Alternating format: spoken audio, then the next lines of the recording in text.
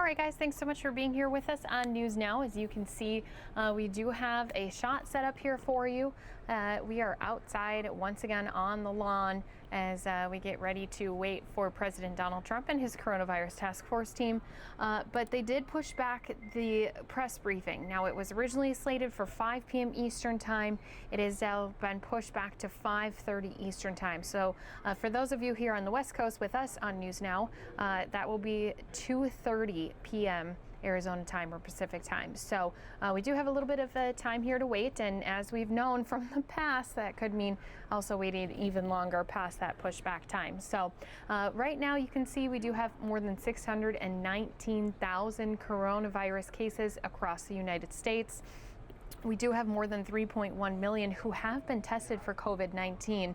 And of those numbers, of that 619, we do have more than 27,000 deaths, unfortunately, that have happened here in the United States. So our thoughts and prayers are going out to families who have lost a loved one to coronavirus, also to those who have it currently. Hopefully there can be a easy and quick recovery for you or your family member who may have it. So we're going to continue to wait here for President Donald Trump and his team to step out. Until then, though, what I'm going to do in this double box is I'm going to put it, up a shot here for you. We're getting another presser that's going to be getting underway here.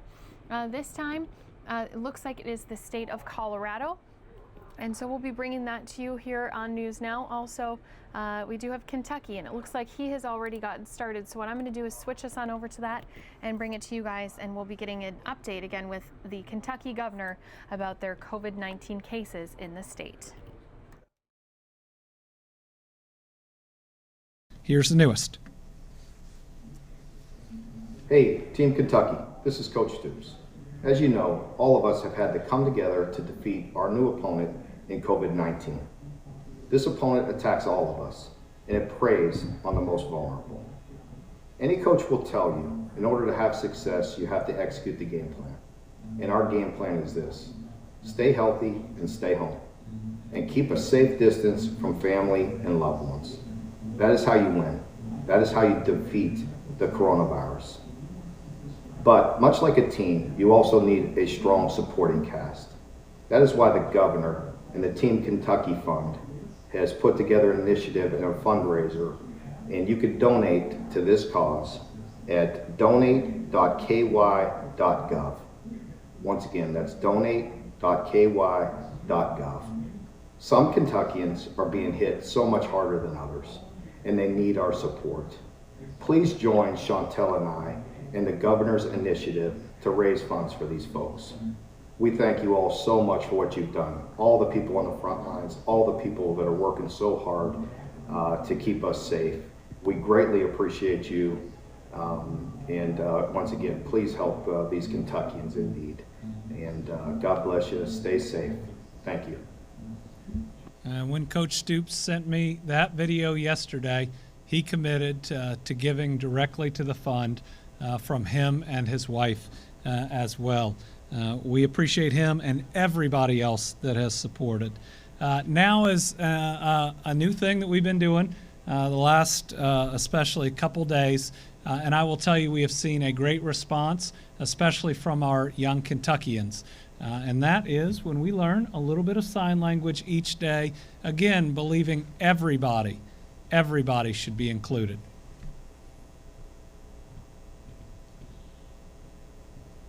Okay, today I think we're going to be talking about the one thing that the governor says periodically is you can't be doing that. So there's different ways of doing it, and facial expression is your grammar, so you can't be doing that. And it's in your face too, so you can't be doing that. One more time. You can't be doing that. So your eyebrows might be knitted when you say that. Well, thank you to Virginia, and it is really amazing to see. We got a lot of children that watch this. This is something that they are living through as well, and this gives all of us an opportunity to be more inclusive, to make sure that we can communicate and include all Kentuckians. But I really wonder if one thing that's coming out of this is more people that are going to not only have an interest in, but master sign language to include everybody else, and that's something I certainly hope will happen. All right, I wanted to take a few minutes to talk directly to our fellow Kentuckians in Eastern Kentucky today. While dealing with this coronavirus has been a lot for all of us, many of our fellow Kentuckians have had repeated hits this year, and I wanted you to know that I'm thinking about you. Not only are our neighbors in Leslie, Knott, Perry, and Letcher counties and other hard-hit areas in Eastern Kentucky fighting the coronavirus, but earlier today, they still had more than 42,000 Kentuckians without power and water after they were hit with powerful storms. Your local leaders let us know that Kentucky Power and Cumberland Valley RECC have been working nonstop with city and county officials since Sunday night. I want to thank all of those that are working, all of the local leaders for responding in such a difficult time. Nearly 500 Kentucky Power personnel are already working to address the outages. Our emergency management team is also assisting, but let me say, to those that are providing leadership and services in Eastern Kentucky, and also to all those tough residents that are taking this at the same time that we are fighting the coronavirus, I appreciate you. I appreciate you. And I want to note that everybody, even in that circumstance, is still doing what they can to flatten the curve. One house in Perry County, even though it was on a generator power last night, still had a green light on display for all of those that have been lost in this virus. How thoughtful in such dark times after a disaster like that to be looking out for other people. That's the example of why we are where we are in flattening this curve. All right, so a couple of big announcements today. The first is, while we have been working with Ohio and Indiana and directly with Governor Holcomb and DeWine, as we have taken steps that we have taken, we're announcing today that we're going to continue that cooperation in planning how we will eventually ease restrictions and open up the economy. You have seen these announcements in other places, and we've already been doing this work. But I maybe underestimated how important it is for you Kentuckians to know the steps and the planning that we are taking to make sure that, first of all, we do this thoughtfully. We do it thoughtfully to make sure that we don't see a reemergence of the virus. And regionally, it is so critical, because if you live in northern Kentucky and Cincinnati is right across the river, we got to make sure that we are working together to make sure that one area isn't on top of the virus and the other brings it in, and vice versa. The same with so many counties that share a border with Indiana. These two governors and I have been on a call at least once a week, and let me tell you, they care about their people. There hadn't been one political moment in it, just three people trying to do the best they can, surrounded by teams trying to do the best that they can. In the end, each state will have to sign off on any of their plans. None of us are going to relinquish our obligation to serve our people, but we believe that these three states have been doing a good job in what we face with the coronavirus, and that our experience is very similar. And so by doing this, we believe that we can have a more effective eventual opening of different parts of our economy. And I'm going to talk on Friday about the metrics that we'll be looking at to know when we can start taking some of those steps and easing restrictions, the things we'll be looking at, and what will be guiding us. Tomorrow, on Thursday, we will be talking about additional testing opportunities, and that will be pretty exciting too. All right, so with that announcement, let's talk a little bit about where we are. I want to talk first about where we are in comparison to other states, because the work you've been doing has been phenomenal. But remember, we still believe we are in the escalation, so we've got to keep at it. You know, I know we want to talk a lot about what comes after, but I don't want to be that coach that comes in at halftime in a very difficult game and starts telling you how we're going to play the next game. That we continue to do all of that planning, but that at the same time we make sure that we are laser focused on saving lives. So if we can look at us versus other states, again, this is normalized by population.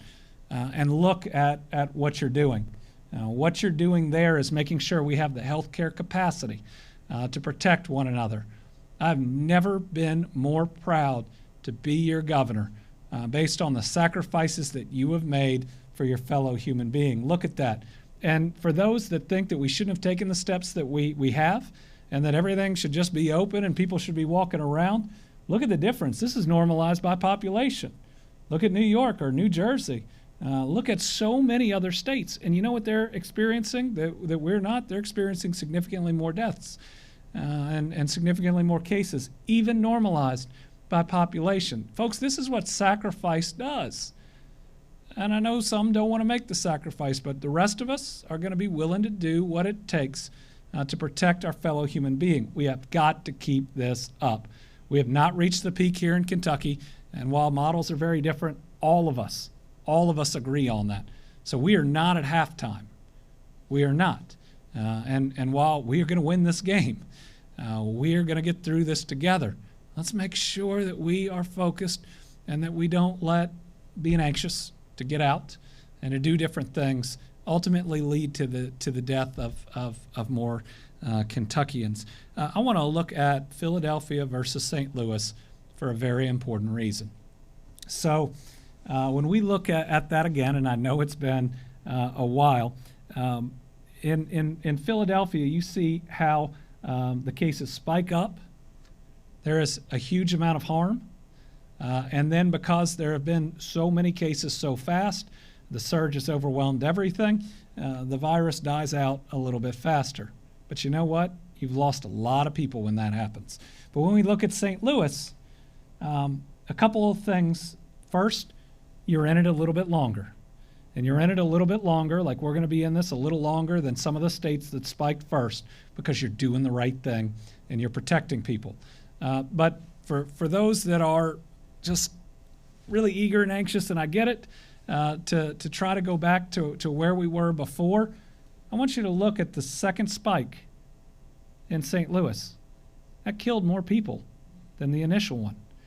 And so when we look at how we flatten the curve right now, if we don't do this right, folks, if we don't follow public health officials, and we just willy-nilly make the changes and reopen everything and let people have and let everything go back like we don't have the coronavirus out there, look at what happens.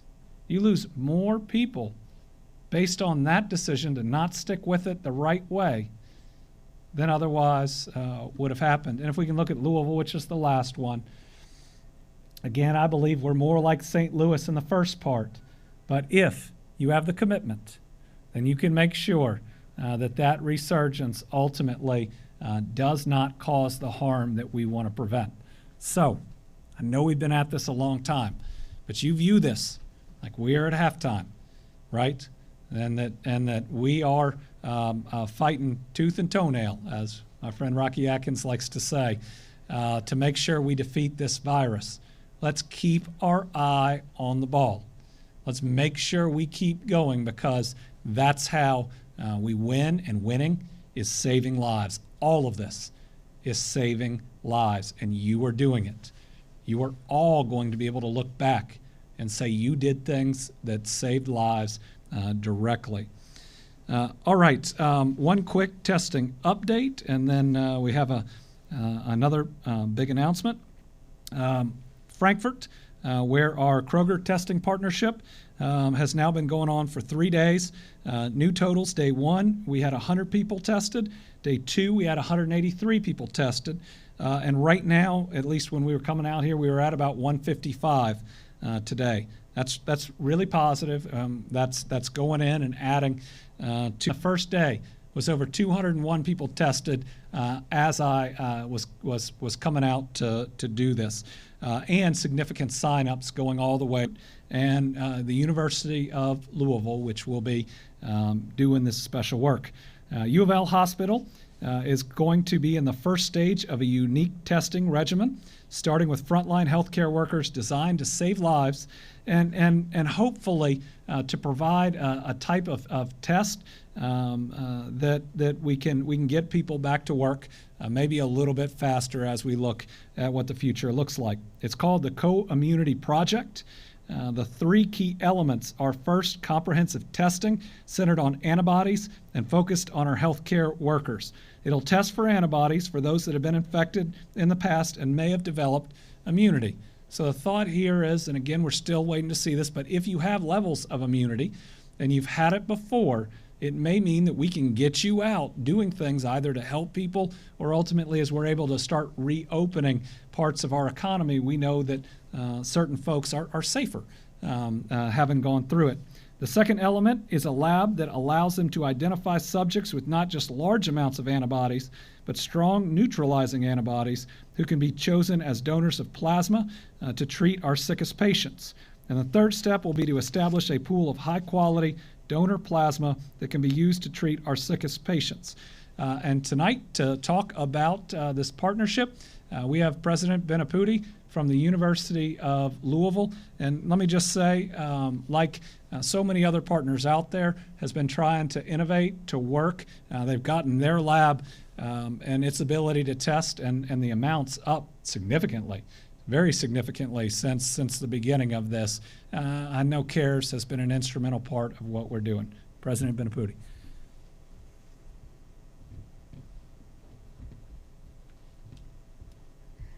Thank you so very much, Governor Beshear, for this opportunity. I'd like to say that through the Christina Lee Brown Envirome Institute at the University of Louisville, we are trying to promote a holistic view of health. This group, working with the Louisville Healthcare CEO Council, has been able to leverage a partnership that's unique across 3 hospital systems. So I want to make sure that I thank, in addition to Cedric Francois and Tammy York Day of LHCC, the Baptist CEO, Jerry Coleman, Norton CEO, Russ Cox, and UFL Health CEO, Tom Miller, as well as, of course, the local and state government officials. This, as you said, is a unique opportunity for us to leverage all of the research capabilities of the University of Louisville, from our Center for Infectious Diseases to our Center for Predictive Medicine, which has one of only 12 Level 3 BSL labs. So we are very eager to try to work with the entire population, first of all, to protect our healthcare workers, and then everybody in the community. And hopefully from Louisville, we are able to take this and extend it to enhancing the health of the entire Commonwealth. So thank you very much, Governor. We greatly appreciate this partnership. We really look forward to its potential. Next, I want to briefly thank, and there's lots of people out there to thank, but we have 8 new volunteers, a mix of med school and nursing students headed out to help so many out there that need additional help right now. They're going to Hopkins and Lyon County to help in specific areas. These are people answering the call, right there. This is the reason I think that they decided to go into medicine, to go into nursing, to help their fellow human being. And we want to thank them so much for what they're doing. Next, we're going to have an update on the field hospital at the fairgrounds. And given it is being put together by the National Guard, we have our Adjutant General, General Hal Lamberton here. Our Guard is the best in the country, and we have seen that based on their work in this. General, I'm so proud of you, and I'm so proud of all of our Guardsmen and women.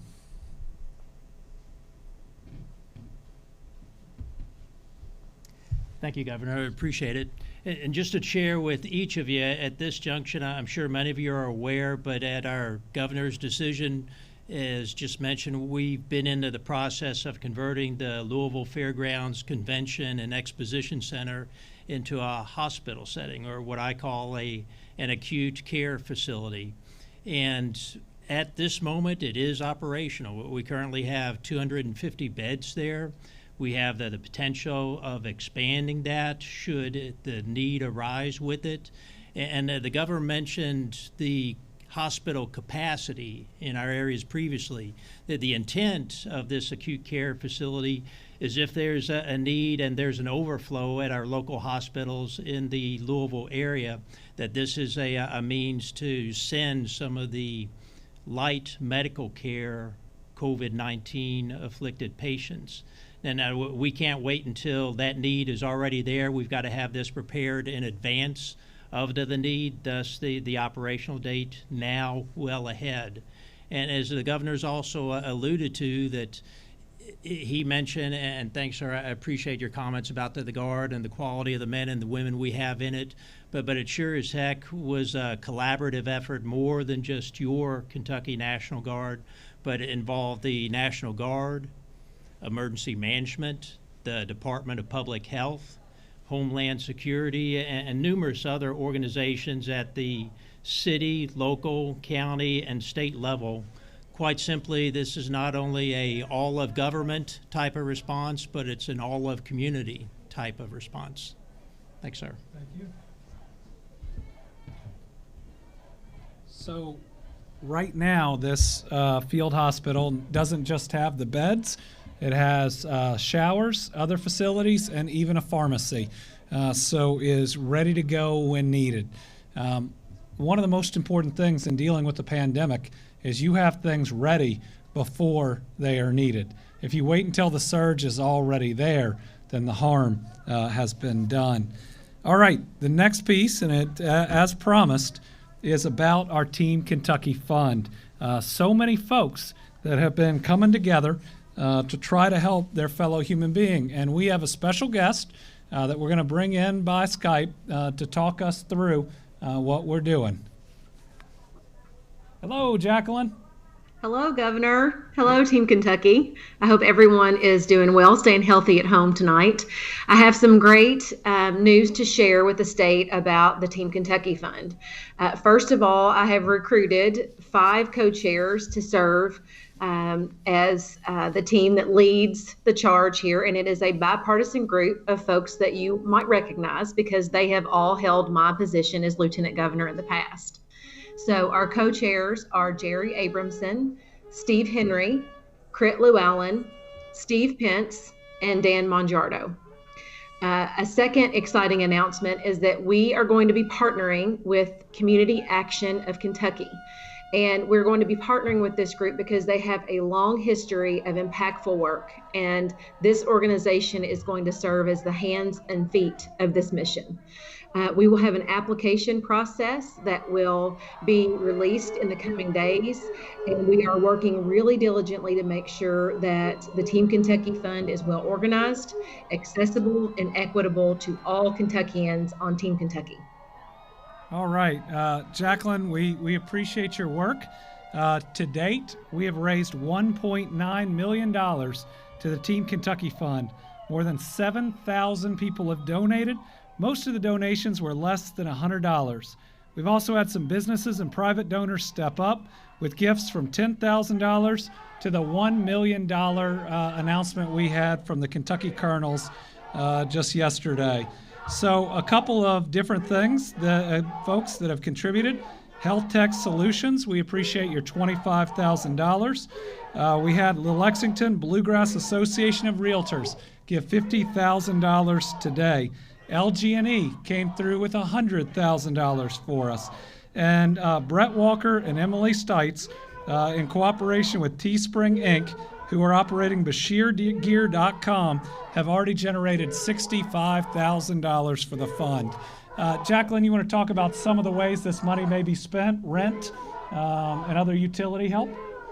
Yes. So the Community Action of Kentucky has a system already in place where they support our fellow Kentuckians through uses like rent and mortgage, utilities, and food and groceries for folks who need it. So that is the work that we will continue to do, and we will luckily be able to take these funds and expand it even farther to every corner of Kentucky.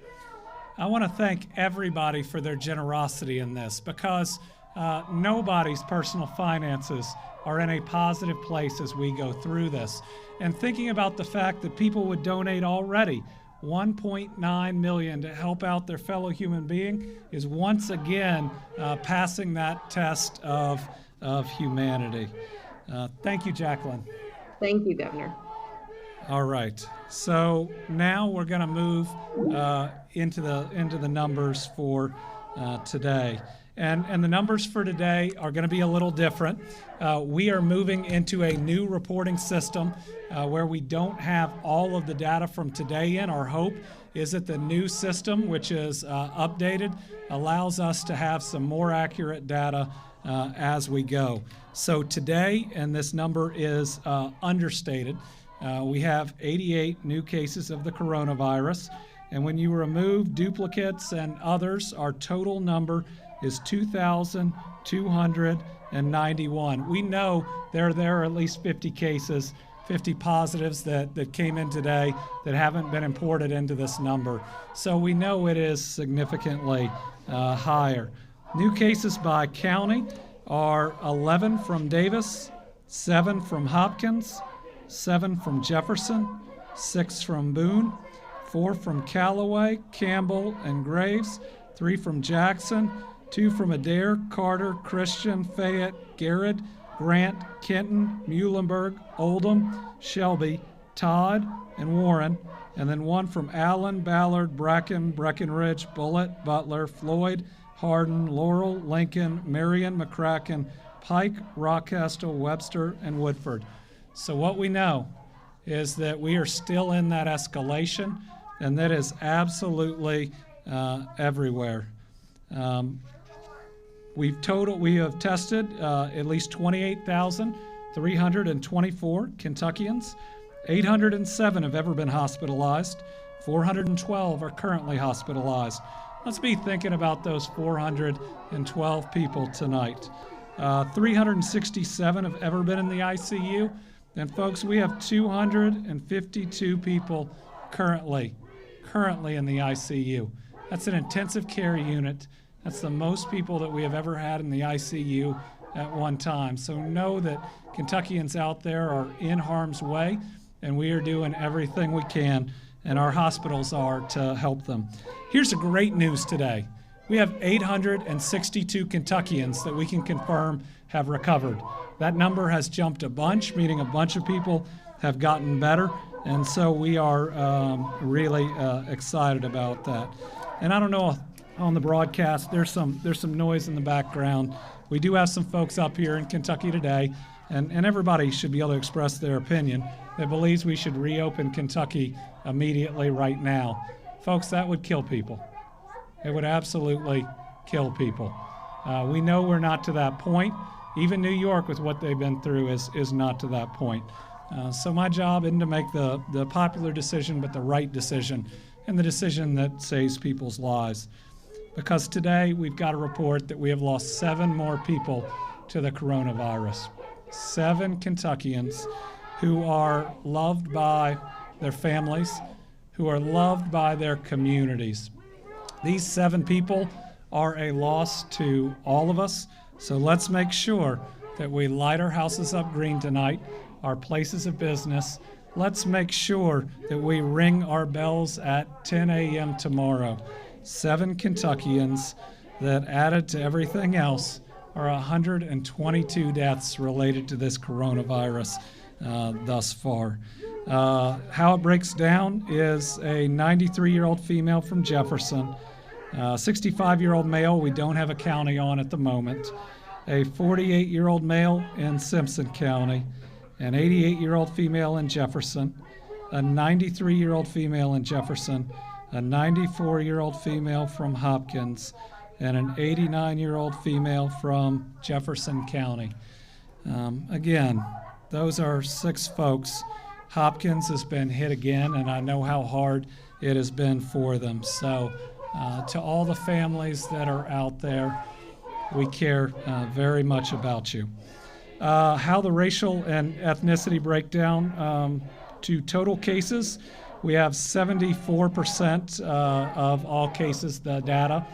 on races. It is 80.62% white, 11.63% black or African American, 2.68% Asian, and 4.93% multiracial. Ethnicity of overall cases, we know 66%, 93.41% non-Hispanic, 6.59% Hispanic. Our death rate continues to be really problematic, especially when we look at the racial breakdown. And we've been on calls today, and we're working on some plans to do what we can to address this. It's based on hundreds of years of inequality and healthcare inequality, but that doesn't mean that we shouldn't do everything we can to address it right now. So of the racial breakdown on deaths, we know 82%. Of that, 77% white, 22% black or African American, 1% Asian. And as we go to the ethnicity, 98.99% of deaths have been non-Hispanic and 1% have been Hispanic. So again, those are some concerning numbers. Just like all these numbers we face are concerning. So again, remember, to everybody out there that's lost somebody today, or has somebody in the ICU, or has somebody in the hospital, or who is otherwise in a hospital bed, let's send all of our thoughts and our prayers to them. And let's remember that every time we reduce our contacts and all the sacrifices that we're making, whether it's not going to work, whether it's not going to a crowd, whether it's not engaging in a mass gathering, what you are doing is saving lives. All right, we'll move into questions now. We have, I think, 4 of our reporters here. We have Phil Pendleton, Joe Ragusa, Joe Sanka, and Mike Valente. And I think I made you go last time, didn't I, Joe? All right, we'll start you off first. I hope you can hear me over. I can hear you. But I wanted to ask you about those protesters. They were talking about telling businesses to open back up in defiance of your orders, and you obviously hear them outside. What's your message to them? Well, the question's about some protesters that are here today in the Capitol. They want businesses reopened immediately, and that would cause the death of more Kentuckians. Listen, Kentuckians out there are noble and have engaged in this sacrifice, understand what's on the line, and want to protect everybody else out there. And remember, we're following the White House guidelines. The White House guidelines have asked us to take the steps that we have made, even though we made them oftentimes a little bit earlier in this. We're in conformance with the suggestions not only of the White House, but of our neighbors. We talk about Ohio and Indiana that are led by governors from different parties. There is not partisanship in this. It's just us doing what it takes to protect people. And it's a fact, an absolute fact, that this virus spreads quickly and is deadly. And all you have to do is take a look at the numbers today, especially in our nursing home facilities. We could put those up. I didn't do this update, but in our long-term care facilities, just today we're reporting an additional 39 total cases. That's 10 more staff. It's 39 more residents, 10 more staff, and 3 more deaths. So every time that there's an opportunity for more contacts, every time that people engage in a mass gathering, what happens is it's more likely that this gets into our nursing homes where people have been really harmed. This is where the virus comes. This is who it comes for, and we've got to do everything we can to protect them. I think I heard that at least one legislator today said we should open up visitations in our nursing homes. I mean, that would ravage them. That is a very dangerous suggestion. While we're doing this, let's show the Green River Correctional Complex. I believe we have 6 additional cases to report, 2 more inmates, 4 more staff. That's why we're taking the actions that we are taking. And then in Western State, we have 3 total cases additional, which are 3 new staff. All right, several outlets are calling for a response to the federal lawsuit filed by a couple of folks who attended a church service in Bullock County alleging our orders against mass gatherings violate people's rights to free exercise of religion. Folks, here in Kentucky, there are so many different ways to worship, and all but one church in this Commonwealth are engaged in them. You can do it virtually, and you can do it in a drive-in service. And in many states, they are not allowing those drive-in services like we are. And so this work, this opportunity to worship, which is so important, is still there. We just ask people to choose one of the versions that doesn't spread the coronavirus. And I think that that's what our faith calls us to do. Yes? Well, I think outside our door, we do have a lot of people that have gotten together and are close. Right now, I think that they are out there. Hopefully they are distanced from each other, but still, no one should be engaged in a mass gathering. Well, if there isn't social distancing, they're spreading the coronavirus, and that's really concerning. All mass gatherings we can't be doing. So how much is the state losing each day the economy is shut down? Oh, I mean, the state has a real challenge right now in what's going to happen with our budget. And we have every governor, all 50 right now, that are working on pushing the federal government to make sure that we can get the type of budget. All right, guys, here comes the president, accompanied by the vice president of the United States. So Donald Trump and Mike Pence both stepping out here to give their daily briefing. Okay, thank you very much. Please. Thank you. Big day today at the White House. All of American society is engaged and mobilized in the war against the invisible enemy. While we must remain vigilant, it is clear that our aggressive strategy is working, and very strongly working, I might add. New cases are declining throughout the New York metropolitan area. Cases in the Detroit and Denver metro areas are flat. Washington, D.C., Baltimore, Philadelphia, and St. Louis are showing great signs of progress, and new cases in Houston and New Orleans are declining. The battle continues, but the data suggests that nationwide we have passed the peak on new cases. Hopefully that will continue, and we will continue to make great progress. These encouraging developments have put us in a very strong position to finalize guidelines for states on reopening the country, which we'll be announcing. We're going to be talking about that tomorrow. We'll be having a news conference tomorrow sometime during the afternoon. We're going to be announcing guidelines, and we'll be talking about various states, and it's very exciting. It's been a horrible time to see such death and destruction, especially when you come out of what was the greatest economy in the history of the world, the greatest. There's never been an economy like what we had produced, but we'll produce it again. And I think we'll produce it again very fast. The medical and healthcare advances we've made are critical to our continued progress. We've rapidly developed the most expansive and accurate testing system anywhere in the world, and have completed more than 3.3 million tests. To date, we have authorized 48 separate coronavirus tests, and the FDA is working with 300 companies and labs to widen our capacity still further.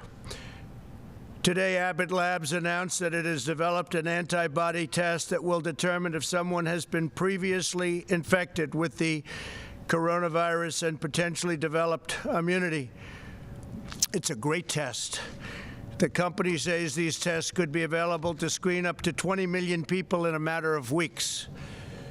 My administration is also distributing vast amounts of medical supplies to states across the country through Project Airbridge, which has been an amazing success.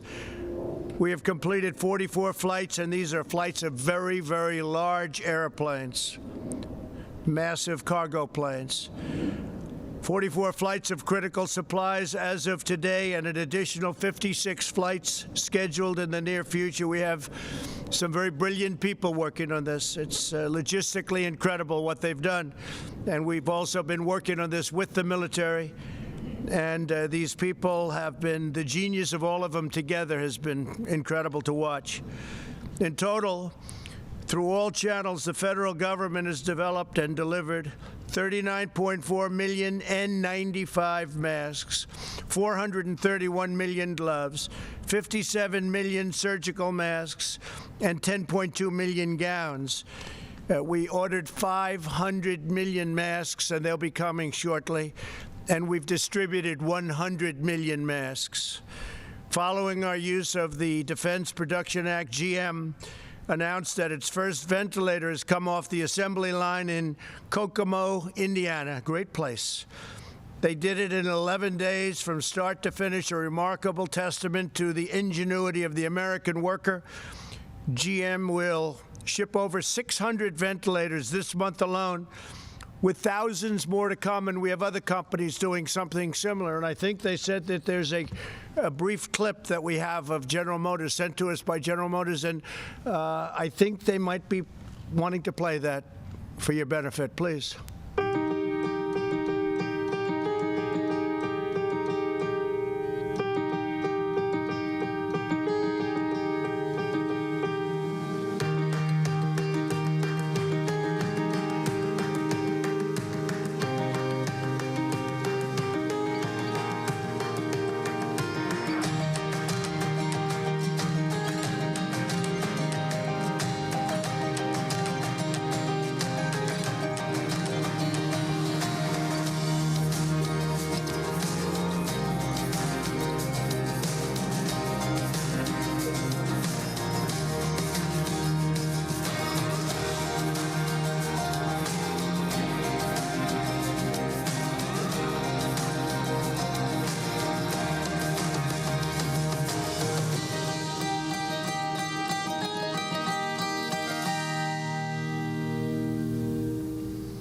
I know you got a little bit nervous when you saw there was a clip about ready to be played, but that was sent to us by General Motors, and we thought it would be a good one to play. It's amazing. It's, you know, what they've done in a very, very short period of time.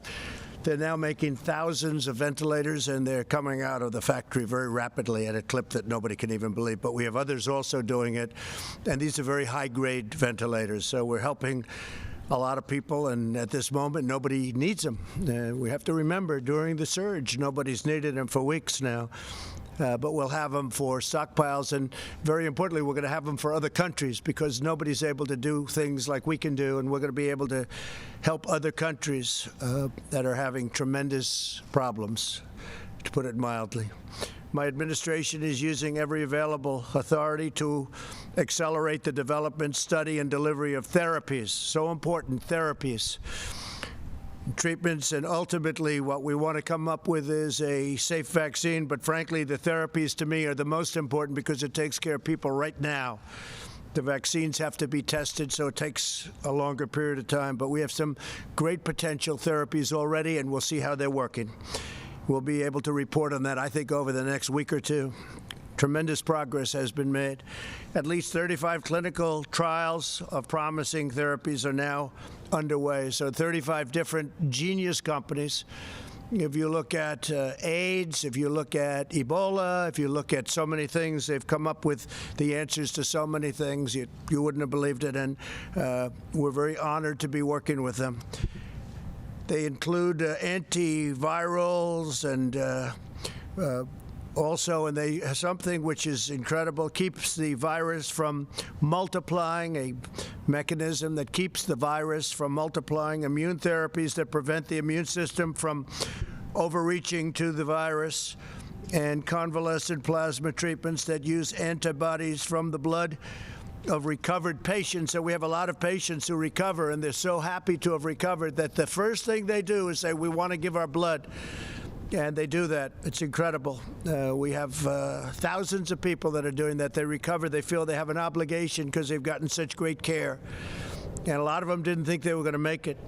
As the entire U.S. government works to combat the global pandemic, it is absolutely essential that the key positions at relevant federal agencies are fully staffed, and we're not allowing that to take place through our Congress. They're just not giving it to us. We have many positions that are unstaffed because we can't get the approvals. The Democrats are holding us up. We cannot get approval. We've gotten judges because we go through the process. I guess we're up to 448 federal judges, and that we've gotten because we focus on it. We take the maximum time because no matter who the judge is, they take vast numbers of days and hours to approve, and it leaves no time left for others. Very unfair system. If a judge is going to be approved in 1 hour in one session, it doesn't matter. They'll take the maximum number of hours and days. You're talking about days to get one judge approved. And we're close to 250 judges, but because of the way they're doing it, there's no time for anybody else. And many of these people have been waiting for 2.5 years. We have a couple that have been waiting for longer than that. There are currently 129 nominees stuck in the Senate because of partisan obstruction. Many are nominated for vacancies that must be filled to assist with the coronavirus crisis and the resulting economic challenges. And I've read over the couple of years, well, I didn't fill positions. I don't fill positions. In some cases, we don't need the position, and I'm all for that. But in many cases, you do, but we can't get them approved by the Democrats. They won't release them. The positions include the Director of National Intelligence, 2 members of the Federal Reserve Board of Governors, the Assistant Secretary of Treasury for Financial Markets of the United States, and the Undersecretary of Agriculture responsible for administering food security programs. And Sonny Perdue, who's going to be speaking today, is saying, please, can I have this man, can I have this particular person approved as soon as possible? He's been telling me that for a long time, and the Democrats won't allow it to happen. Again, every single judge, every nominee we have goes through maximum, or at least they go through a long process. So it takes days and days, and there's no time left, and it's just a concerted effort to make life difficult. An example is Michael Pack. He's my nominee for the CEO of the Broadcasting Board of Governors, and he's been stuck in committee for 2 years, preventing us from managing the Voice of America. Very important. And if you heard what's coming out of the Voice of America, it's disgusting. What things they say are disgusting toward our country. And Michael Pack would get in. He'd do a great job, but he's been waiting now for 2 years. Can't get him approved. The Senate has left Washington until at least May 4th. The Constitution provides a mechanism for the president to fill positions in such circumstances. The recess appointment, it's called. The Senate's practice of gaveling into so-called pro forma sessions where no one is even there has prevented me from using the constitutional authority that we're given under the recess provisions. The Senate should either fulfill its duty and vote on my nominees, or it should formally adjourn so that I can make recess appointments. We have a tremendous number of people that have to come into government, and now more so than ever before because of the virus and the problem. We have to do it, and we have to do whatever we have to do. They've made it very, very difficult to run government. I don't think any administration has done anywhere near what we've done in 3.5 years. But every block, every week, they put up roadblocks. Whether it's Russia, or whether it's impeachment hoax, or whatever it may be, it's always roadblocks and a waste of time. If the House will not agree to that adjournment, I will exercise my constitutional authority to adjourn both chambers of Congress.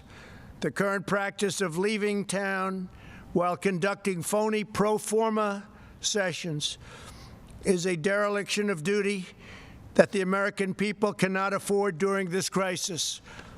It is a scam what they do. It's a scam, and everybody knows it, and it's been that way for a long time. And perhaps it's never done before. It's never been done before.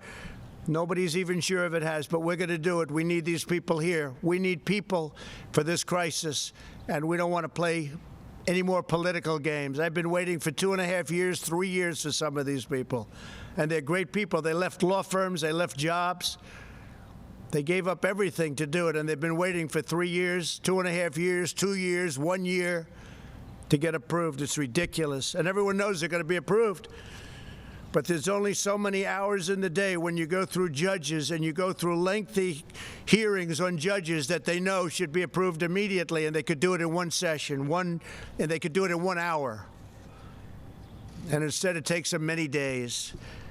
In order to advance the health and security of our nation and all nations, as we announced yesterday, the U.S. government has put a hold on funding to the WHO, World Health Organization, pending a review of the organization's cover-up and mismanagement of the coronavirus outbreak. Over the objections of the WHO, we took decisive action and early life-saving action to suspend travel from China. They didn't want to do it. They were angry that we did it. It was early on. They were angry that we did it. Took them a long time to realize what was going, but I have a feeling they knew exactly what was going on. Tragically, other nations put their trust in the WHO, and they didn't do any form of ban. And you see what happened to Italy. You see what happened to Spain. You see what happened to France. WHO's guidance had failed to control their borders at a very crucial phase, quickly unleashing the contagion around the world. That was a horrible, tragic mistake, or perhaps they knew. I'm sure they didn't know the gravity of it, but perhaps they knew. Because if they knew the gravity, that would be an even worse offense.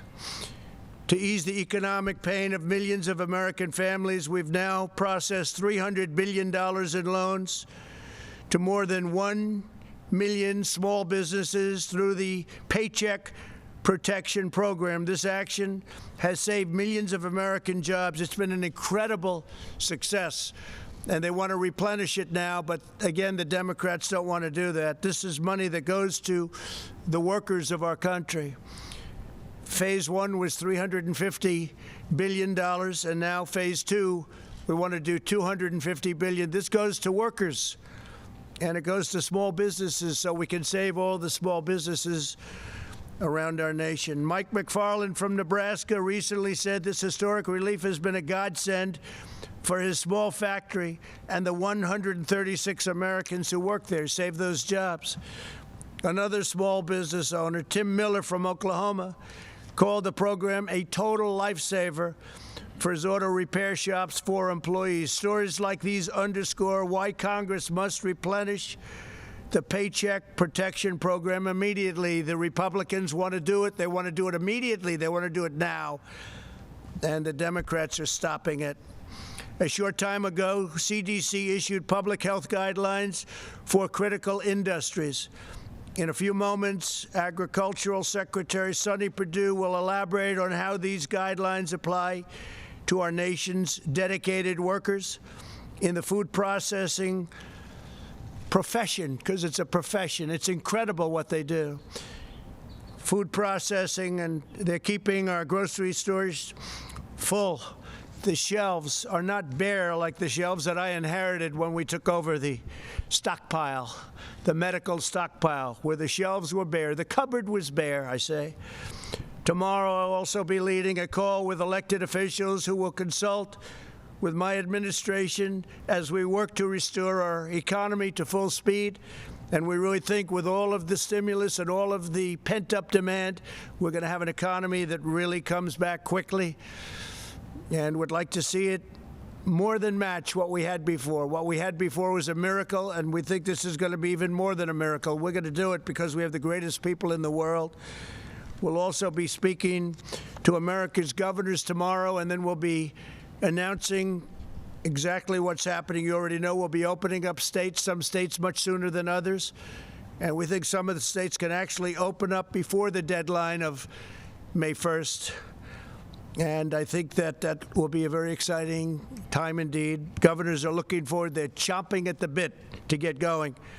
Again, not all states are the same. They're very different. Some are having very little problem. Some have done such a good job that they have very little problem, and they're ready to go.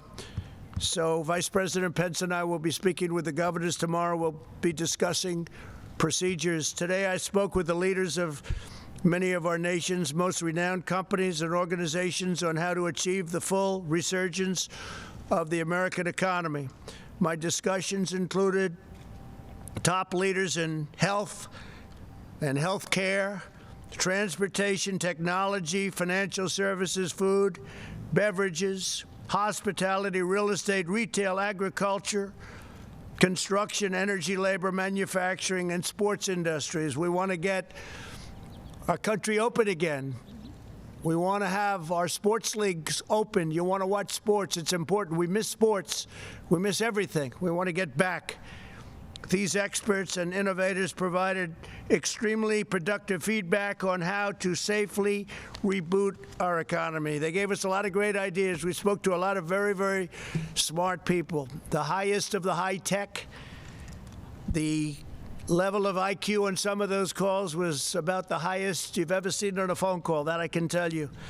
But we have a lot of great thought went into those calls, and a lot of questions came out, and also statements, very strong statements as to what they recommend. I think it was a great day. We did a lot of calling with a lot of very prominent people, but more importantly, very smart people and people that love our country. They talked about the vital importance of our wide array of relief measures to address the present crisis, and they provided valuable insights on how to move forward, including on the role of protective gear, where we have tremendous amounts of protective gear coming in, robust testing, and the future use of therapies and treatments. They also underscored the crucial importance of strong supply chains and communications infrastructure. We're talking about infrastructure for the middle of our country. We're talking about broadband and things that they frankly don't have and haven't had for a long time because a lot of politicians forgot about them. Can't forget about them. They're really the heart and soul. Can't forget about them. And we're talking about the telemedical. It's a new thing, and it's incredible what they've been able to do. This is an industry that's just growing, but it's grown by leaps and bounds over the last 5 weeks. People are learning so much. Without the ability to see a doctor, they're learning so much, and a lot of good things are happening. That's something that's really, going forward, I think going to be very important for our country. As we've seen throughout our proud history, America is never greater than when our people are working in unison toward a common goal. That's what's happening right now. We'll go ahead, we'll forge an even brighter future today than we had, and we'll be, along with other nations, hopefully, we're working with other nations, we'll be the comeback kids, all of us, all of us. It's incredible what's going on. I'm very proud of the people of this country. I'm very proud of the people I spoke to today. These are truly great, brilliant people, and we've gained tremendous insight. So tomorrow is going to be a very big day. We're going to be speaking with the governors. We'll have some information on some openings, and again, we'll have some openings that will exceed our expectations, and they'll be safe, they'll be strong, but we want to get our country back. We want to get our country back. And we're going to do it, and we're going to do it soon. With that, I'd like to ask Dr. Birx to come up and say a few words, and then Secretary Sonny Perdue, and then Vice President Pence. Thank you very much. Thank you. Thank you.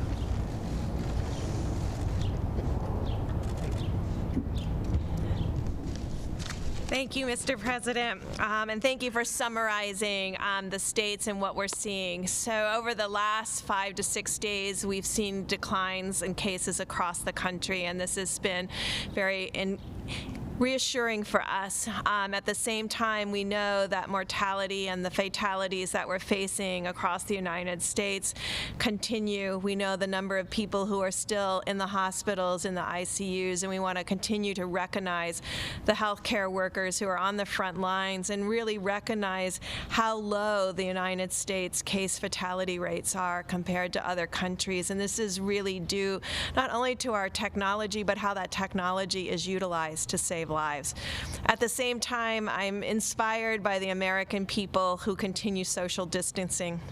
These cases continue to decline because of the strong work of the American people. Also wanted to let you know that we do have 9 states that have less than 1,000 cases and less than 30 new cases per day. So we're looking at states and metro areas as individual areas. We talked before how each of these curves are different. Each of the cases' experiences are different. We have some states like California and Washington State, Oregon, that never really had a peak because of so much work that their populations did to decrease and keep the new cases down. So each of these individual states and individual metros are being studied very specifically. I do want to highlight, and we are remaining concerned, and we've been having discussions with Rhode Island. Rhode Island and Providence are in a unique situation. First, they had increasing cases from the New York City area, and now they have new increasing cases from the Boston area. They're caught between two incredible hot spots in the country. They're doing an extraordinary job. They're caring for the individuals in the front lines, but Providence continues to have new cases. And we do continue to work with specific states that have specific outbreaks related to individual occurrences. I will just remind the American people again. This is a highly contagious virus. Social gatherings coming together, is there always a chance that an asymptomatic person can spread the virus unknowingly? No one is intending to spread the virus. We know if you are sick, you will stay home. But to all of you that are out there that would like to join together and just have that dinner party for 20, don't do it yet. Continue to follow the presidential guidelines. We really appreciate the work of the American people. We see as a country we're improving. We see as metro areas we're improving. We see as communities, as counties, and as states we're improving. But that also still requires everyone to continue to social distance. And in the end, we do have states that have very few cases and very few new cases. And so these are the ones the president is referring to that have been silent, relatively silent throughout this epidemic and pandemic that many of us have faced. And so these are the groups we're working with very specifically, and each of these governors and each of these mayors will have to make decisions after generalized guidelines are put out so that they can do what's best for their communities. They are at the front line. And I wanted to conclude by really thanking my PEPFAR teams around the world who have been working tirelessly throughout the world to ensure that Africa and Asia doesn't experience this level of infections that we have seen here. They've turned over their capacities from their embassies. Our U.S. hires throughout the world, our ambassadors, are still on the front line with our local staff, working with ministries of health to confront this virus around the globe. And I assure you that they are continuing to invest in the health structures, the laboratory, and the frontline care to ensure that all of the work that we have done against TB, HIV, and malaria continues, but that we use our capacity, our laboratories, our clinics, our hospitals that have been built by the American people and the generosity of the American people to really combat this COVID-19 around the globe. Thank you. Thank you very much. Thank you, Doctor. Sonny, please.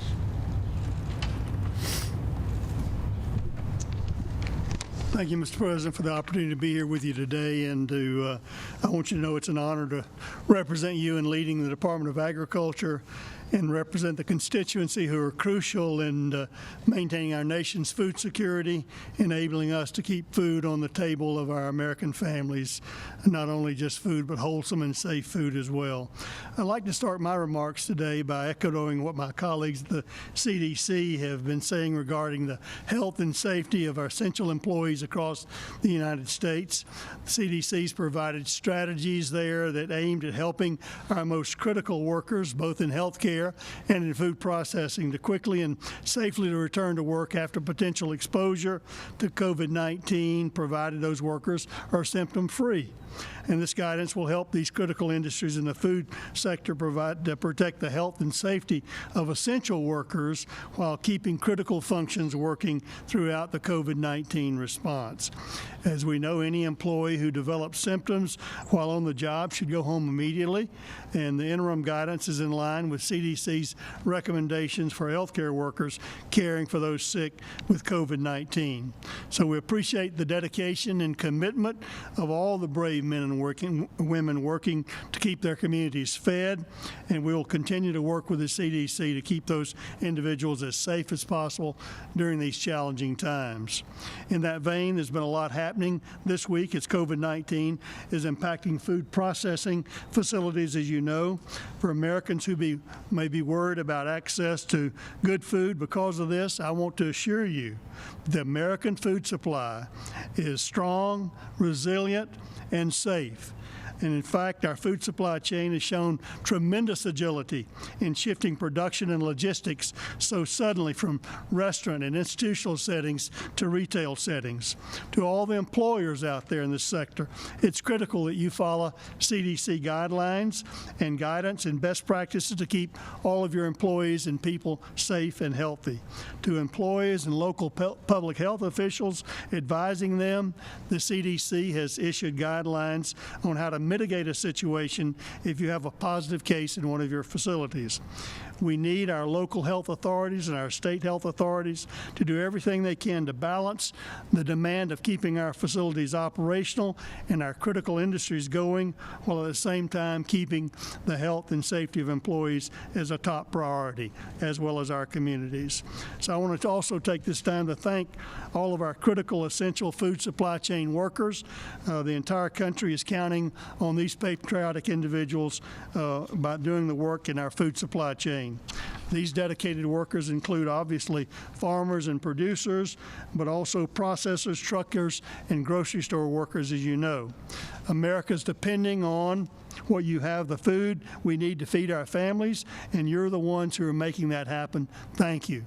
As an entire nation, we're truly thankful for the work you're doing, and we recognize that you are the true patriotic heroes during this national emergency, along with our healthcare workers.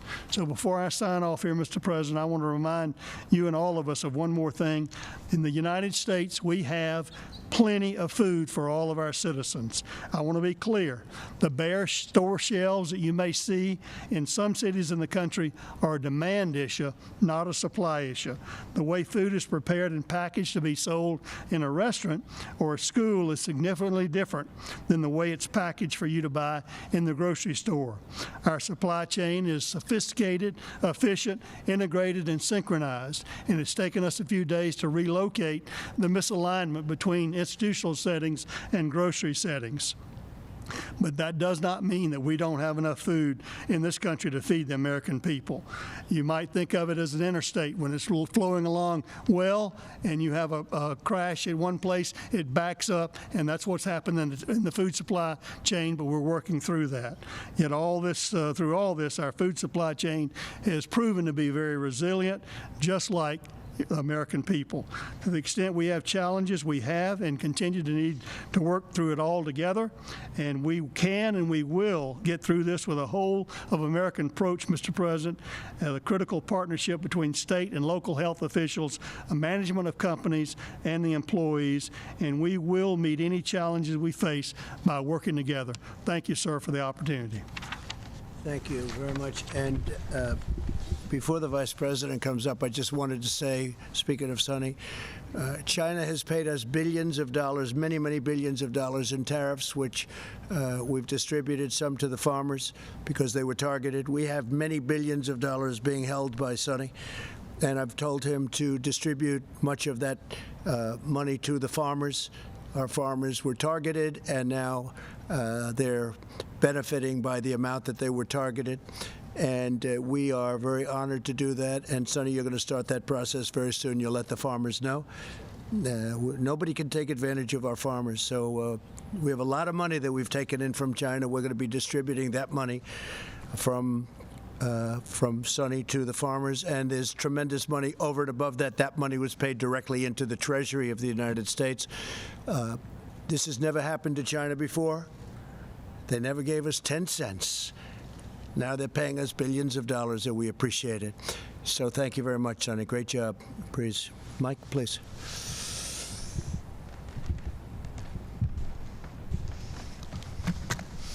Thank you, Mr. President. The White House Coronavirus Task Force met today. It was reported to us that we've conducted and completed 3,324,000 tests across the nation.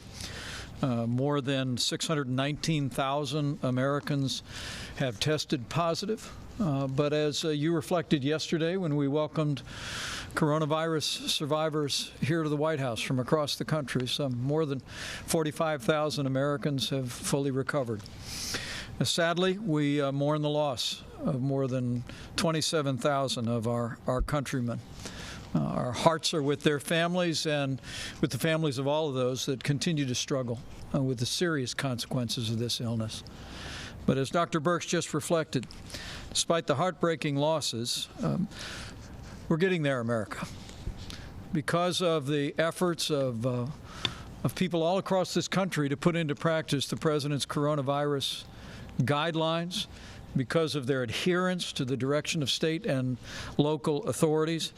As Dr. Birx just reflected, we see great signs of progress from the West Coast to the East Coast.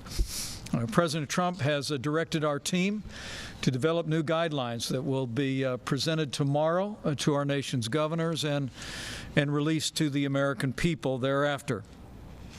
The American people will be encouraged to know that as we stand here today, 24% of the counties of this country have no reported coronavirus cases. In fact, half of the states in America have less than 2,500 cases per state.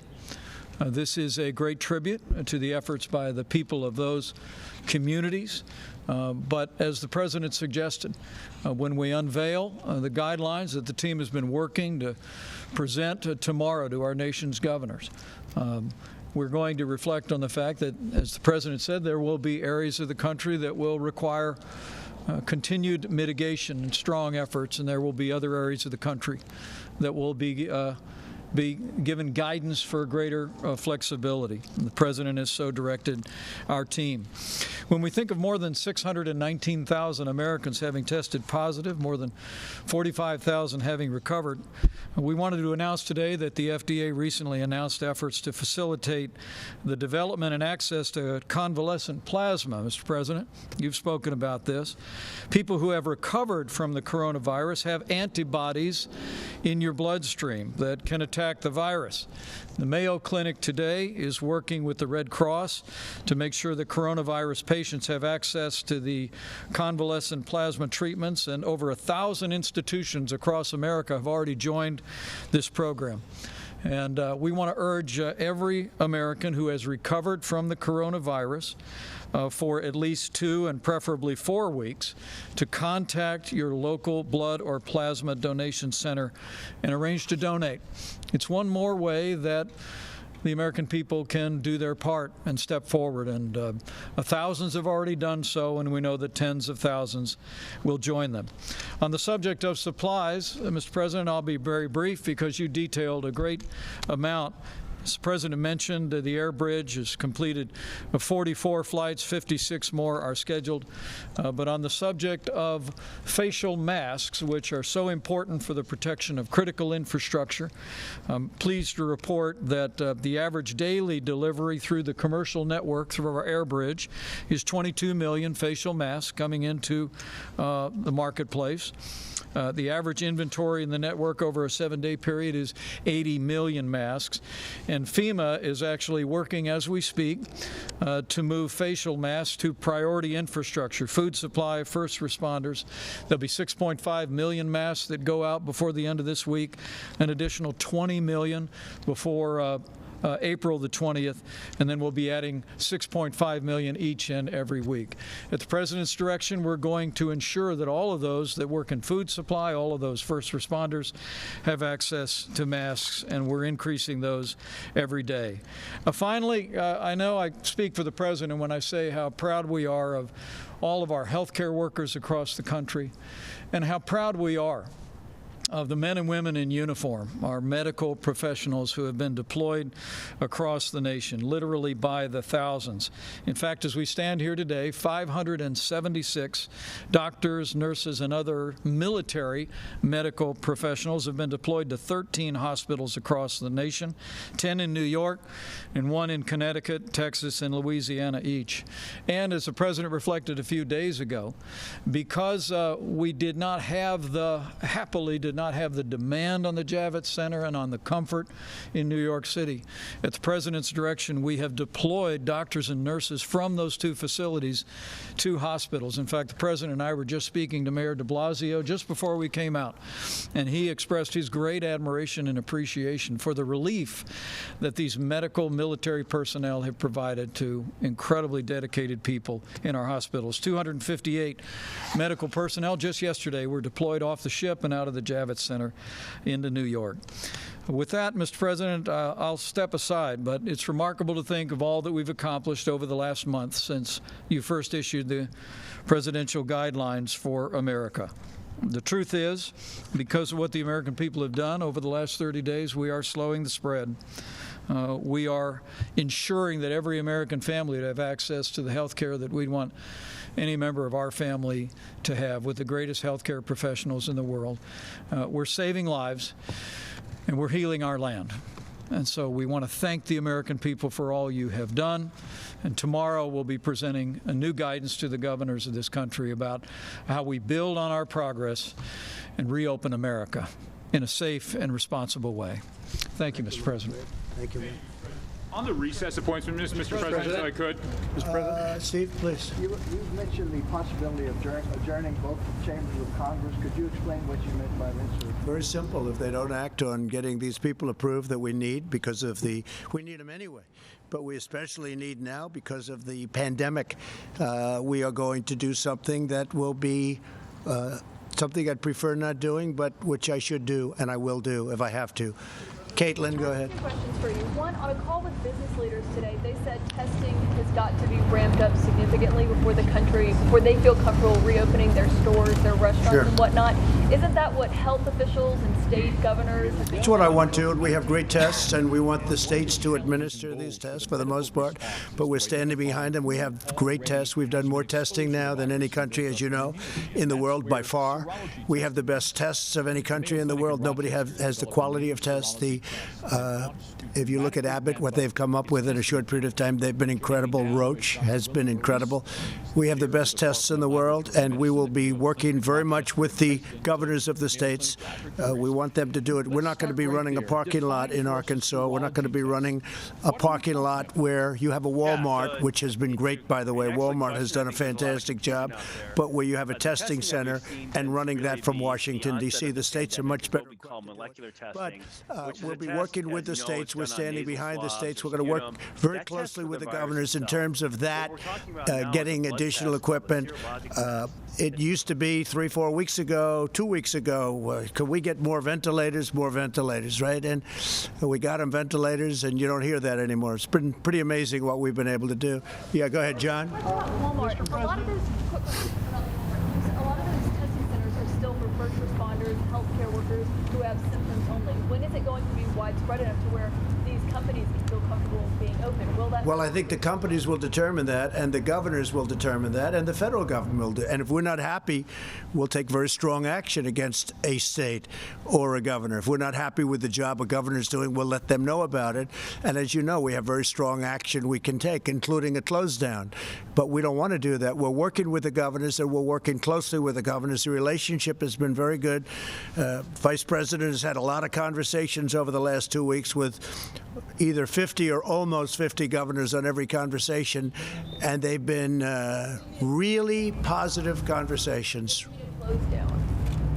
We have the right to do whatever we want, but we wouldn't do that. But no, we would have the right to close down what they're doing if we want to do that. But we don't want to do that, and I don't think there'll be any reason to do that, but we have the right to do that. Steve, go ahead. Go ahead. You got me already. Mr. President, why did you have your name added to these coronavirus relief checks? Well, I don't know too much about it, but I understand my name is there. I don't know where they're going, how they're going. I do understand it's not delaying anything, and I'm satisfied with that. I don't imagine it's a big deal. I'm sure people will be very happy to get a big, fat, beautiful check, and my name is on it. Yeah, go ahead, please. Mr. President, go ahead, please. Please. Why are please. Go ahead. Thank you, Mr. President. Dr. Birx just said that Rhode Island is seeing an increase in cases from people that are coming from Boston and New York. You just said you'd like to reopen some states before May 1. How will you stop a second spike in cases if people are traveling between states? How will you control the flow of people? Well, the governors can control that flow, as an example. In fact, I just saw a little while ago it was reported that certain borders are being controlled already by states. They're starting to take control of their borders, which is good. So they'll be controlling. They may do testing for people wanting to come in. I'd read that about Rhode Island, so they have to watch it. They have to be very careful. Yeah, please, in the back. Mr. President, about reopening the country again, you said, along with other nations, what form would it take? Are you considering also relaxing the border between Canada and the U.S.? So our relationship with Canada is very good. We'll talk about that. It will be one of the early borders to be released. Canada's doing well. We're doing well. We'll see. But at some point, we'll be doing that. In the meantime, nations that are heavily infected, we have a lot of nations that are heavily infected. Some are getting better. Some are still on the way up, unfortunately. We're keeping very strong borders with those nations. But with Canada, we are talking about different things. Yeah, please. Mr. President, you said the evidence suggests that nationwide we have passed the peak on new cases. What's your evidence for that? What are the numbers? Well, all we're doing is looking at the numbers. We're looking at our graphs. We're looking at our models. We're getting a great response from Deborah and from Tony and from many of the professionals that are working. We have great professionals working with us. And I think based on that, we're doing very well. Based on that, it looks like we're headed absolutely in the right direction. But some states are looking at other states and they're saying, I can't imagine what they're going through because they're not in that position. They're in very good shape. I would say that we have 20 states at least, but you really have 29 that are in extremely good shape. You have others that are getting much better. And I think with almost few exceptions, you have every state that is either doing better or on the way to doing better. Yeah, please. Yeah, go ahead. Yeah, thank you, Mr. President. On your threat to adjourn Congress, clearly you have the power, Article 2, Section 3, but that'd be quite radical to do. Earlier last month, you were in the Oval Office talked about now is not the time for partisanship. How will that act lower the partisanship in this town, and could it potentially hinder your ability to get something done on coronavirus? Well, it is. Look, it's been a very partisan government for a long period of time, not just this administration. You can go back into the last two administrations. You've seen a lot of partisanship.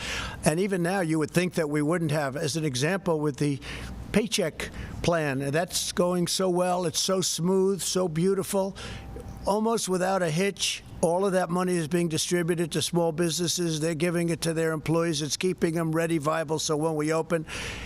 And now it's been so good that it's almost depleted, and we want to replenish it, and we can't get the Democrats to approve it. And that's a program that they and everybody else admit that are great. So you do have partisanship. We have been trying for years to get people approved for positions. People have left. One man left a law firm. One man left a big chain. He was a very successful executive. He left. It was 2 years ago. We have people that have been waiting for 3 years, and we can't get them approved by the Democrats in the Senate because they're taking so long to approve our judges. Now, I have to tell you that I'm totally in favor of what Mitch is doing with judges, because that always seems to be a priority, and it's a very important priority. I think it's one of the great trademarks of this administration. We've approved record numbers of federal judges and appellate judges and 2 Supreme Court judges. But rather than approving somebody who's highly qualified, somebody that everybody knows is going to be approved, rather than going quickly, they take the maximum amount of time, whatever that time may be.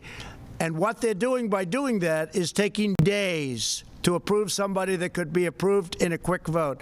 People that get phenomenal reviews in committee are going maximum number of hours. And what they do is there's only so many hours in a day. Now, we could have said, let's stay. I would have been in favor of that. They didn't choose to do it. But I have a very strong power. I'd rather not use that power. But we have way over 100 people that we very badly need in this administration that should have been approved a long time ago. And one of them is the head of Voice of America. If you look at what they're doing and what they're saying about our country, it's a disgrace, the people that are running that. We have somebody that's really good, really talented, and that loves our country. And I want to get these people approved. That's one of many. We have professionals. Sonny, you've been waiting for, how long have you been waiting for the man that we're talking about coming in? 2.5 years. So Sonny Perdue just happens to be here talking about something else. So you've been waiting for one of the most important positions as Secretary of Agriculture is the position. It's distribution. We need it now. We're talking about shelves. We're talking about cupboards. He needs it. He's been waiting. He didn't know he was going to get this question. You've been waiting 2.5 years. The person is exceptional. That person left a very good job. And it's embarrassing to me. He'll say, do you think you'll get that man approved? He's been saying that to me for a long time. It's because of the Democrats. And what we're doing is, and I think anybody here would do it, judges are a priority. A federal judge who's going to sit for 50 years, potentially, a young judge going to be sitting for, that's always going to have to be a priority. But because they're taking so much time and approving they're trying to put us through the mill. That's when you talk about partisanship, and it's never, ever happened before. You can look at every administration in the history of this country. Nobody has ever had hundreds of people not approved after 3.5 years. Go ahead, please. What's the timeline for that, though? If Congress doesn't act by when, do you have a date? They know. They've been warned, and they're being warned right now. If they don't approve it, then we're going to go this route. And we'll probably be challenged in court, and we'll see who wins. But when the court hears that we aren't getting people approved, as Sonny would say, for 2.5 years for an important position that we need because of this crisis. We needed these people before, but now we really need these people. When you talk about, back to the numbers for a second, when you talk about the numbers, the jobless claims are going to come out tomorrow. It's likely around 5 million more Americans putting their names in for unemployment benefits, but yet there are still a couple thousand people as well dying a day because of coronavirus. When you talk about opening up the American economy, or at least in parts now, how do you balance that decision out given both of those figures? Well, there has to be a balance. You know, there's also death involved in keeping it close. And I've gone over this with you, and I believe this so strongly. When you look at mental health, when you look at suicides, suicide hotlines which are exploding, people losing their jobs, when you look at drugs and people that didn't take drugs and now they're becoming drug addicted because they're going through a problem, they have no job, they have no money coming in, other than the money we're getting them. We've opened up the coffers to a large extent. We're helping people. This is why I wish the Democrats would help us a little bit with it, because they should. It's purely partisan what they're doing, and it's bad for our country. But you know, there is death by having this strongly closed country. We have to get back to work. With all of that being said, we're going to start with states and with governors that have done a great job, and they're going to open it up as they see fit, and we're going to be right behind them, and we're going to be working. We're going to be supplying them with things if they don't have them. We want them to have them. We're going to be helping them with ventilators after this is over so that they can't say, oh, the federal government. We want them to have, they've had a lot of options. Many of the governors have had a lot of options over the years to buy ventilators. They didn't choose to do it. So we're going to be helping them to fill up their stockpiles. We're going to have plenty. And as I said, I'm very proud to do it. We're going to be helping other nations. We're going to be helping Italy, Spain, France, other nations. And we're going to be helping them strongly. I think Russia is going to need ventilators. They're having a hard time in Moscow. We're going to help them. We're going to help other countries that need ventilators. We're going to have a lot. You see it with General Motors. You see it with other companies that are producing. We're going to have hundreds of thousands of ventilators, and it's a great thing to have. Yes, in the back, please. Is anybody freezing? You know, it's very cold out here, so we can leave early, right? Okay, a couple of more. Go ahead, please. Thank you, Mr. President. Why do we have 20% of the world's deaths from the coronavirus when we're only 4% of the world's population? Well, you don't know what you have. Do you think you're getting honest numbers from some of these countries? Do you really believe those numbers in this vast country called China? And that they have a certain number of cases and a certain number of deaths. Does anybody really believe that? Here's the story. We report everything. We're reporting the cases, and our reporting is good. We're reporting every death. In fact, I see this morning where New York added 3,000 deaths because they died, and they're now saying, rather than it was a heart attack, they're saying it was a heart attack caused by this, so they're adding. If you look at it, that's it. And everything we have is documented, reported. And what they are doing is, just in case, they're calling it this, and that's okay. That's okay. But we have more cases because we do more reporting. We have more cases because everything is down. But does anybody really believe the numbers of some of these countries that you've been watching and you've been reporting on, and then it's like they didn't have the big thing? There have been some really, really bad, heavily in really some countries that are in big, big trouble, and they're not reporting the facts. And that's up to them. All I know is we report the facts, and we're a country that's getting better. John, go ahead. Mr. President, multiple sources are telling Fox News today that the United States government now has high confidence that while the coronavirus is a naturally occurring virus, it emanated from a virology lab in Wuhan, that because of lax safety protocols, an intern was infected, who later infected her boyfriend, and then went to the wet market in Wuhan, where it began to spread. Does that correspond with what you have heard from officials? Well, I don't want to say that, John, but I will tell you more and more we're hearing the story. And we'll see. When you say multiple sources, now there's a case where you can use the word sources, but we are doing a very thorough examination of this horrible situation that happened. Go ahead, please. In your many conversations with President Xi, Mr. President, did you ever discuss with him State Department concerns about lax safety protocols that had been reported to the State Department from the embassy in Beijing about that laboratory? I don't want to discuss what I talked to him about the laboratory. I just don't want to discuss it. It's inappropriate right now. Please, go ahead in the back. Tim Alvia from Channel 9 Australia. There have been calls in our country for Prime Minister Scott Morrison to make funding for WHO conditional on reforms to the organisation. Wanted to get your thoughts on that, and if you had any advice for Mr. Morrison. Look, I feel very badly about the World Health Organization, but it's been a tool of China. It's been, as I say, totally China-centric. You take a look at everything that's happened, they've been wrong. I was all for it at the beginning. What do I know? I walked in, I said, World Health Organization, isn't that wonderful? And then you start to see all the mistakes. They didn't want us to close our borders to China, to Wuhan.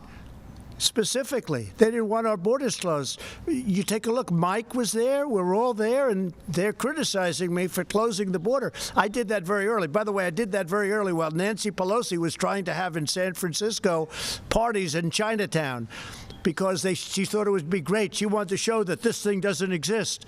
These are people, I'll tell you, we have some politicians on the other side that don't know what they're doing. If you look at timelines, you got to look at some timelines. But the World Health Organization, just like the World Trade Organization, I'm telling you, I call them, they have been treating the United States for decades so badly, and they've been so in favor of China. China took off when it joined the World Trade Organization. because of what's happened. Think of it. They're considered a developing nation, and because they're and we're not. Well, we're a developing nation too in my book, okay? We're developing too. But the fact is, we have been treated so badly by these organizations, and believe me, I'm looking at that one too. We're winning a lot of lawsuits right now that we never won before in the past. We're winning a lot of money that we never won in the past. That's with the World Trade. But with the World Health Organization, what's happened there is a disgrace. Here's the other thing. We pay $400 to $500 million a year. China's paying $38, $39, and $40 million a year. And it's like they control this group. I could do that too if I want to devote full time to it or have some very capable people dealing with Dr. Tedros, okay? I could do it too. I could do very well with that. But there's something going on. There's something going on that's very bad. Now, the $500 million that we save, we're going to make a determination over a little period of time. But they're going to either have to make massive changes. I don't even know if they're going to be able to do that. Or we're going to give money to people. We want to help people. You know what we do in Africa with AIDS? People have no idea what we do. And the money we spent. We were talking about it the other day, Doctor. We are spending billions of dollars to help people.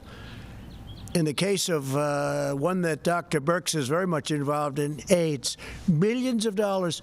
And you know what? It's a great thing. Nobody talks about it. Nobody gives us credit. We do that, and we do it very directly. But we're spending billions of dollars to help people live, and all over the world. But we're spending $500 million to the World Health Organization, and there's something very bad going on. And you know what? I've gotten very much involved. It's been going on for a long period of time, and we don't want to be the suckers anymore. So it's cold out. We will talk to you tomorrow. Big day tomorrow. Very big day. Thank you. If Dr. Tedros is removed, would you change your mind? That's a good question.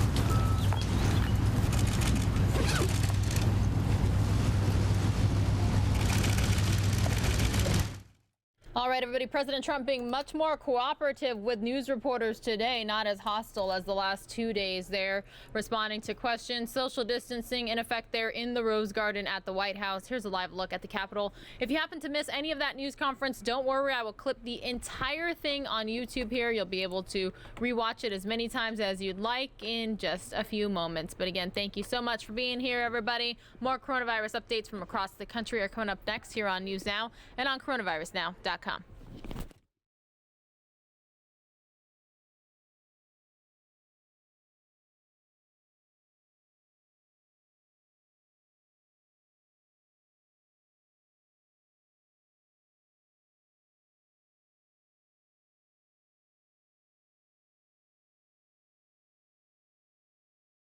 All right, everybody, we're going to head to California next for Governor Gavin Newsom's update from today.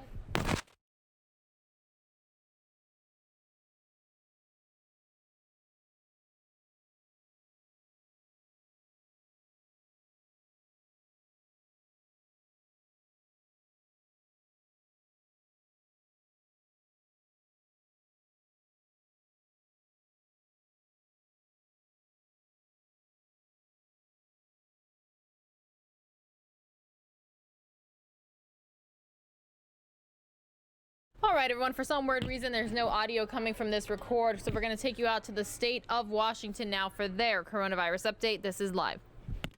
And what would you say to those businesses already struggling now, with them on that lower end of the list? And also, any scenario where you would order only those at high risk of the virus to stay home and let everyone else go back to work? Well, we haven't thought through that issue of vulnerable individuals, but we've done a version of that. Yesterday, I put in place a provision to protect our vulnerable workers. And it basically, our citizens who are vulnerable over the age of 65, those with serious compromised physical conditions, we've now given them a protective, a bubble, if you will, that if they cannot work, and their employer can't give them adequate alternative environments where they feel safe, they're entitled to basically obtain benefits and get their job back at the end of this.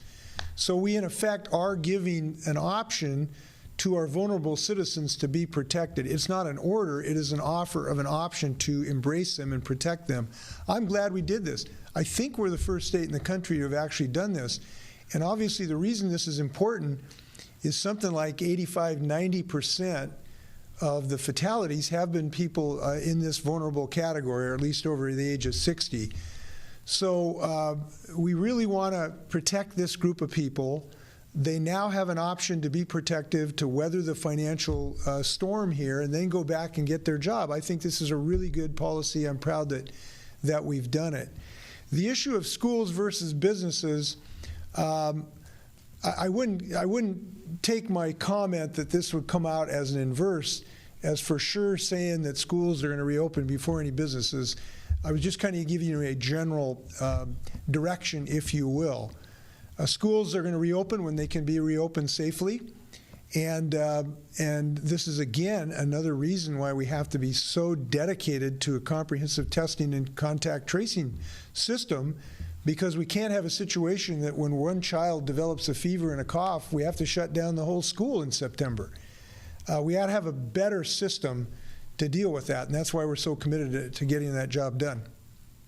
Any final words, Governor? No, again, thank you very much. I want to thank those in the media right now. I talked to somebody the other day who realized what a tough job they have during this situation. I just want to thank you because you can't overstate the importance of your jobs right now.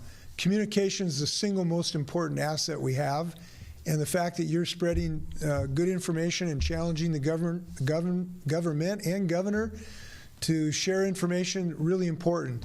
So please thank your families for letting you work so hard. I appreciate it. And wash your hands. Thanks.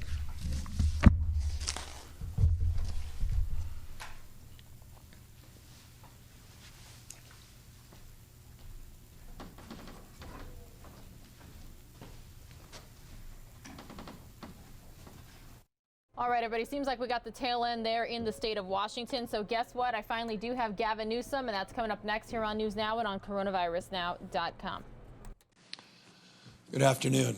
Today I want to talk a little bit about direct relief for those Californians that need it the most vulnerable Californians. But first, just very briefly, I want to just extend again our deep condolences to those family members, loved ones of those lives lost over the last 24 hours.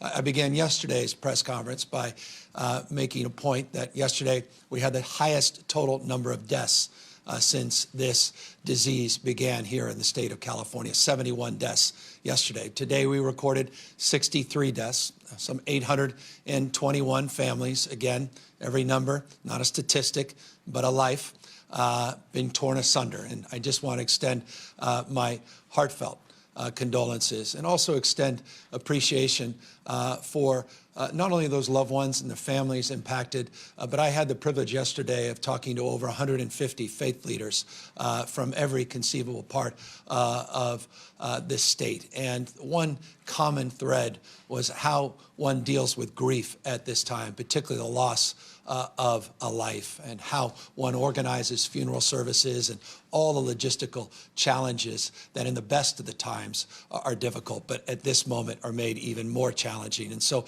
again, I just felt important to begin by recognizing the totality of the crisis that's still at hand, not only here in the state of California, but all throughout the nation. Our numbers yesterday were the highest recorded, but so were the nation's.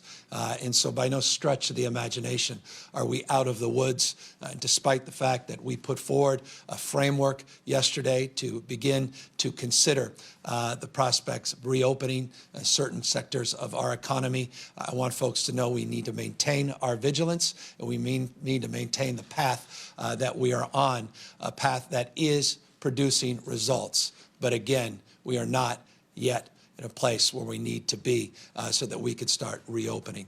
That said, people are not where they were just a few weeks ago as it relates to unemployment claims. Just in the last 4 weeks, 2.7 million Californians have formally filed for for unemployment insurance. We are in the process right now of dealing with an unprecedented number of people making phone calls into our EDD department, our Employment Development Department. We're trying to process these applications, and we're trying to turn around those applications in real time. We're doing so not only for employees, but independent contractors, for small business men and women, people that are self-employed. And I want to tell you a little bit more about that in a moment. But I want to first just begin by saying this. I just signed an executive order that will extend our call center so that we can meet the volumes of inquiry. We'll extend it from the hours of 8 in the morning till 8 in the evening, 7 days a week. A few days back, I commented that the EDD department had a call center since 2013 that was operating from 8 a.m. to noon, just 5 days a week. That was when we had record low unemployment. And just like that, now 2.7 million people claiming now the need for unemployment insurance in just over 1 month. So now record number of call volumes. I want to just thank our partners, particularly at SEIU 1000, and the incredible workforce that has been redeployed to meet that demand.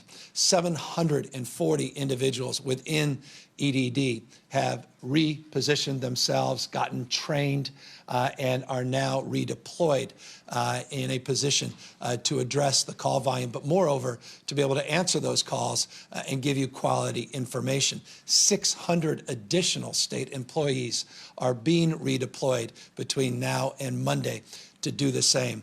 So in total, 1,340 individuals now will be redirected and will start the process of helping you process your earned benefits. And so I just want to applaud Julie Sue, who will speak in a moment, her Department of Labor, and the incredible partnership that she has formed within her agency, and all the men and women that went and did above and beyond work just on Easter as a proof point and specific example. We thought it was appropriate, considering the burnout and the volume, that we gave people a little time off on Easter Sunday. 500 of those state employees refused that time off because they cared more about you than they did themselves. And so while many of us may have spent time with our families, they did not. And in turn, they were able to process a couple 100,000 distributions just on Easter Sunday to help people most in need in the state of California. So if you ever have any doubt about the value of public employees, I hope you'll consider just that example. Rather than stepping aside, they stepped in and they took the time to consider other people first, not just themselves. When they deserved that time off, they didn't take that time off. And so I just want to applaud all of those that did heroic work on Easter Sunday and continue to do heroic work every single day to process what looks like 1 million or so payments now a week. Those numbers we hope will get even greater, even higher rather, in the next few weeks. But that's the current processing, a couple 100,000 checks on a day that we're able to turn around through these efforts and other efforts that have been put into place at EDD. So that's an update specifically on unemployment insurance. And by the way, those checks are retroactive in many cases, particularly as it relates to the $600 per week additional check that are being received from the federal government stimulus support. And so people should look forward to getting those checks. By the way, they're not really checks, they're debit cards in the mail, and see those debit cards transferred into their possession in very short order. As I said, there's 1.5 million that are self-employed, 1.5 million small business men and women, individuals that have no other employees that are also deserving of direct assistance. The federal government created a program called PUA, Pandemic Unemployment Assistance. That PUA program we are now setting up in the state of California. And we're doing so in a very methodical and thoughtful way.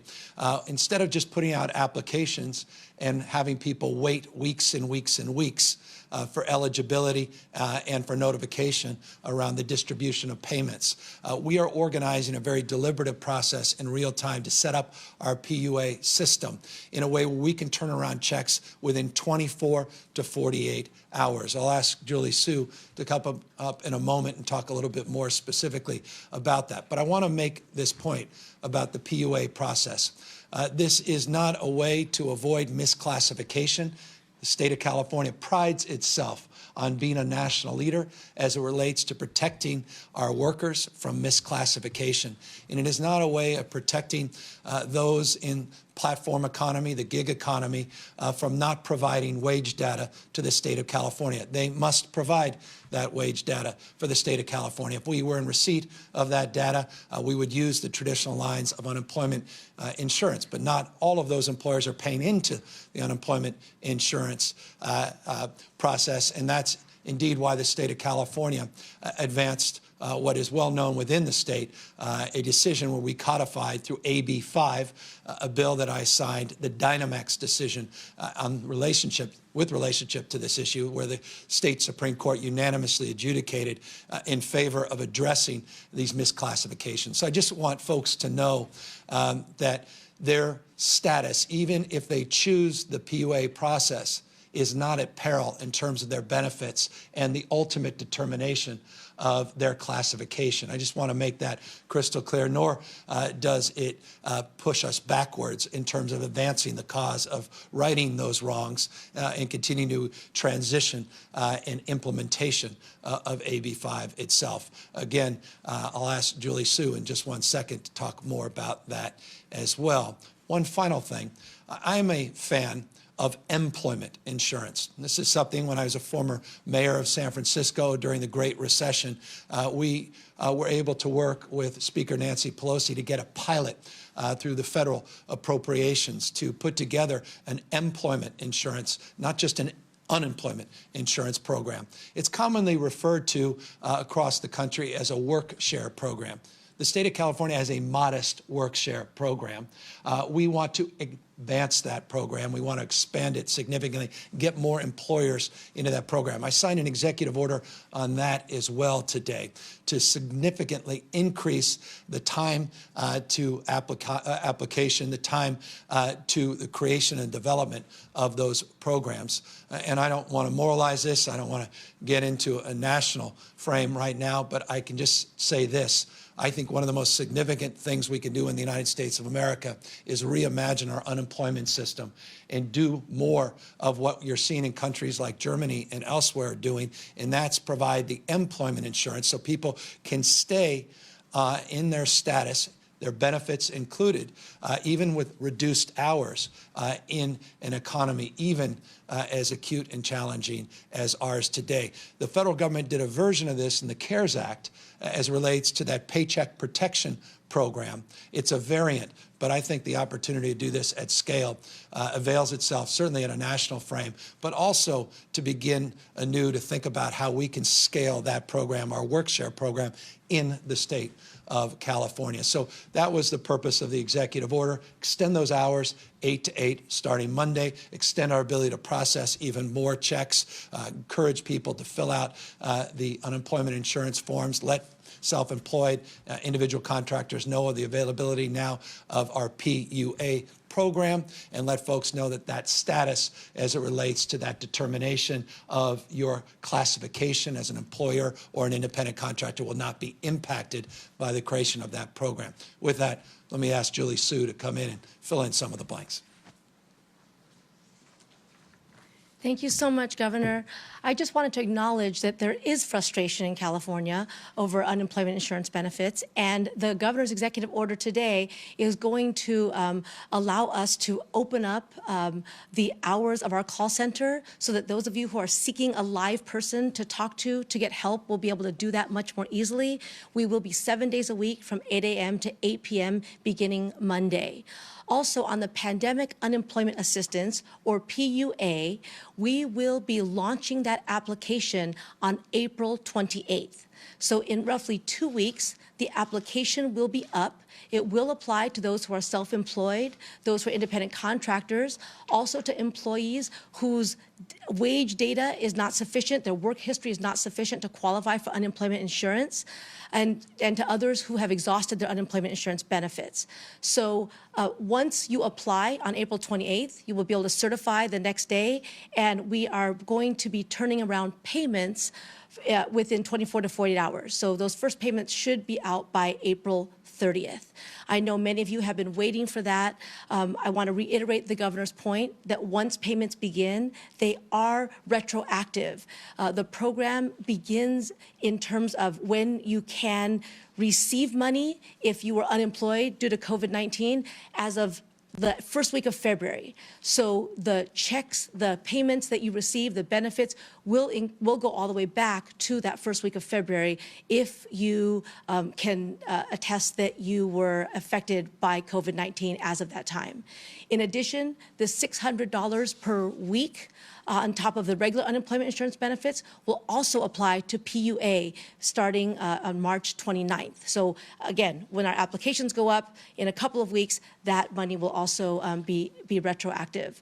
I'll just add one last thing. There's been a lot of conversation about the technology limits here in California. Our technology limits do not make it inevitable that we will not be able to provide services. And so we're continuing to pay unemployment insurance benefits within the 3-week time frame that was true before this pandemic.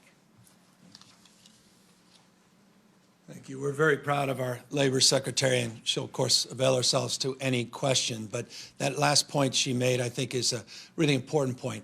We had a 21-day processing of unemployment insurance claims before this pandemic, and we're still within that window in terms of her capacity and her team's capacity to turn around those payments. And I just want to applaud her for her capacity to surge those efforts. She started intentionally by not focusing on the call center as much as processing the claims, because we really wanted to prioritize getting checks out as quickly as possible. And now we are at a position where we can do that and expand the call center and address the volume and needs as well. So all of this an iterative process, all of this building on the efforts that are built from the previous day, and correcting and addressing and adjusting our efforts in real time.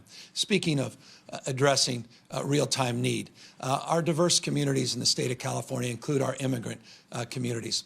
I don't know if many people know this, but it's a remarkable thing. 1/2 of our children in the state of California are born to at least one member of their family that is an immigrant. 1/2. This is a state where 27% of us are foreign born. That's diversity at a scale that doesn't exist in any other state in our nation.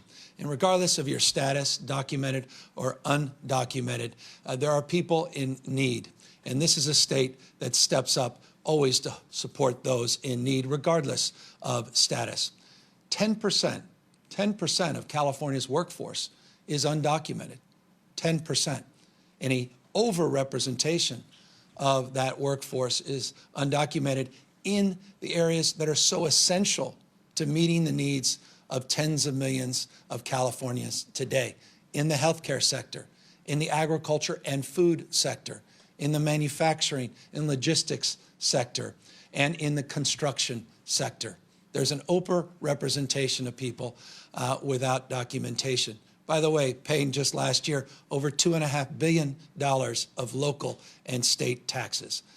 Those are individuals that do not benefit from the PUA program, don't benefit from the UI, the unemployment insurance benefit program, don't benefit from the stimulus that was just signed by the president, the $2.2 trillion. Yet many in mixed status families are having a hard time taking care of their children and taking care of you and your loved ones in skilled nursing facilities, on the job site, making sure your food is being procured and distributed, and making sure you have the ability to go to a grocery store and have something stocked there on the shelves. We feel a deep sense of gratitude for people that are in fear of deportation, but are still addressing the essential needs of tens of millions of Californians. And that's why I'm proud as governor to be the first state to announce a program for direct disaster assistance to those individuals. We're putting up $75 million in partnership with philanthropy. Philanthropy is matching our efforts, not dollar for dollar, but they're putting in an additional $50 million to support our efforts. So a total of $125 million to provide individual assistance of $500 and household assistance up to $1,000 for those individuals that are quite literally putting themselves on the line and helping support this economy and those most in need at this moment. I want to in particular thank the Emerson Collective, Chan Zuckerberg, James Irvine Foundation, the California Endowment, and Blue Shield Foundation. They seeded the philanthropic part of this. Lorene Powell Jobs, $1 million through Emerson they put into this effort. There's a group called GCIR. That's a philanthropy group. They're the ones organizing that $50 million raise and that $50 million goal. And for me, that's enlivening. It's also ennobling because it's just a recognition, even from some of our world's great philanthropists that happen to reside here in the state of California, that they recognize that all of us are in this together and that we have a responsibility to one another. And even if there's gaps, that we can help begin to fill them. I'm not here to suggest that $125 million is enough, but I am here to suggest it's a good start, and I'm very proud it's starting here in the state of California. And by the way, all our efforts are not limited just to direct financial relief. I made clear last week that we are allowing what we call presumptive eligibility to exist through our Medi-Cal system in the state of California, so people can get tested, not just in the emergency room, not just at hospitals, but get tested in community clinics and get those clinics reimbursed not only for the tests, but treatment related to this disease and COVID-19. Remember, in the United States of America, we have universal health care. It's in the emergency rooms. And you, as a taxpayer, pay exponentially more on the back end than providing the kind of preventative care on the front end that costs you less as a taxpayer and helps keep more of us healthier and safer. And so this is an example with this communicable disease that can spread easily, to make sure people know that they can have access to testing and know that they don't have to go out of pocket to get tested and get treatment if indeed they are tested positive. This is a good health strategy, and it's a right moral and ethical, and I would argue economic thing to do. And so that's an additional area of support that's part and parcel of our broader efforts to help our diverse communities in the state of California. Child care, food banks, and others made available as needed to help the most vulnerable, keep people at work, those that need to be at work for essential services. All, again, part of the package and the pride that we have in California and Californians at this moment to do more and to do better. Again, I recognize we still have more to do in this space, and obviously I want to extend recognition of that and also extend appreciation that we will endeavor to find more areas of support over the next days and weeks, and certainly over the next year as we transition back to some version of normalcy, a lot of which we spoke to yesterday. Let me now briefly speak to a few additional things that we do on a daily basis, and that's to give you an overall view of the trend lines and give you some proof points and data that have come in the last 24 hours. Speaking of 24,424 individuals have tested positive for COVID-19 to date. I gave you the number of people that have lost their lives, 821. The number of people in our hospitals, in our ICUs, we had some favorable numbers that came out yesterday. Hospitalization rate went up 1.5%.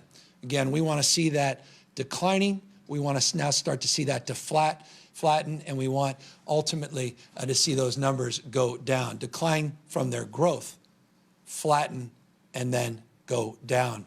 Speaking of going down, there were 1,175 individuals in the ICUs, that number actually went down from yesterday, 0.2%.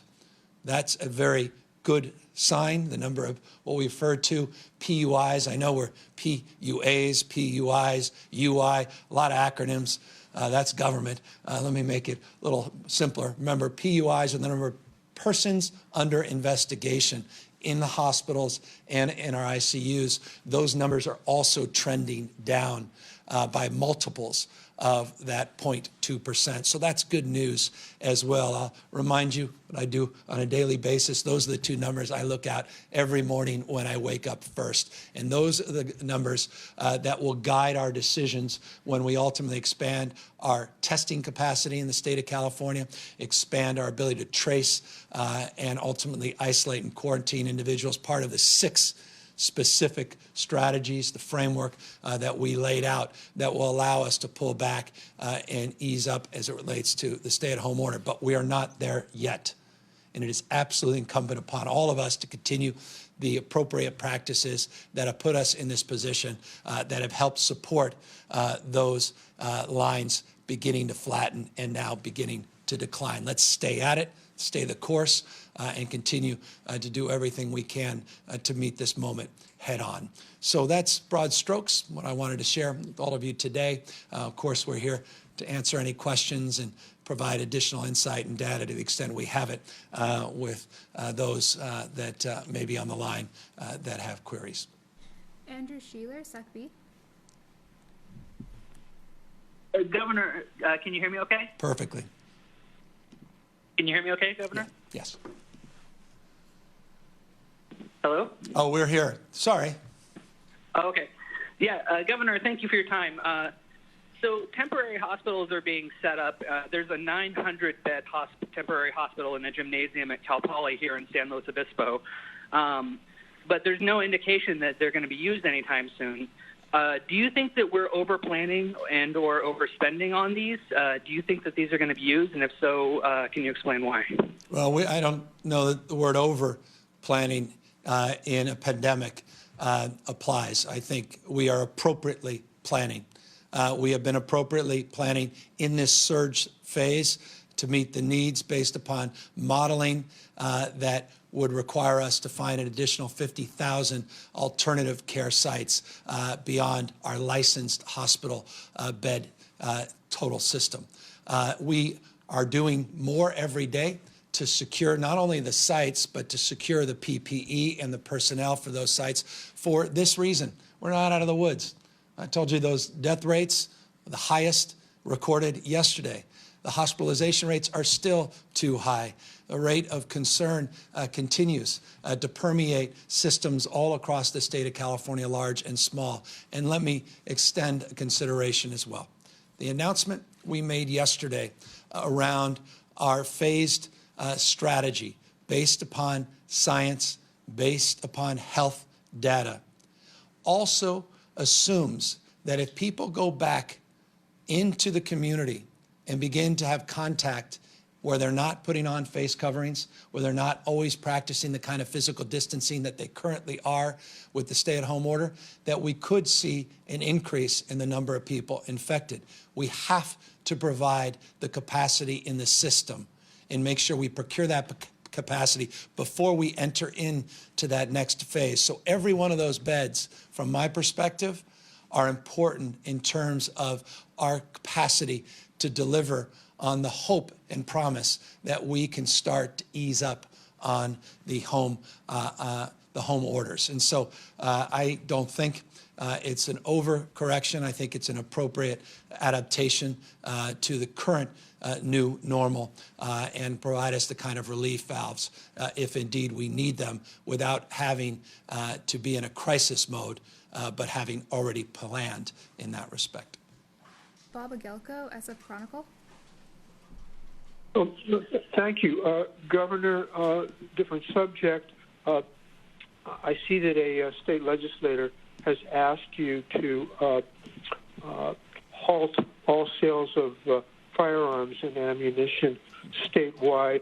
Wondered if you had any views on whether gun sales were an essential or non-essential service, or whether this should be a county-by-county decision? Yeah, we made the determination on directives going back weeks now when asked specifically this question about L.A. County and their efforts, saying I defer to the sheriffs and their determination at the local level.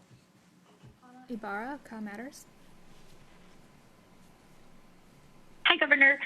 You mentioned testing in community clinics, and we know testing is an issue. And I've talked to clinics where they have just 20 tests, if any. And so when you send, if we're sending low-income, undocumented people to these clinics, what are you doing to make sure that, these clinics are prepared to support these patients? They're actually able to, give patients tests and services? No, it's a wonderful question.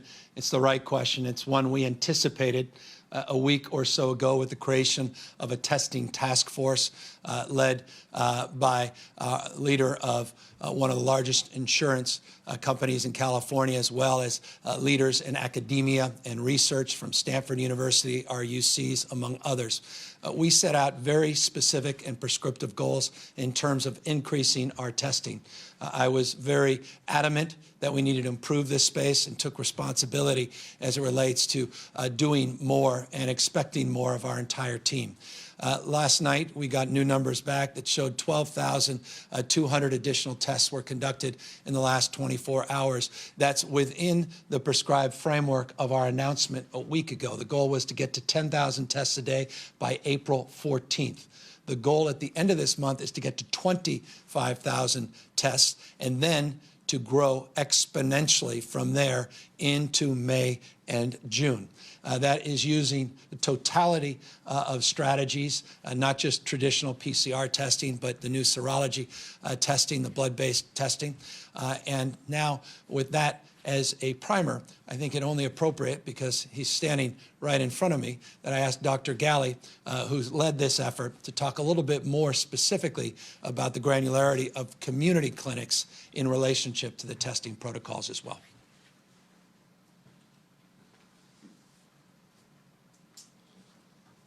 Thank you for the question. Absolutely, to reiterate what the governor said, our goal has been all along to make sure that testing is available throughout California. We see our community clinics and, frankly, all points of care in the community as potential testing sites.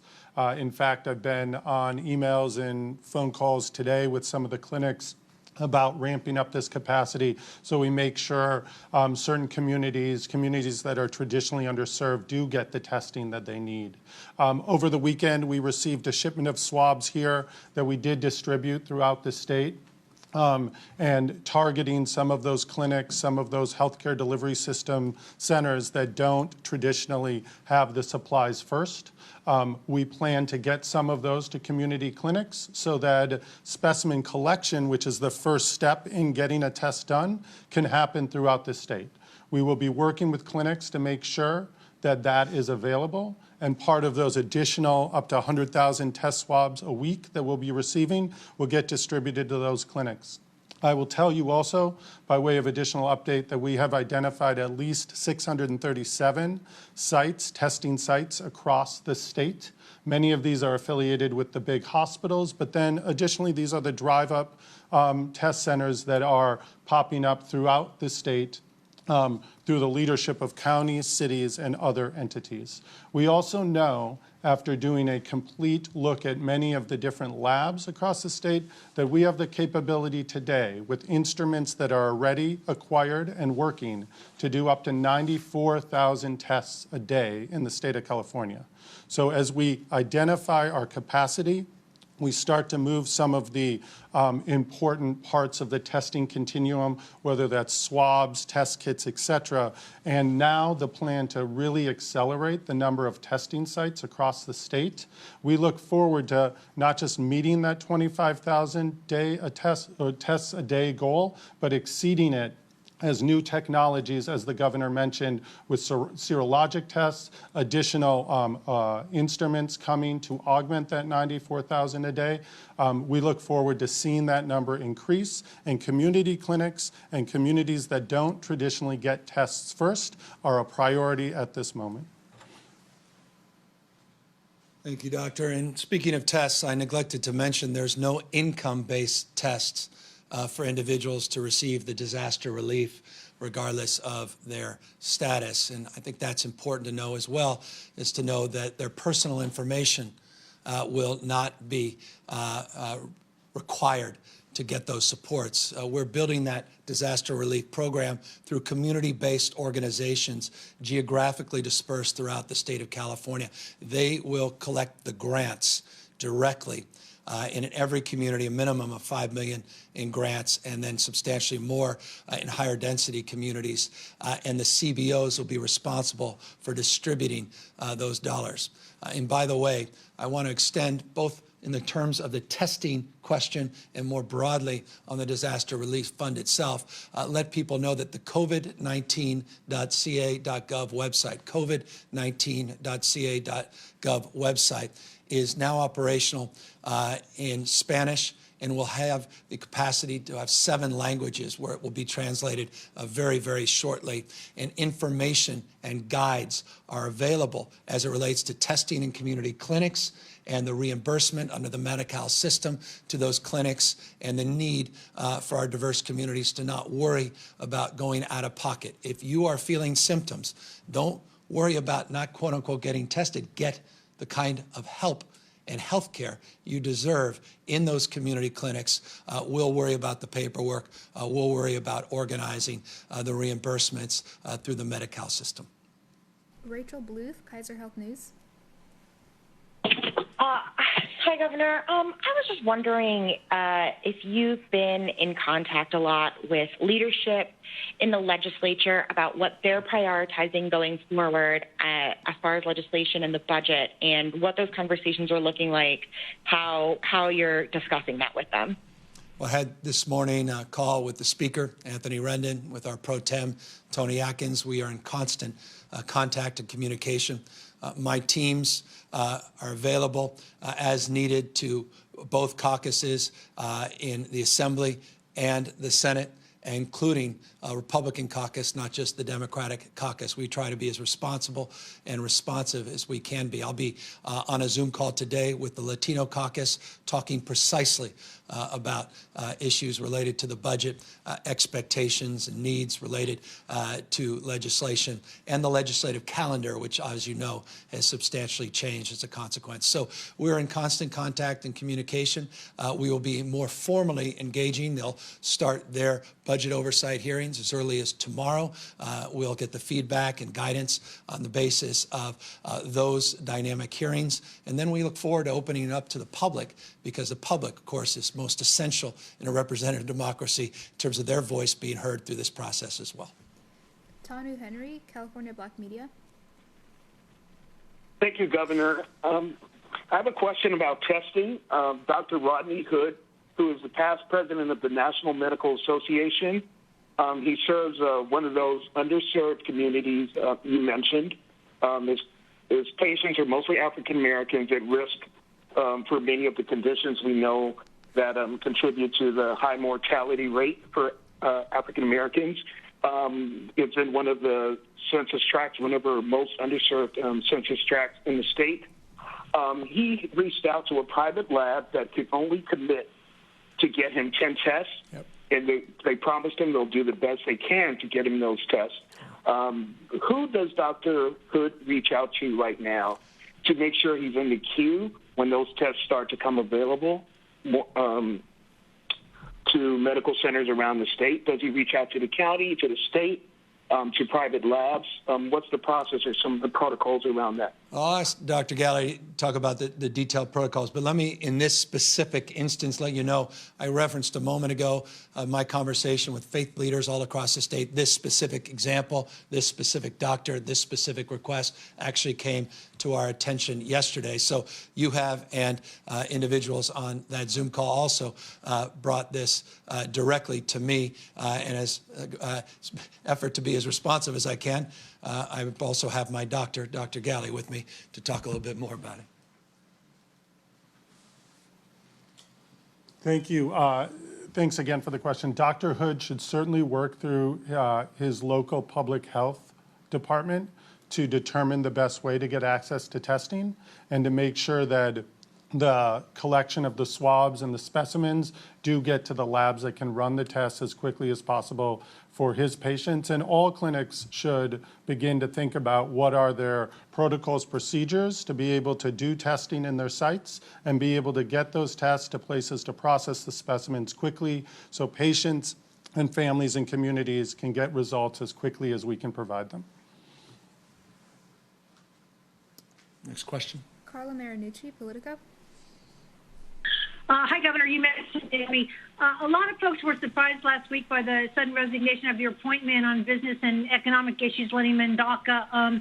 Does that, especially during a business crisis and on Good Friday, et cetera, did this suggest some kind of rift in your administration? Oh. And a lot of business folks are wondering what's your plans with regard to maybe enlisting another business leader to take over. You mentioned a working group on that. And then quickly, Representative Jackie Spear just posted this on Twitter, wondering if you want to take it.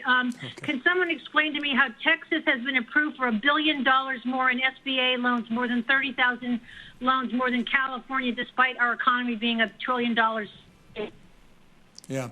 Let me, on the first front, Lenny Mendoza is one of my old friends. He's an extraordinarily talented individual, unequivocally, absolutely no riff, quite the contrary. And I just wish him the best, and I don't want to get into exactly why he needed to step aside for this moment, but we are not supportive of Lenny. I am a rabid fan of Lenny's and have known him and worked very closely with him since my days as a county supervisor, and continue to anticipate a long relationship with him. I specifically, as you reference, and I appreciate the reference, have been making reference to an announcement on economic development later this week. We are still queued up to do just that, to supplement our efforts. It's going to take more than any one individual to really begin the process of jumpstarting our economy. We have a task force that we established in this space going back literally, I think, 6 or so weeks ago. We're going to socialize a little bit of that work and also provide you more details and scope of the team we put together, broadened and expanded, and what we anticipate and hope their work product will look like over the course of the next weeks and months. As it relates to that tweet, I can't refer specifically to the Texas example, but let me make this clear to you and also make this clear to people watching at home. I've made this very direct appeal to the Speaker. As it relates to the SBA loans, specifically the PPP program, the Paycheck Protection Program, California has been shortchanged in that respect. We're trying to understand exactly why. As you know, we were the first to get SBA approval on the waivers to draw down on the disaster relief funds. We've been very aggressive in this space. We have been aggressive in promoting and marketing this program. But as I speak, just 8.4% of those dollars from that program have flown into the state of California, about 5% of the loans. You do the math. 1 out of 7 individuals in the United States reside in the state of California, 11–12% of America's economy. We want to see those numbers improve. Here's a caveat, and it's an important caveat. There's still, well, roughly $100 billion. I don't want to be held to account exactly the total amount of money, but up to that still hasn't been distributed. So those numbers may change in real time. But know this, I appreciate Congresswoman Jackie Spear's vigilance on this. Know we are very vigilant on this as well, and have made it clear to our congressional representatives, led by Speaker Pelosi, that any subsequent efforts in this space need to address the needs of the Western United States and those that are anxious about this first come, first served status, which respectfully, and I know a thing or two about small businesses, creates a dynamic where those phone lines open up for banks and establishments on the East Coast first, and with time 3 hours rolls around here later, those things are capped. That also has to be considered broadly in any reform. So we're leaning into this space. Final question, Kathleen Ronayne, AP. Hi, Governor. So yesterday, you announced the roadmap for reopening California, and I'm just wondering, in the 24 hours since you announced that, what kind of reaction have you gotten from across the state? And have you heard from any counties or local governments that feel that they have it more under control and may want to try to open up on a quicker timeline than the state will be doing? And then secondly, you mentioned that you're going to make 6 task forces or teams to look at these 6 criteria that you outlined. And will they have any, public meetings or information that they're, producing to the public on their work? Yeah, let me be specific to that. I mentioned yesterday that we are going to update you on a weekly basis as it relates to the progress in each of those 6 categories. So rest assured, that is a commitment, firm, anchored on a weekly basis to update you on the progress in each of those 6 areas, informed by these task forces that have already been operationalized for very many weeks here at the Emergency Operations Center, and those new ones that are being formed with more nuance and specificity related to the guidance we put out yesterday. This may seem self-serving, but you asked a question directly. Let me directly respond. At least those that reached out to me personally, I think were very favorable, cautiously so, about hearing of this roadmap. Many helped inform the roadmap because, as I mentioned yesterday, we were in calls and in constant communication with a lot of local officials in terms of the developing them in the first place. So that shouldn't be surprising. But there were a few inquiries in some of the rural parts of the state that I thought were very favorable, including this insight, and I'll just end with this, by a Republican legislative leader that reached out, that expressed concern in this respect, said, I appreciate the guidelines, broad strokes. I'm worried about the tracing side of this. He mentioned this, that the data that is being traced and tracked in parts of rural California is not adequate. And he said, please do not be misled by technology and inadequate data collection to make determinations of what's really happening on the ground. I thought that was a very helpful insight, and it's just a demonstrable example of the kind of feedback that we are receiving in real time, that we continue to look forward to receiving over the course of the next number of weeks, the next many months. We are not ideological in this endeavor. We, as I said yesterday, are open to argument, and we are driven by evidence. That's not rhetorical, that's real. And as I said, the most important thing we can do, said this yesterday, is to end as we began, where we went into this together in a very deliberative way. We need to pull out of this together in a very deliberative way as well.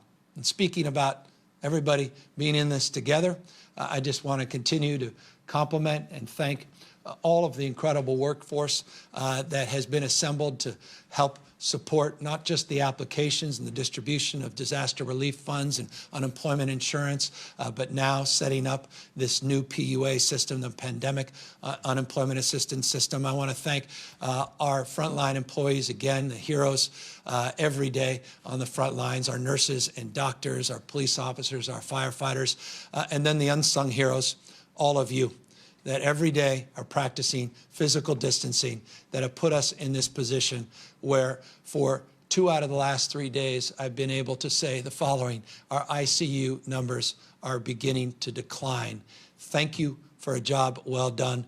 Let's keep at this, and let's continue to improve the state, not only of California, but the health of millions of Californians that rely on our practicing safe and appropriate physical distancing. Thank you, everybody. Again, everybody, my name is Pilar Arias. We're taking a live look at Times Square in New York City, one of my favorite cities that I've ever traveled to, and all you News Nowers out there know that I love to travel. I was last in New York City a year ago, and it is so strange to see it as empty as it currently is. The flags at half-staff to honor all of the victims who have died due to COVID-19. Just a sad sight, but this is how many major cities across the U.S. are looking now. Just the essential workers are in the area, and very, very few tourists, if any at all, are out in Times Square in New York City. But again, thank you to the thousands of you watching, whether you're watching on YouTube or on coronavirusnow.com. Plenty of updates from across the country today. Next, we're going to head on over to the state of Michigan for their coronavirus update.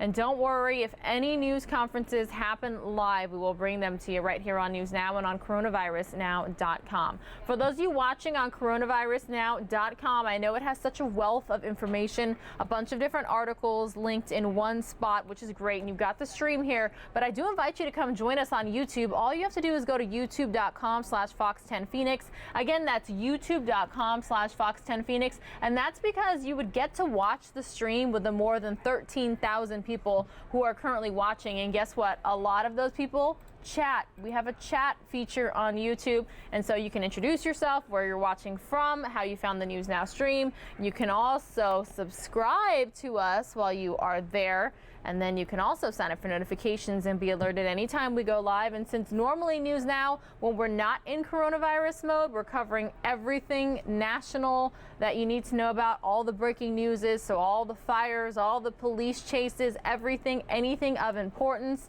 Last year, hard to believe, Mike Pace reminded me today, Notre Dame Cathedral fire was a year ago today. Yeah, in Paris, France. I've been there too. So yeah, we cover so many things here for you usually on News Now, but we are definitely still in coronavirus mode and will likely continue to be so at least until the end of the month. You keep hearing May 1st, May 1st, May 1st. Is that when America will reopen, the economy will reopen? Well, I'm looking at the calendar. May 1st is on a Friday, so who knows?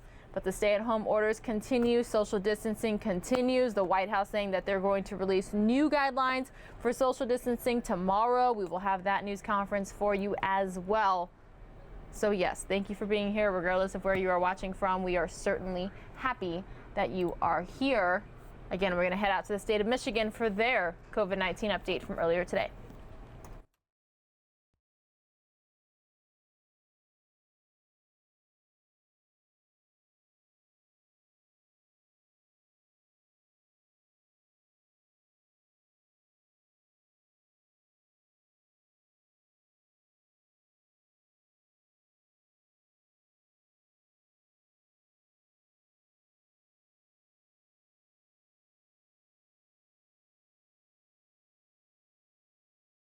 I have no idea what happened to those records from earlier today, everybody. No audio. I will try to find it from our sister station in Detroit, Michigan. If I can't, no worries. There's still plenty of other stuff to show you right here on News Now and on coronavirusnow.com. But thanks for your patience and understanding while I try to get this for you.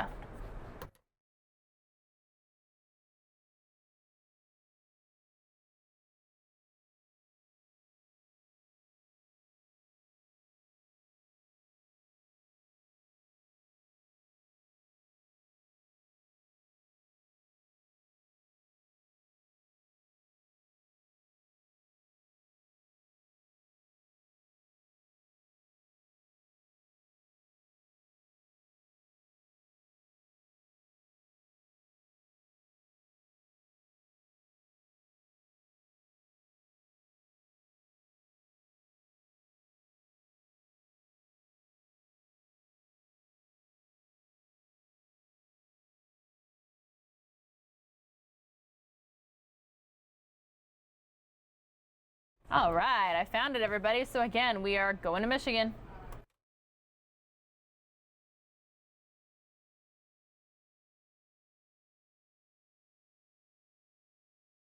Wow, you got cards with timing on it. It's good.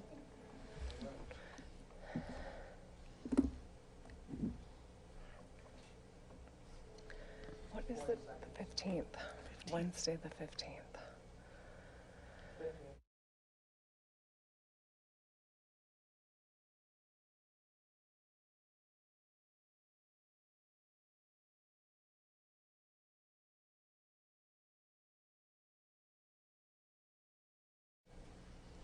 All right, good afternoon. This is Wednesday, April 15th. I am in the Romney Building in Lansing, joined by Dr. Janae Caldoun, our Chief Medical Executive. Wanted to give an update of where things are. I want to take a moment to acknowledge everyone who has stepped up and shared their stories. It's been incredibly challenging time, but also there are some phenomenal people that are going to work doing the hard work every single day. I've heard from nurses and first responders, educators, grocery store workers, child care workers from all across the state of Michigan. And they're on the front lines every single day helping us get through this crisis. Every time I speak to them, I feel the impact this virus has had on them and their families. A staff member of mine has a family member who is a nurse, and at the end of his long shifts, he'll often stay in the garage and cry before going into the house.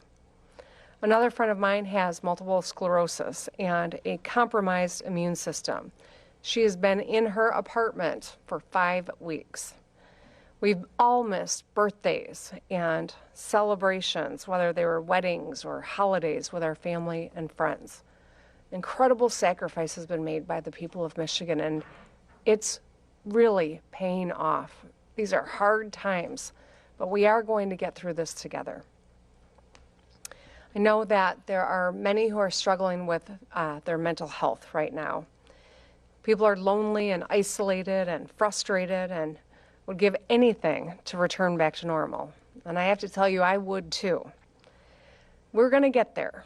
It's going to take some time. It won't all happen overnight, but we will get there.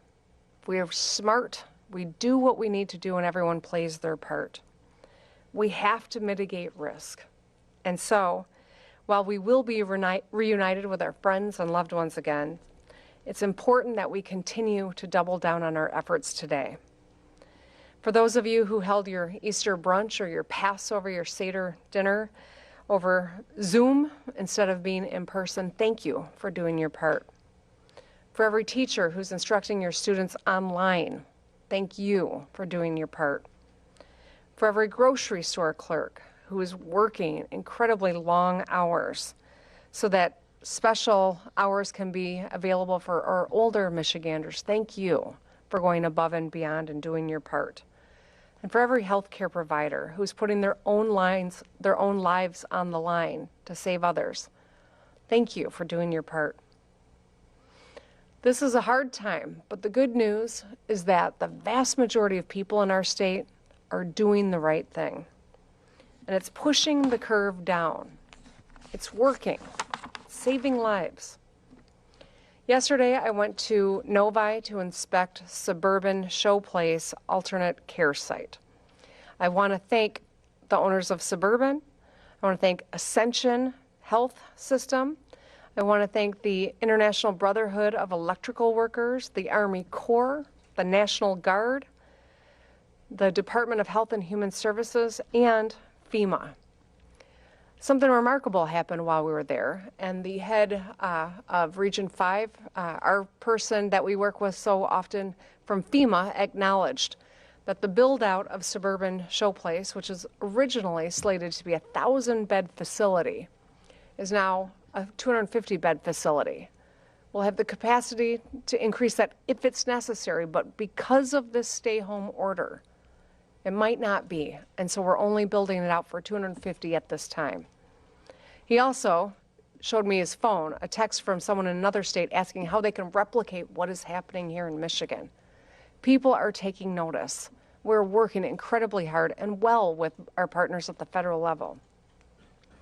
So today's update with regard to the number of positive cases that have been reported is 28,095.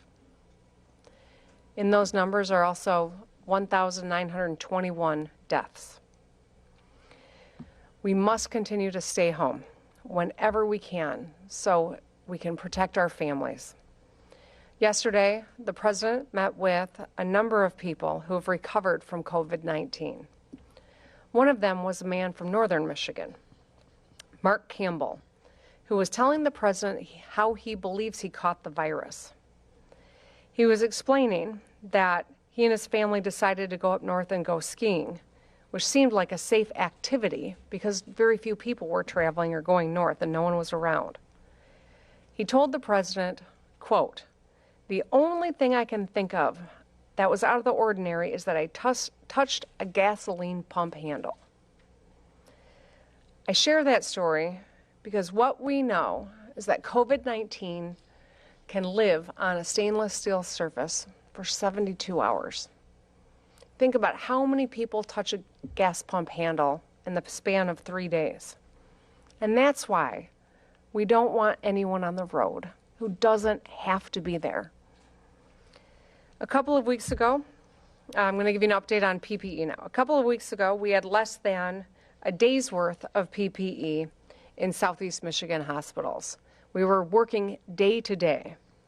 Since then, Michiganders and businesses have stepped up to donate PPE to their hospitals in their areas. Our state procurement office has been working 24/7 to make sure that we secure PPE from private businesses, and we've received more shipments from the national stockpile. FEMA sent 800,095 masks today. At this point, a few days' worth is a vast improvement from where we were a week ago. But our goal is to have a couple of weeks' worth of PPE, and so we are going to continue working on all of these fronts. The recent number of businesses that have stepped up to protect their communities has really bolstered my hopes about how we're going to get there together. Over 3.5 million pieces of PPE have been donated by individuals and businesses. I'm saying PPE because I know you've been tuning in, but it's personal protection equipment. It's the masks and the gowns and the gloves. General Motors announced the start of mass production of the Ventec Life Systems ventilator under contract to the U.S. Department of Health and Human Services. And because of their partnership and the hardworking men and women of the UAW who've rolled up their sleeves to get this done, more than 600 ventilators will be shipped this month. Hyundai Motor America announced that the City of Detroit Department of Health will receive a $100,000 grant and 10,000 COVID-19 test kits to help combat the spread. This is a part of Hyundai's expansion of its support for COVID-19 drive-through testing to 22 hospitals nationwide with $4 million in grants, as well as an in-kind donation of 65,000 COVID-19 tests through its Hyundai Hope on Wheels program. By increasing our testing capacity, we can ensure more Michiganders get the care that they need, and we can save more lives. Dow is donating 28 metric tons of hand sanitizer to organizations in the Great Lakes Bay region. And the business recently announced an additional $500,000 donation to the Great Lakes Bay region to aid COVID-19 relief efforts. The $500,000 will be allocated between community foundations and economic development organizations in Saginaw, Bay, Midland, and Isabella counties. We got word yesterday from my friend, Governor Gavin Newsom in California, that they are loaning 50 ventilators to the state of Michigan from the state of California inventory. And today, my friend Governor Andrew Cuomo reached out and announced that they are going to be sending 100 ventilators to Michigan. We're all on the same team, and I'm grateful for their support. The enemy is COVID-19, and we are all working to protect our citizens. As of April 9th, I want to acknowledge that Amway employees distributed nearly 28,000 units of hand sanitizer to area hospitals, clinics, senior homes, and more. Amway has also worked hard to secure area hospitals disinfectant wipes and secure hygiene kits for the homeless in Kent County. And they're flying a steady stream of N95 masks to Michigan over the next few weeks, and we are grateful. We're all on the same team, and we are Michiganders first. Our work is paying off, so let's keep working together to protect our families, our frontline healthcare professionals, and the dedicated workers in our grocery stores, and child care workers, educators, and everyone who's chipping in to help us. Now, an update since Monday. We've got a lot of Michiganders who are struggling to get by right now. We're doing everything we can to help people get the help they need. Many have lost jobs or wages and applied for unemployment insurance. And while your application is pending, you may also be eligible to apply for help from the Michigan Department of Health and Human Services. That includes food assistance, emergency cash assistance, or Medicaid. And if your income was too high to qualify before, you might qualify now. Because of a change that we made in the fall, you can qualify for SNAP or emergency assistance with up to $15,000 in savings, and your house, car, and retirement account don't count. That is the move that I made earlier this year to increase the asset limit so that more people could get help when they need it. Simply visit www.michigan.gov/MIBridges from any computer or smart device to submit your application. We are here to help.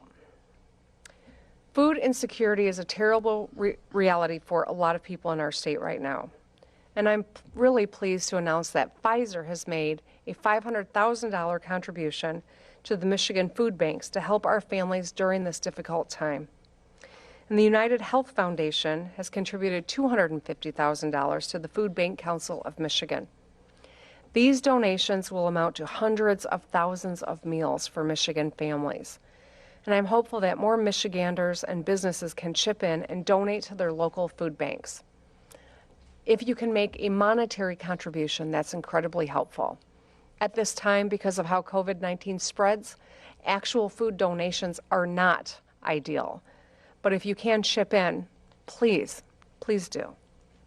Today, I signed an executive order aimed at protecting residents and dedicated employees at our long-term care facilities. At Michigan's long-term care facilities, residents and employees live and work in very confined areas, and the lack of personal protection equipment makes it difficult to engage in precautionary measures recommended by the CDC. So as a result, we know that COVID-19 can spread in Michigan nursing homes. The executive order that I signed protects residents from being evicted and protects employees' right to stay home to mitigate the risk of infecting others. The order uses CDC guidelines to establish precautionary measures within long-term care facilities to help us mitigate the spread. This is a really hard time for Michigan's older residents and their families. So many Michiganders are concerned for their older relatives, their loved ones who may work in a long-term care facility as well. My dad is in the state of Florida, and I've had a constant conversation with him about making sure that he protects himself. And I know that that's not unique to us. I'll continue to do everything in my power to protect Michiganders everywhere from the spread of this virus. Now, I know that you're hopeful we'll begin to re-engage sectors of our economy soon. As I said on Monday, I'm working with a team of experts in healthcare and business and labor and education to work on a data-driven approach to re-engaging our state. I want to be very clear that our decision to re-engage sectors is going to be based on the best facts and the best science. And what facts and science have told us is that re-engaging our state too soon or too fast will lead to a second wave of COVID-19 in Michigan. During the flu pandemic of 1918, some cities lifted social distancing measures too fast, too soon, and created a second wave of pandemic. There's a chart here that shows that as a result, many cities were forced back into a quarantine posture for an even longer period of time and suffered a lot of additional deaths.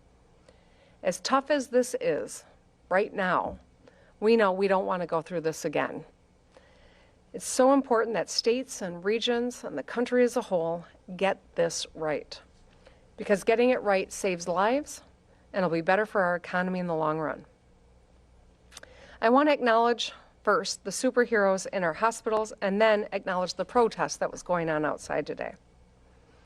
I had a Zoom call earlier with doctors and nurses and respiratory therapists, one of whom already had COVID-19, another of whom mentioned that they'd had 8 patients die in the last 48 hours.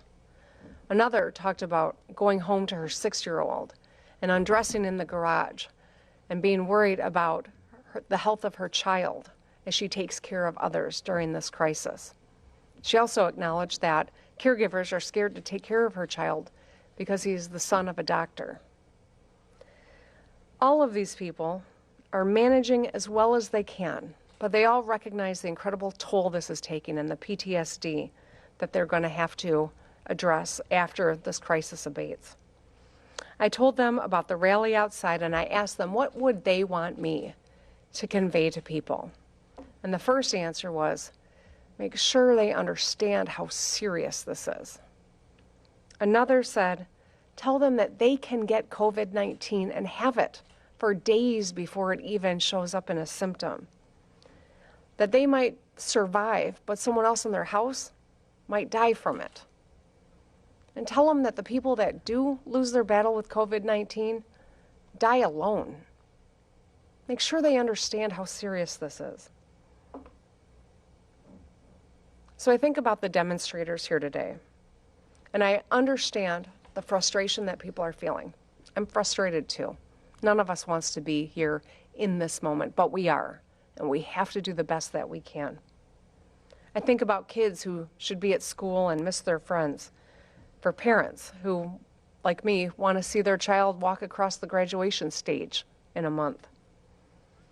I know that people are angry, and that's okay, and if you want to take it out and send it my way, if it makes you feel better, that's fine. I support your right to free speech, and I respect your opinions. I just urge you, don't put yourself at risk, and don't put others at risk either. I was really disappointed to see people congregating, not wearing masks. I saw someone handing out candy to little kids, barehanded. You know, when people are flying the Confederate flag and untold numbers who gassed up on the way here or grabbed a bite on the way home, we know that this rally endangered people. This kind of activity will put more people at risk. And sadly, it could prolong the amount of time we have to be in this posture. I just ask you to do your part by not spreading COVID-19 for the sake of those frontline healthcare providers that I was on a Zoom call with while the protest was going on. I ask that you observe the 6-foot distance and wash your hands and wear a mask when you are out in public, when it's necessary to be out in public. I ask that you do everything you can to protect yourselves, so you're protecting the first responders. We're all in this together. I'm the governor for all 10 million people of this state, whether you support all of the policies that I've championed or not. And we've got to all do our part for the sake of one another and for the sake of our economy. Now, I know that everyone is antsy for good news. I know that you tune into these press conferences hopeful that I'll be able to tell you precisely when we will be able to get back to normal. And I know you've got questions about your plans for this summer, June, July, and August, about your kids' soccer teams or maybe the family trip that you have planned. And you have my word that I will continue to keep you informed as we have information to share. Right now, I'm just going to ask that you keep going, that you keep doing your part. When we do, we'll save lives and we'll shorten the time frame that we have to take these aggressive actions. When we shorten the amount of time that our healthcare professionals spend crying in their cars before they go into the house, we shorten the time that we have to be away from our families. And we make it more likely that my friend with MS can finally leave her apartment and talk to someone other than her cat. We will get through this together. It's not easy, but we will get through this together. There are good things to be seen in this moment. The flattening of a curve, the early stages of the flattening of the curve, the incredible deeds that people are doing, and the spirit of the people of our state. With that, I think I'll hand it over to Dr. Janae Khaldun. Thank you, Governor. We are continuing to work hard to fight the spread of COVID-19 here in Michigan. We are very optimistic that the actions that we are taking right now as a state are working, with continued slowing in the growth rates of cases and hospitalizations across Michigan. However, a plateau does not mean that we are out of the woods. There are still large numbers of cases and of deaths, and we see a significant burden of cases, particularly among the elderly and among African Americans. It would be premature to only look at a few days of data to make a determination that we should absolutely ease up social distancing measures. And as the governor mentioned, easing them up too abruptly or without the right infrastructure in place would no doubt cause a second spike in cases and deaths. Now, we've talked a lot about testing and the fact that we must significantly expand testing if we are to know where the disease is in our state and how comfortable we are with lifting any social distancing recommendations. In recent days, we recognize that the number of tests done in the state has declined, and we are laser focused on addressing that. We recently announced over 13 additional or expanded testing sites across the state. And on Monday, we announced that now anyone, even if you have mild symptoms of COVID-19, you should still contact your medical provider and you qualify for a test. This is a big change. If you have symptoms of COVID-19, cough, fever, difficulty breathing, call your doctor, call your local federally qualified health center, call your insurance provider to identify where you can go to get a test. You can also now go to our website, www.michigan.gov/coronavirus. All you have to do is put in your address, and we will let you know where the closest testing site is to your home.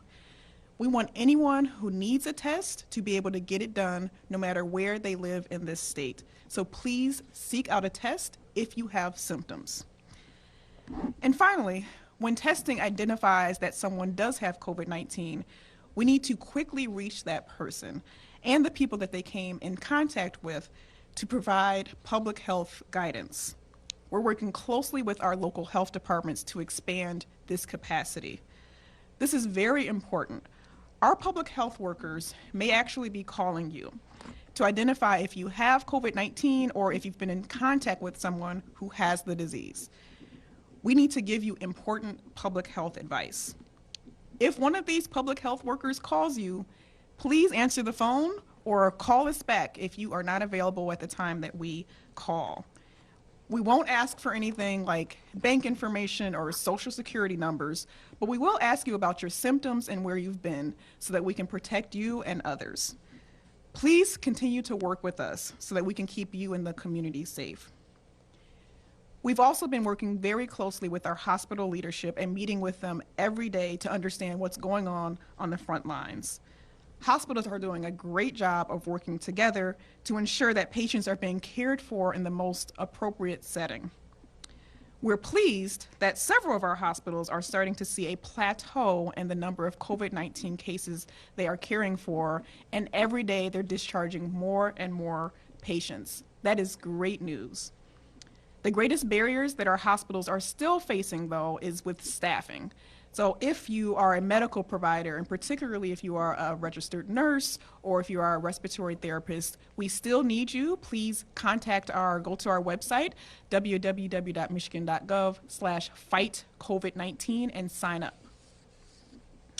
Our hospitals are also experiencing challenges with medications, especially those that are used to keep people safely on a ventilator.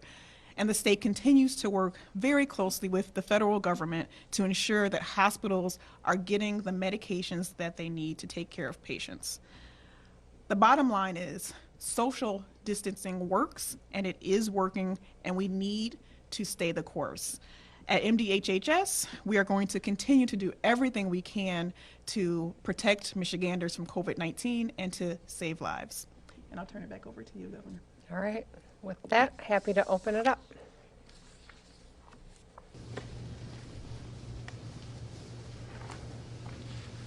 Governor, I want to return to the protests for just a moment because not since the right to work protest that we saw in 2012 have I seen this kind of a crowd of people here. And I appreciate what you said that the doctors and the hospital workers would tell them. What, if anything, beyond what you've already said about the slow opening back of commerce here in the state, could you tell them to perhaps put them at ease. There was one gentleman who apparently had his own company, and he said 27 years wiped out in 27 days. And I know that there is some help for small businesses, but could you direct them, or could you say something to them that might in some way recognize that there was a lot of grief out there today? Yeah. You know, I understand that, and I appreciate the spirit of the question, Rick. I think that, you know, I've had a lot of conversations with people that have small businesses who are really struggling, spent decades building something up and have a lot of people that they employ. They're worried about whether or not they'll still have something. I get that. And I think that one of the important pieces that I'm encouraging business owners to think about right now, to start planning, what does safely reopening look like? How does that particular business protect their employees and their customers? Now is the time to throw our energy into planning, because we know that COVID-19 is not going to be gone on April 1st or May 1st or July or June, August 1st. This is a virus that will continue to spread unless we all do our part. And that's why, as we think about re-engaging sectors of our economy, it's going to be really critical that we have confidence that we can do that safely. And that means our ability to test and to trace and to ensure that our hospitals can handle any increases. But we also have to have confidence that these businesses can be conducted in a safe way, and that would be the best way to really start informing how we move forward. The frustration and the pain is real, and the fear is real, and I hate that. You know, each of these orders has weighed incredibly heavily on me because I know that there are people that are really hurting because of this. I also know that it was absolutely necessary with the path that we are on. Michigan had the third highest number of COVID cases and deaths in the country, and we are not the third biggest state in the country. This is a dramatic, terrible virus that has been, you know, killing people in our state, and that's why we had to be bold. But I would ask that this business owner really start to work through how can reopening safely, what does that look like? And how do we make sure that when we are able to re-engage, that we do so in a way that prevents a second spike? Because I can tell you, as tough as this has been, if we have to come back to this position in a month or two, it'll be absolutely devastating. And so I would ask for that kind of help from the business owner, and I would hope that we can work together on that.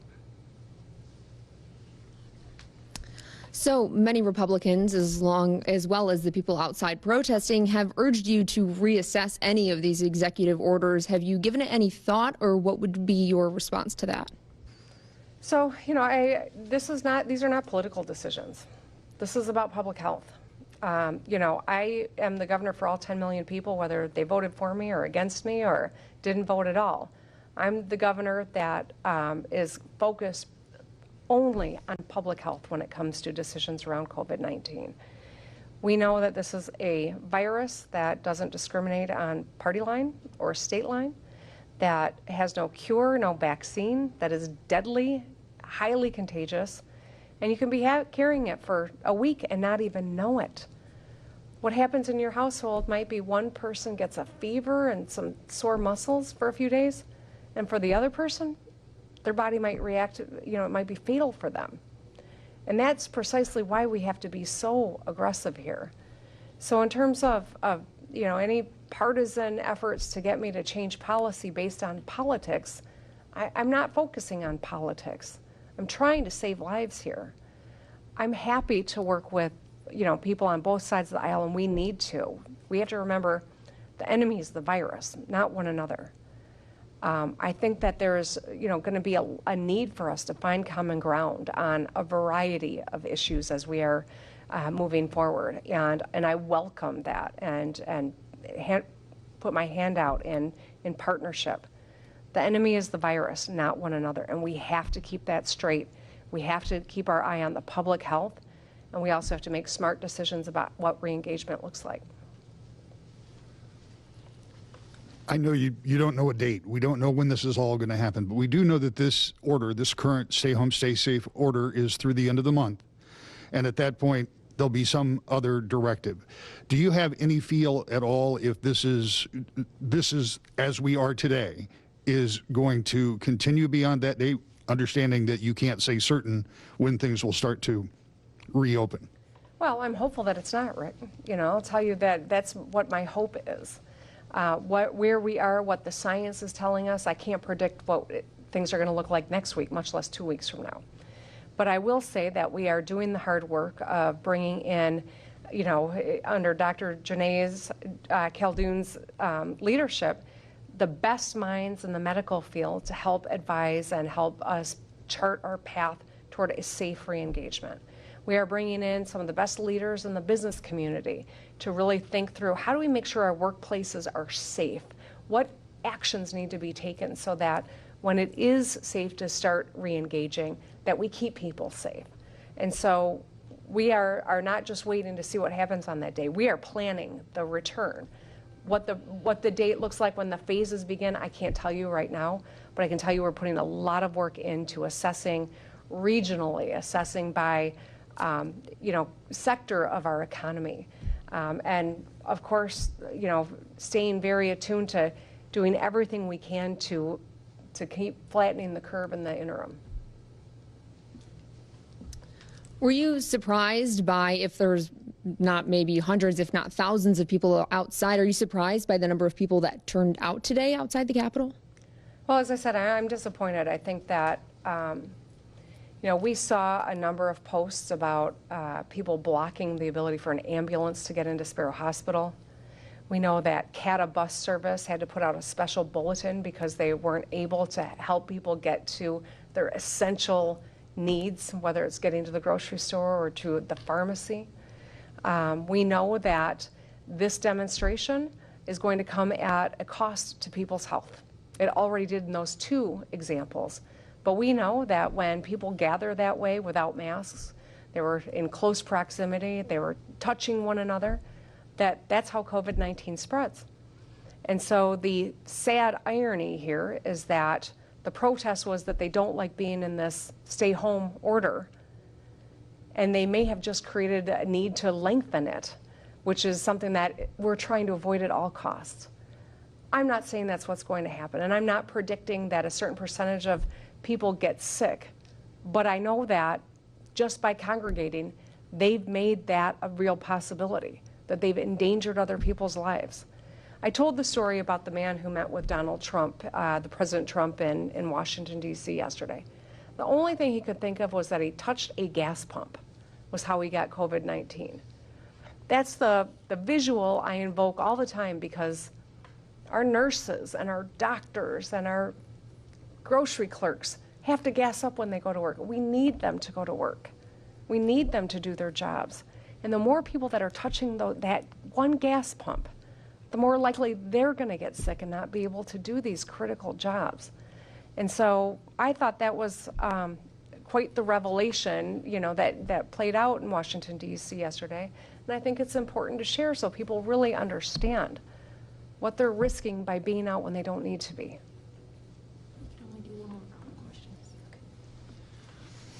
You were talking about testing and the need to expand that testing.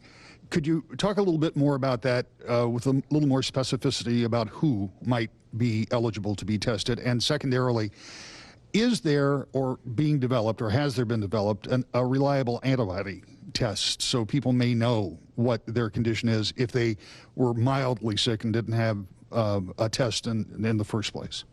So again, no question that as a country we were late in expanding testing across the country, but also here in Michigan.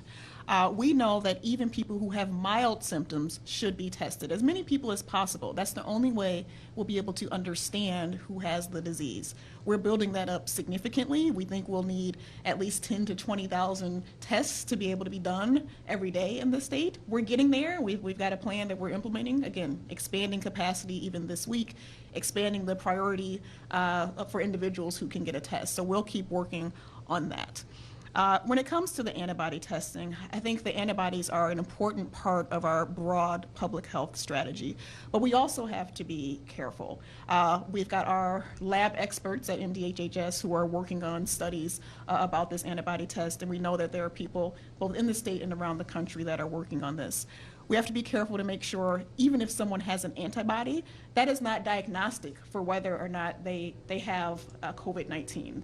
There's cross-reactivity with the test for the antibody. We want to make sure if you have an antibody, it doesn't mean you actually had a cold or something before. And if you have the antibody, we actually don't know how well it even works to be able to say that you're actually immune to the disease. So as it stands today, the antibody is very important for research and for surveillance purposes, and we'll continue to work to make sure when it is ready to be used broadly for our policy decisions that we are using it. There's been a lot of frustration around the unemployment site being down, and I know you've extended hours and added people to help out. Is there anything you just want to tell those people that are frustrated with the website being down and are having trouble filing? Yeah. Well, it's hanging there. You know, we are going to make sure that every unemployment claim gets filled. We're going to make sure that you've got the opportunity to fill in your application. I know that these frustrations are not unique to Michigan. I'm not making excuses, but I did see stories from across the country on the national news this morning. Similar situation where unemployment offices have just been overwhelmed by the need. Here's what I can tell you is that we've had a 5,000% increase in the last 4 weeks. We have 725,000 unemployed Michigan workers affected by COVID-19 have already seen $745 million in payments. So we have been able to get a lot of payments out. We're one of the few states to already begin the additional $600 in federal payments. So those people that are already on unemployment, more than 350,000 have gotten this payment as well. We've also begun accepting applications for self-employed workers, a group that wasn't traditionally included, which we wanted to make sure that they were. Those federal payments will begin on April 20th, and there's more than 200,000 of these workers who have applied. An estimated 95% of all potential claimants have accessed the system, with more than 90% filing online. We've extended our call center times and quadrupled the number of staff. When you have 5,000% increase, quadrupling staff is a big step, but it's not 5,000%. And so we still have people that are calling and are needing to make sure that they connect. What I can tell people is that I cut the red tape of requiring that your employer give you certain documentation. I cut the red tape of having timelines by which claims needed to be filed. We're not going to require those things. So patience is appreciated. We will get to everybody, and we will make sure that everyone gets every dime for which they are qualified. Okay. Thank you, Governor. All right. Thank you. Taking a live look at the White House before we head on over to California again today. This time, though, it's Los Angeles Mayor Eric Garcetti. He just took to the podium live. I started the record as soon as I could. So I'm going to take you out there now, right here on News Now and on coronavirusnow.com. Hope you all are having a great hump day. Happy Wednesday, everybody. We are almost to the end of the week for those of us still working, whether you're working from home or you're still going to an actual work location as an essential worker. Trace and track the people you've come into contact with and quarantine them. Simply put, testing saves lives. So go today, because anyone with symptoms in LA County can get a free test, and you go to coronavirus.lacity.org/testing to sign up for a test right now. We know that some of the worst days of this crisis are still ahead, but there are encouraging signs that the swift action we have all taken is flattening the curve. So folks are now asking, what comes next? How can we get more of our lives and our economy back on track? And how can we be prepared for future waves, potentially, of COVID-19? You see, one of the biggest tragedies of this crisis is that we simply don't know when we'll be able to come back together again, to see each other, hold each other, smile in 3 dimensions at each other. Getting back to when we can be back in a classroom or out on date night at a bar or a restaurant, catch a game at Dodger Stadium or Staples Center. This will require require a lot of steps in the days ahead. And getting back to some of those things will take longer than others. And we will always be guided by the health professionals, the public health professionals, in the steps that we take. Nobody was looking forward more to an LA NBA champion or World Series winner than me. But let's be clear, right now there are no small gatherings, and getting back to medium and large gatherings will take time. But day-to-day snapshots or estimates are less important than the work that we can do to make sure we are back in stadiums and arenas, bars and restaurants, back seeing our loved ones who are seniors sooner than later.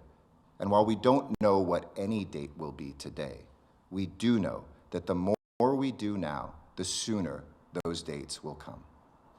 So while we've been reacting to this crisis by saving lives today, we're also simultaneously thinking about what we need to do for tomorrow to reopen up Los Angeles, to get back to school, to get back to work, to get back into public spaces, and what we need to be able to do that safely.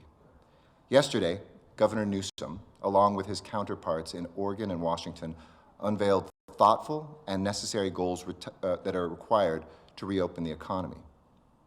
These steps zero in on testing, preventing infection among high-risk groups, hospital capacity and the ability to handle surges, the availability of therapeutics, medicine, and vaccines, adoption of physical distancing measures in businesses and schools, and the ability to kind of snap back to reinstitute safer-at-home measures when necessary.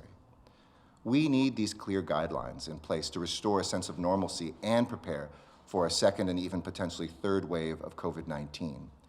Consistent with Governor Newsom's approach, I want to take a second tonight and share with you 5 pillars of our strategy that we are considering here and talking to leaders across the country about in order to return to good health and to more prosperity in Los Angeles. First is testing. So we all know, but it is a critical requirement that we have widespread testing for everyone with COVID-19 symptoms and for also asymptomatic people with significant risks of transmission. There should be strong national standards for the quality and the reliability of tests and federal support to guarantee supplies are affordable and available at the local level. Now remember, when we're talking about testing, we're really talking about 2 different kinds of tests. First, virology tests, which are the ones that are conducted usually with a nasal or a mouth swab to detect the presence of the SARS-2 novel coronavirus that can confirm whether somebody may be infectious with COVID-19, whether they have symptoms or not. This helps us track and trace and isolate people as well as their contacts so that they can be quarantined. And then the second type of tests are serology or blood tests that draw blood from a finger prick or a syringe to detect the presence of antibodies that have been produced in reaction to the presence of the novel coronavirus. These antibodies can tell us who has had this coronavirus or COVID-19 and assess their potential immunity or track and trace people they have come in contact with because we didn't know that they were sick. These blood tests are the easiest way to see how many people have had the presence of the novel coronavirus, but do not, I repeat, do not necessarily, as Dr. Ferrer has said many times, speak to someone's infectiousness. Virology, the swab tests, if you will, are better. They are a point-in-time test. Serology is really a historical test. And serology tests still have a way to go to be produced en masse and with close to 100% reliability. But we know that they will be critical in the steps ahead. We will need this strong system of testing before LA will be safe to reopen. Second, real-time surveillance is needed for us to be able to detect and prevent new outbreaks. We need to link test results to a surveillance network so COVID-19 can be tracked in real time. We can quickly detect new hotspots, maybe quicker than a human eye can see them. For instance, an outbreak in a neighborhood or a senior care facility. So we can quickly go to the third pillar, immediately respond to new cases with an even more aggressive approach than we have today. This is about building a greater ability to quickly isolate cases, trace and communicate with contacts, and quarantine non-immune individuals who have been exposed to COVID-19. Doing this means some workers will need to be trained for urgently needed new jobs to supplement the incredible work being done by our public health professionals. We've seen in San Francisco, librarians, medical students get enlisted. One estimate is that 300,000 Americans many out of work who could potentially have new jobs like they're doing in Boston right now, can help make sure we track and trace more quickly and more extensively. Fourth is the question of hospital capacity. This pandemic has laid bare our hospital bed shortage. We shouldn't have to scramble like this. And here in Los Angeles and California, luckily the actions we've taken and the great work by our hospitals to expand that capacity has let us keep up with the increasing demand of patients in our hospitals. But we need a national push to grow the capacity in ICUs, emergency rooms, and supplies like PPE now before the next wave hits. And then fifth, the last piece is ongoing research and development. Our country, and certainly this region, has a remarkable history of being innovators. That's how I started my speech tonight. And we know that top scientists with federally backed research can help develop treatments in universities like USC and UCLA here and throughout the country. We need to make sure that treatments and vaccines and cures to terrible diseases in the past, that brilliance is put here as it is being done for COVID-19. And we need the CDC and others to support standardized data collection and to closely collaborate with states, universities, and labs to effectively develop treatments, not based on theories, but on actual clinical trials. And then to share that information with doctors and nurses on the front lines. These 5 principles are the principles guiding us here in Los Angeles, as we will make those decisions about how and when we can begin to get back to work and back to school, back to fun, back to the life that we had before all of this.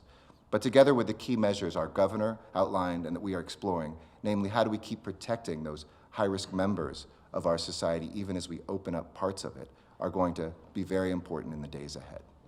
So let me return to blood testing, because I've asked Dr. Fulton, her colleagues here today, to speak a little bit about this in a moment. We know that blood testing is critical in looking at immunity, helping identify Americans who might be able to serve in workplaces or classrooms and roles that may otherwise create significant risk of transmission in the days ahead. The existing tests are still not good enough and not widespread enough. We need a better ability to measure antibodies and understand and test results translate into how test results might translate into actual immunity. And blood tests might give us critical information like who might have plasma that can help guide our research and protect more people and save more patients. And we know that our progress depends on powerful partnerships between government and the private sector. And so tonight we're very proud to highlight a partnership between the County Department of Public Health, my office, USC, and Lieberman Research Worldwide in Century City, as well as collaborators at UCLA and Stanford, to address serology and the tests that will measure antibodies in the blood, tests that will help us move from crisis to recovery and to see how many people, in fact, are infected or have been infected with this novel coronavirus.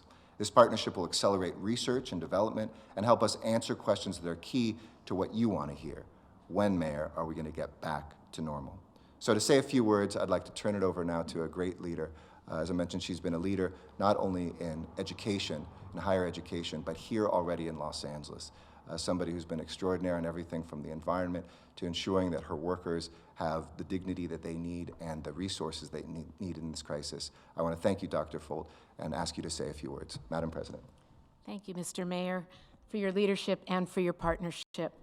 Even though Los Angeles is practicing social distancing, collaborations like this are bringing us much closer, and we're learning how to do it on warp speed. So it's really important for us. This study is led by USC Price professor Niraj Sood, and this antibody study will provide critical information for us and for the rest of the world on how to combat this pandemic and find a pathway to potential end of this crisis.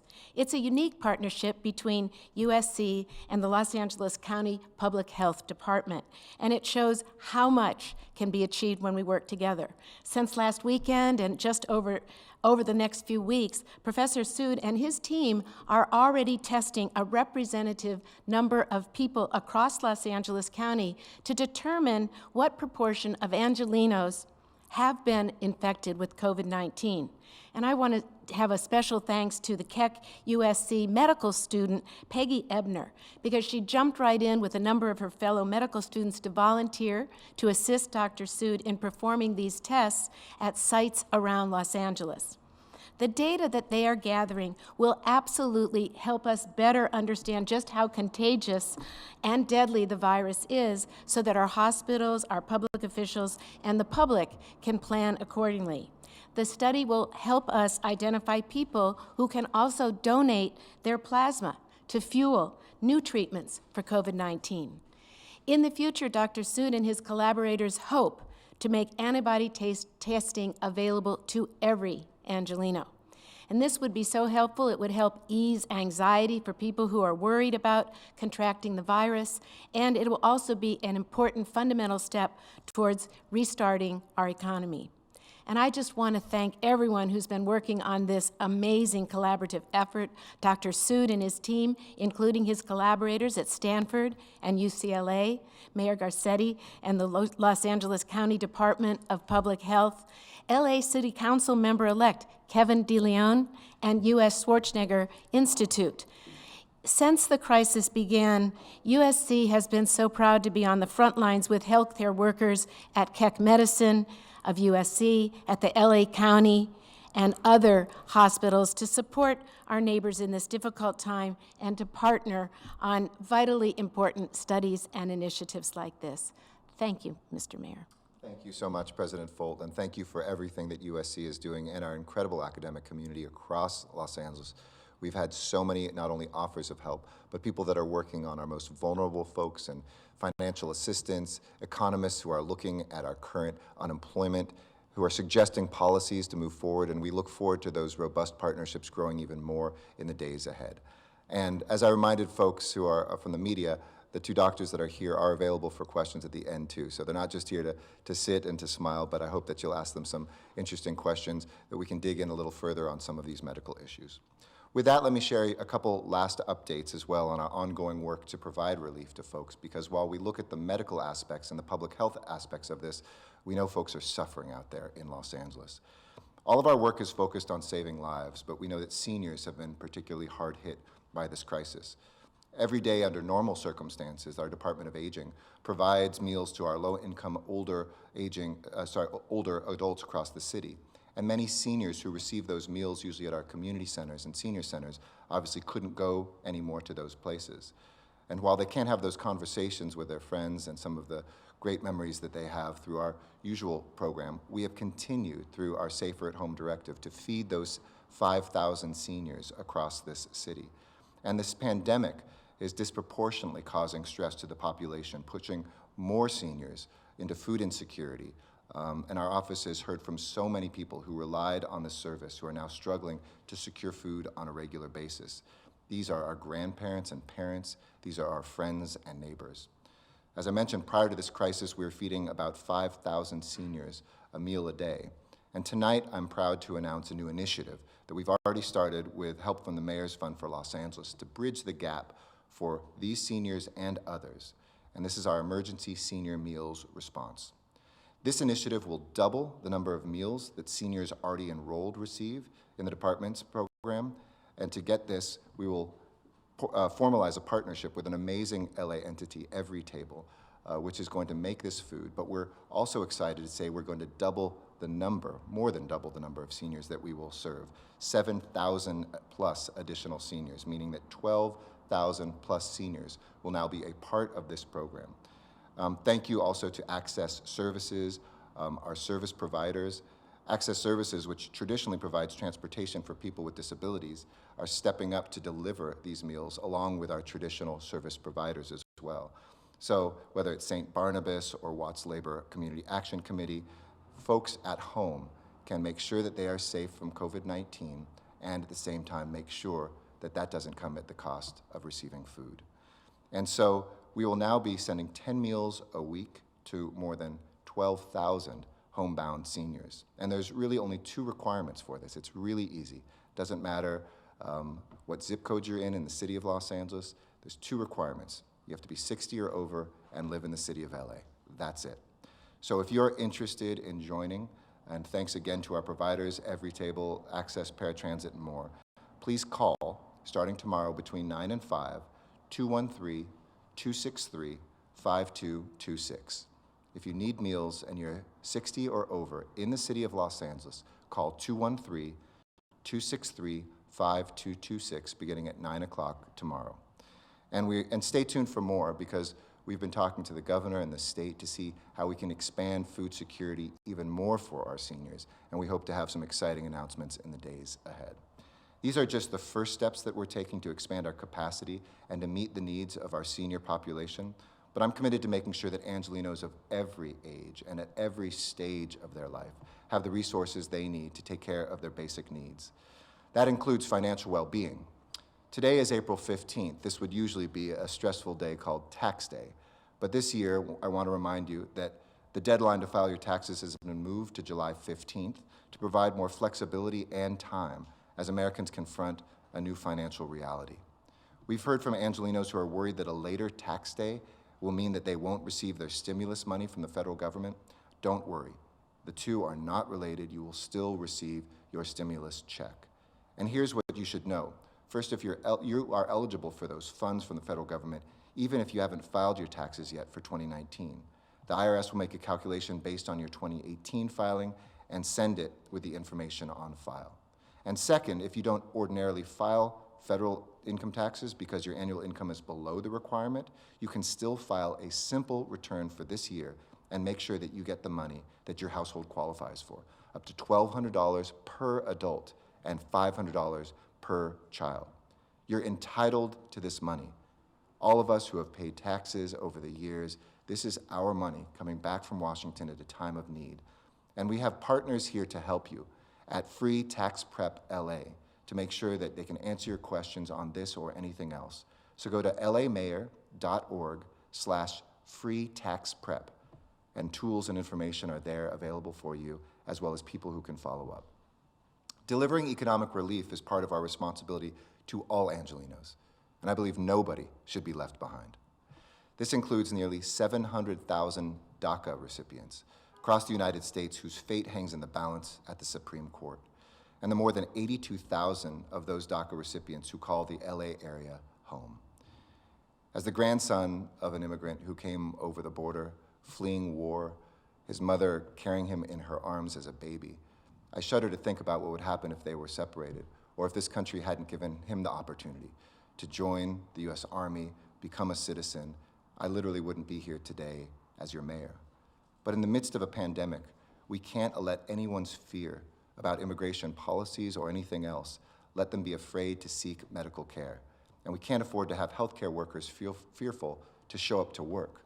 People who clean the hospitals, people who serve in the hospitals, people who are making sure that our markets work and our warehouses are functioning. That's why this week I led a group of 52 mayors from across the country sending a letter to the Department of Homeland Security urging them to keep protections in place and to automatically renew any DACA employment authorization documents that expire this year. From day one, state and local leaders have led the response to COVID-19, and that's not just the case here at home, it's the case around the world. And as I've mentioned throughout this, I've convened Zoom meetings and participated in Zoom meetings with mayors across the country, the 13 mayors of the most populous cities up and down the state, and today I had my second call with dozens of mayors from around the world, the mayor of London, the mayor of Melbourne, the mayor of Milan, the mayor of Curitiba and Guadalajara, and many others, who are comparing notes about what they are doing to open up their economies and to think about the future. We had a presentation from Singapore to learn about their public health system and the things that they are doing. And we heard from folks who are battling the economic duress that everybody is experiencing in their cities. This effort is absolutely critical because none of us stand alone. Not us in our neighborhoods or across our city, not in our state or our country, nor in this world. If there's one thing I've learned from this, it's that we need to be even more tightly connected. This virus reminded us of how tightly connected we are across the world. It is now time for us to make sure that the answers and solutions come from that same shared network as well. We will get through this, and when time comes to move into the recovery phase, we have to address the core inequities that allowed this crisis to hit some Angelenos harder than others, to stay focused on what we can do to protect our health, to get people back to work, and accelerate our action to address things like the climate crisis and other public health emergencies we have, from homelessness to a warming globe. But we're reminded that we are in this together, Every night that you invite me into your home, it's a reminder that we are part of one city, a city of angels, a city that will soar again, a city that has the brilliance and the courage and the grit to not only get through this, but to see a better day.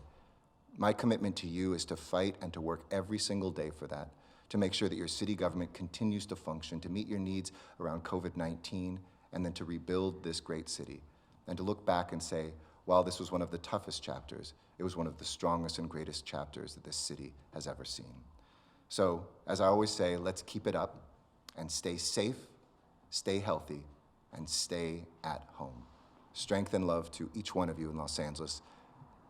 President Folt, myself, and the doctors would be happy to answer any questions. Thank you. I'll take the first question. Thank you. And the first question comes from Jory Rand from ABC7. Please go ahead. Hold on 1 second before you ask the question. I'm going to actually ask the two doctors to introduce themselves because I know I can see them, but there you might not be able to. So Dr. Simon and Dr. Sood, would you just briefly introduce yourselves and then we'll take your question, Jory. Sure. Hello, I'm Dr. Paul Simon with the Los Angeles County Department of Public Health. Hi, I'm Professor Neeraj Sood from the University of Southern California, and I'm co-leading the study with Dr. Paul Simon from LA County Public Health. Thank you both. Go ahead, Jory. Sorry about that. I'm sorry, Jory must have disconnected. We'll now go to the line of Alex Michelson from Fox 11 News. We'll get you back, Jory. Don't worry. Go ahead, Alex. Hi, Mayor. And as a Trojan, I love the USC theme tonight. So fight on to all the Trojans in the House, including President Folt. And like most Trojans, we want to go see football games this fall at USC. Like most Laker fans, we want to go to Staples Center and to see them or the Clippers win the title this year. We want to see the Dodgers win the World Series. There's a lot of speculation about what's going to happen on that front. So can you level with us, and how realistic is it that we're actually going to be able to go to sports games this fall, the concerts people want to go see, such an important source of revenue for people this fall? And to that point, if we can't, what do you think about sports without a crowd? And one last follow-up on that point. Looking back, knowing what we know now, was having the LA Marathon when we did, was that a mistake? Sure. So on that last one, no, we talked to public health, and because runners are spaced out and people took that, it did not look like it was. It was one of the last actually great things we had before we had cases come here, and we have not traced a cluster of cases back to the marathon at all. Second, you raise a great point. And as I said, I know it made some news, something that I said in response to a question from one of our general managers, where I said it was going to be difficult to imagine this year going back to the largest gatherings we have. That became suddenly any concerts and any sporting events in any way.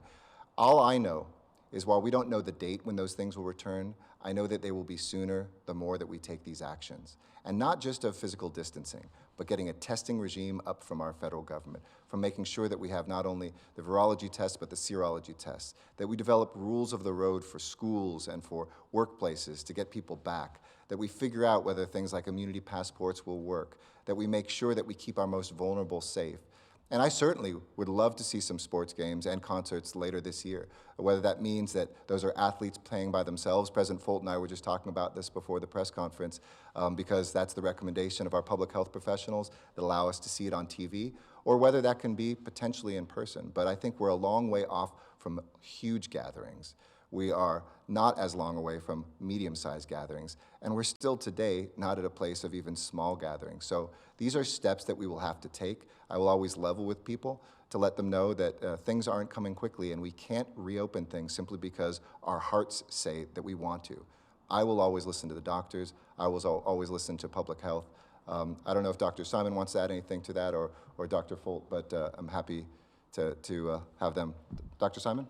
Sure, I'm happy to comment. I think the important point is we can't predict the future. I think we have to take it week by week. We use the best available data, the best available information on how we distance and what the impacts of those interventions are. I think if we do scale back, it will be in a very gradual and strategic way. We certainly don't want to endanger folks, particularly those who are most vulnerable. Thank you. All right, we'll take the next question. Thank you, and that goes to the line of Jory Rand from ABC 7. Sorry about that, Jory. Welcome back. Appreciate it. Can you guys hear me okay? Yeah, we can hear you great. Okay, fantastic. This is a little bit of piggybacking on the last question, but there are people who want to see society and business open now. A vast majority of Americans say they're fine with safer-at-home orders, but there are some people out there who are contacting us, and I'm sure you saw what happened in Michigan today, where groups shut down parts of the capital city in protest of stay-at-home orders there. So maybe people here aren't going that far, but can you speak to that question of why some of those non-essential businesses can't reopen now if they implement the safe practices of using masks and physical distancing and limiting numbers inside combined with the testing? And what do you say to those who just say if people want to go outside and risk their own health, why not just go ahead and let them? Thank you. Sure, and I'm sure Dr. Simon might want to add to this because I've heard Dr. Ferrer talk about this. This isn't just about your life. This is about other people's lives too. This is about people who you know and love, who you care about. Half of our households have somebody over 65 or the pre-existing medical vulnerability. So we know that this is something that isn't just about whether you'll take a risk on yourself, but your actions could wind up spreading and killing others. And that's why it's absolutely critical that we listen to public health advice and professionals, not for us to just go on our own instincts here. That said, I will always continue pushing strongly on what we need to do. If there are measures we can take that get us there sooner, I'm not going to be passive about those things. I'm going to ask Washington for that help. I'm going to ask Sacramento for that help. I'm going to talk to mayors around the world about what those best practices are, because I don't want one more day to go by than it has to, that we stay at home and that our livelihoods are endangered the way they are. But we all know that if we let this be a medical disaster, that is the worst thing for our economy. It is the worst thing for our lives, and that's the only thing we can never restore, a lost life. Dr. Simon, is there anything you want to add to that? Well, I would just say we're relatively early into the pandemic. We're still seeing deaths, the numbers of people dying going up. We've seen a leveling of reported cases of COVID. That's a good sign. I really want to commend the general public. They've been incredibly responsive, and we understand it's a hardship. I know people are suffering. There's certainly economic consequences, but also the psychological consequences, and we understand that, and we're with you. We want to try to open things up as quickly as possible, but we have to be very cautious. Thank you. Take the next question. Thank you. Thank you, and that comes from the line of Mary Beth McDade from KTLA Channel 5 News. Hey, Mary Beth. Please go ahead. Hi, Mr. Mayor. Well, you do sound better today. I hope you're feeling better Feeling today. great. Feeling strong. Also, a couple different things. Sure. I just wanted to find out, it seems that testing is just so key as far as getting things reopened. I'm wondering, I'm hearing you say we're now up to 10,700 tests that we can do daily. Is there a number that we need to see? How many tests do we need to be able to do per day in order to reopen the economy? Second question also, I know we were just talking about the study for the antibodies and what have you at USC. Wondering when can we expect some of those results from that study? And then lastly, I know City Councilman Joe Buscaino is using some funds and he's using them towards restaurants to make meals for the homeless. And so he's helping give some business to restaurants, also helping out the homeless in need. Just listening to your initiative as far as helping out these seniors, why not expand that across the city where some funds can go to these restaurants, have them make meals for the homeless and seniors?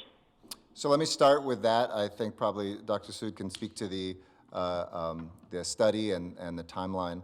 By the way, I want to thank Joe Buscaino, Paul Krikorian, Marquise Harris-Dawson, so many folks, and I think elected officials across the county who've stepped up to help support local restaurants. We've done that through the mayor's office as well.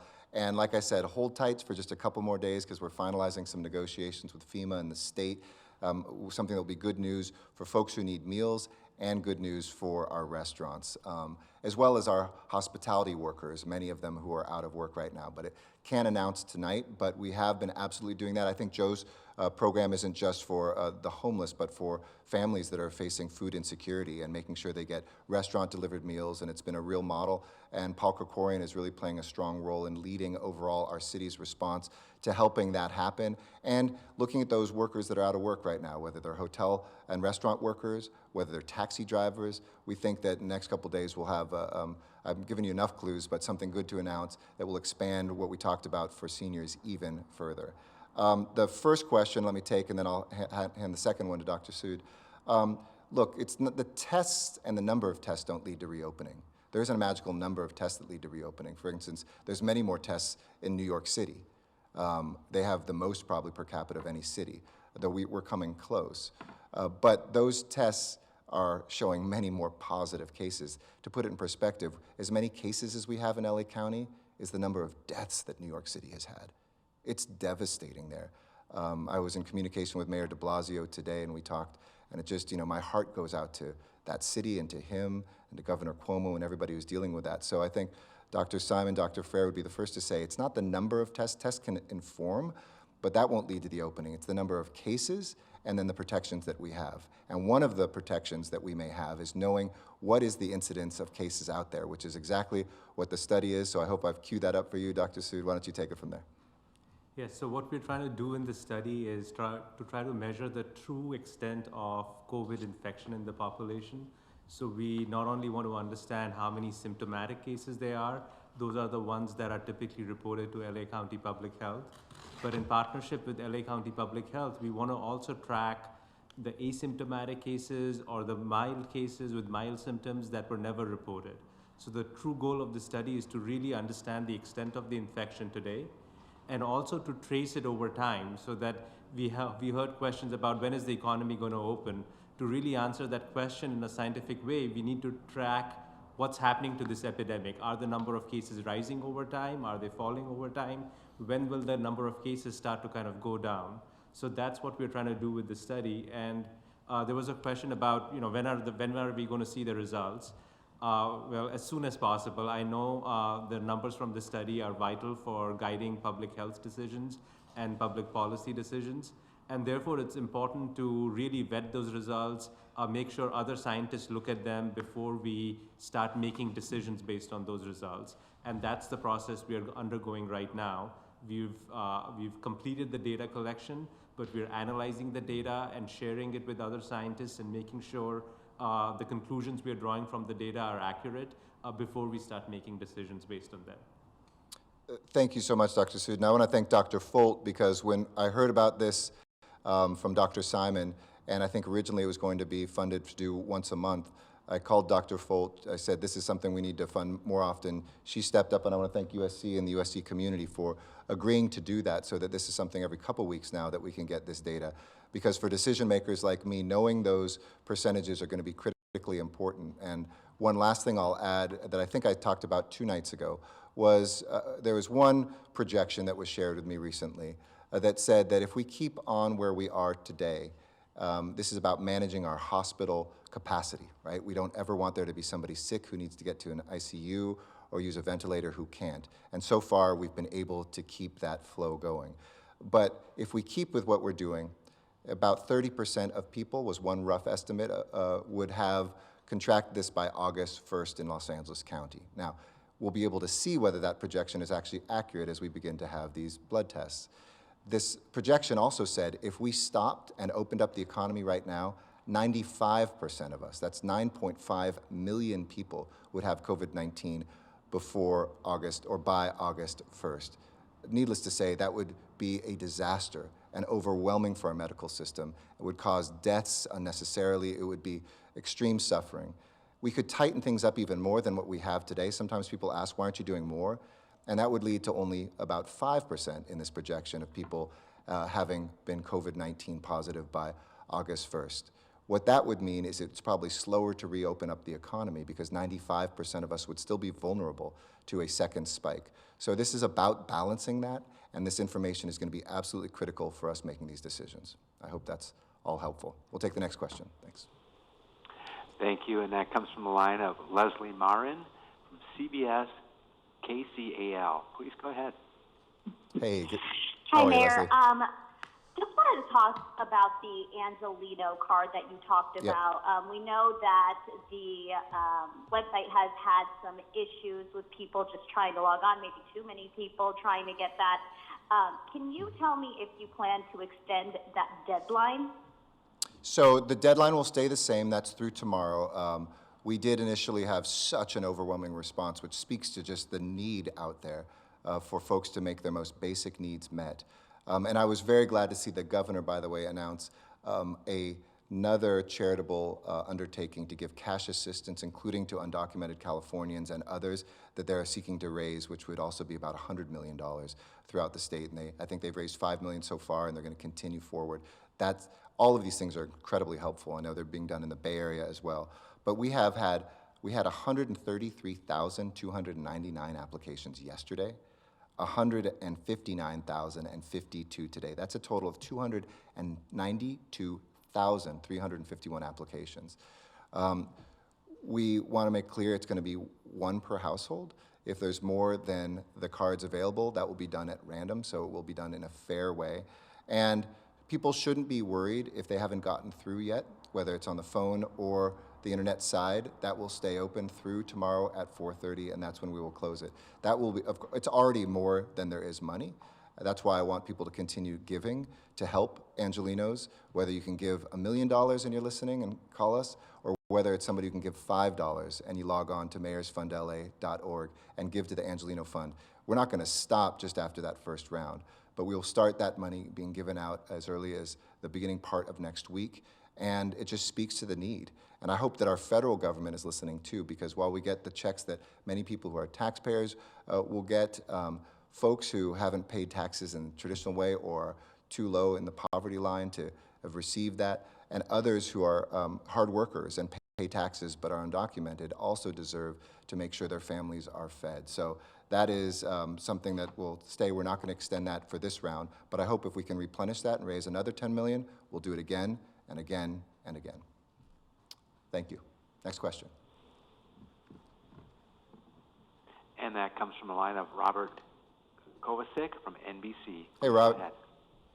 Mayor, how are you, sir? Good. How you doing? Quick question for you, and then I'd like to speak with the doctors, if I may. Okay. Mayor, I didn't quite get an answer, or maybe I didn't hear from being so far away, regarding large gatherings when it comes to sporting events. Will you subscribe to whether it's high school teams or professional teams playing despite not having an audience? And would you subscribe and think that that would be an okay idea as we move forward? Absolutely. If our public health professionals say that it's good and that we can, for instance, test everybody that's on a team and they say it's safe, absolutely. I think that's probably something that we will see before we see stadiums full. Doctors, thank you very much for chatting with us. There seems to be a lot of belief among people that we have spoken to at NBC4 that there is going to be a reluctance overall for people to begin a new normal until there actually is a vaccine. And we know that that could be a year and a half at the earliest, correct? With that said, is there a way that you can see people trying to go ahead with their lives as these restrictions are lifted, and what would you recommend to them, especially in light of the fact that Mayor Garcetti himself has warned us that we can expect to go back inside at least one more time, perhaps two more times, due to coronavirus? So I think what I'd say is COVID-19 is still a new disease, and we're still trying to understand what it would do. So I don't think, we don't know for sure that we would need a vaccine to get back to normal. There is a likelihood that we might be able to get back to normal much earlier than that. But we still don't know how much time that would take, whether that might happen in a month or that might happen in 2 months. And that's why we need the science to track the epidemic, to figure out how many people are getting infected, how are the number of infections changing over time? Do we start seeing the number of infections go down over time? And as we start seeing infections go down, we know then that's a safe time to try to re-enter or restart the economy. So I think we have to do this in a scientific way, but hopefully we don't have to wait for a vaccine for 18 months. I think there's a good chance that this might happen earlier than that. So let me just add one more thing. I think we need to distinguish between the antibody test and the PCR test, and they complement each other, but I think very importantly we have to expand access to the PCR test and be very quick about testing folks who have symptoms, and if identified with the infection, isolating them, identifying their contacts, quarantining them. I think Dr. Frieden, the former director of the CDC, described it as putting a box around the virus. If we can do that effectively, that then frees up other folks to have more freedom in terms of their movement. Okay. Thank you. We'll take the next question. Thank you, and that comes from the line of Claudia Pashuda from KNX News Radio. Please. Hi, Claudia. Hi. There is now an outbreak. We know of at least one outbreak on Skid Row, 6 people at the Union Rescue Mission, including one person who died. And advocates for homeless people keep calling on you to commandeer hotel rooms and more quickly move to get people off the streets. So I'm wondering, given evidence of this outbreak, if there's any thought of doing that at this point? Sure. I think that was, if I'm not mistaken, something from 10 days ago. There was an employee, not somebody who was experiencing homelessness, but who lived there at the mission. And that area up where they lived in kind of a dorm setting, everybody was quarantined there. I hadn't heard about the death, though, if that is the case. My heart breaks for not only the mission that has been providing so much help over the years, but who has been at the front line of this. I know they're trying to set up their own testing facility, but we haven't waited, and we have started testing, as I mentioned last week, handing out tests to the doctors and the clinics that serve our unhoused Angelenos. It's been a very high priority since January for me that we have this plan in place. In terms of commandeering, I would just say, look, we still have to pay for things. And so we have to make sure that we have the money from the state and the federal government through our county for these hotel and motel rooms. But I've put such a priority on this that we put kind of a czar from the city side on charge of this, just in terms of calling more hotels, calling more motels, offering not only just to have hotel rooms now, but potentially to purchase those hotels and motels so that people after this is done don't hit the streets again. Been working very closely with Judge Carter. We've put out over 300 sanitation stations, over 50 of those on Skid Row. They're being serviced once a week. Now they're being serviced daily. Over 50 porta potties there alone and other things for sanitation. And we'll be rolling out later this week and hold till the end of the week until we can announce it kind of formally, but the sort of testing we need that will give quicker results on the street for folks. One last thing is all of the folks from LASA and our service agencies have moved from general education outreach to now really trying to find cases among unsheltered Angelenos. They've been doing that now for a number of days, actually since last week. And the folks who have come in, nearly 1,000 into our new congregate shelters at our rec centers, also have access to nurses, to testing, and quick resolution, because people will come down with COVID-19 even in those congregate settings, but they're much safer there than on the streets. Lastly, the hotel rooms right now, we don't have them filled. So we need to expand them and fill them. And I would implore everybody who's working in that homeless services space, and I know what amazing work they're doing from LASA, from the county and others, to continue getting people more quickly into those rooms. So it's not about commandeering more rooms. It's not like there's a list of 2,000 people and we only have 1,000 rooms. It's the opposite. There's right now 1,765 rooms that have been booked. 841 of those are in the city for asymptomatic people. So these are folks who don't have a home, don't have COVID-19 symptoms, but we need to get them inside. And the Tier 2 housing, which is hotel and motel rooms for people who do have symptoms. Right now, there's 900 of those, 512 in the city, and 153 of those are currently occupied. So the capacity is kept up, but I share their concerns. We can't get too many rooms too quickly. My goal, and what I heard the county and state talk about, was 15,000, and that's what we need to keep gunning for, and I certainly will continue to. Next question, please. Thank you, and that comes from the line of Melanie Mason from the Los Angeles Times. Please go ahead. Hey, Melanie. Hi, two quick questions with regards to the antibody study. The first, Mr. Mayor, what exactly is the city's role with the study? Are you anticipating contributing financial resources, more manpower? And secondly, to either you or to Dr. Simon, obviously this test is for research purposes. This is a random sample, but there are people who are seeking out this test for their own personal information. And I'm wondering if the city or the county has looked into ramping up the availability for residents to be able to obtain these antibody tests. Obviously, interest is quite high in finding out this information. So let me answer the first and a little bit of the second and toss it over to Dr. Simon. We need more clarity, though we've had some good initial conversations with FEMA about whether the serology tests will be also reimbursable. For folks who don't know this, every night that I talk about these tests, including tests for people who don't live in the city of Los Angeles, we're fronting that money and we're only getting reimbursed 75% of that. So 25% of every test, and they're not cheap, but this is about saving lives. We've just dug into our city funds, and I've said, I don't care. I know that we're going to have financial difficulties in the year ahead, but we have to save lives and bend this curve, so we've been spending that money. We need to get answers about serology, and it is my hope the federal government will help it not only expand, but through employers and folks who don't have employers who can pay, making it free with 100% reimbursement for local counties and cities that are willing to do these tests, that we will have the resources to do that. In terms of the tests, it was something that Dr. Simon was talking to me about. I've talked to a number of people that were doing these, and I said, tell me what the details are. Can I help get you those resources? I made a pitch, I think, 2 weeks ago on camera for anybody who wanted to pay for this, so it wouldn't be just once a month. And then I called Dr. Folt, mentioned that this was happening at her great university, and said, can we work together to find donors? She said, we've got this covered. So I didn't play more of a role than just kind of pushing people along, but I'm really proud that this is not something that will be done, every 4 weeks, but now half or twice as often, excuse me. And I want to thank you again for that, Dr. Folt. Dr. Simon, why don't I toss it over to you or to Neeraj? You want to take that one?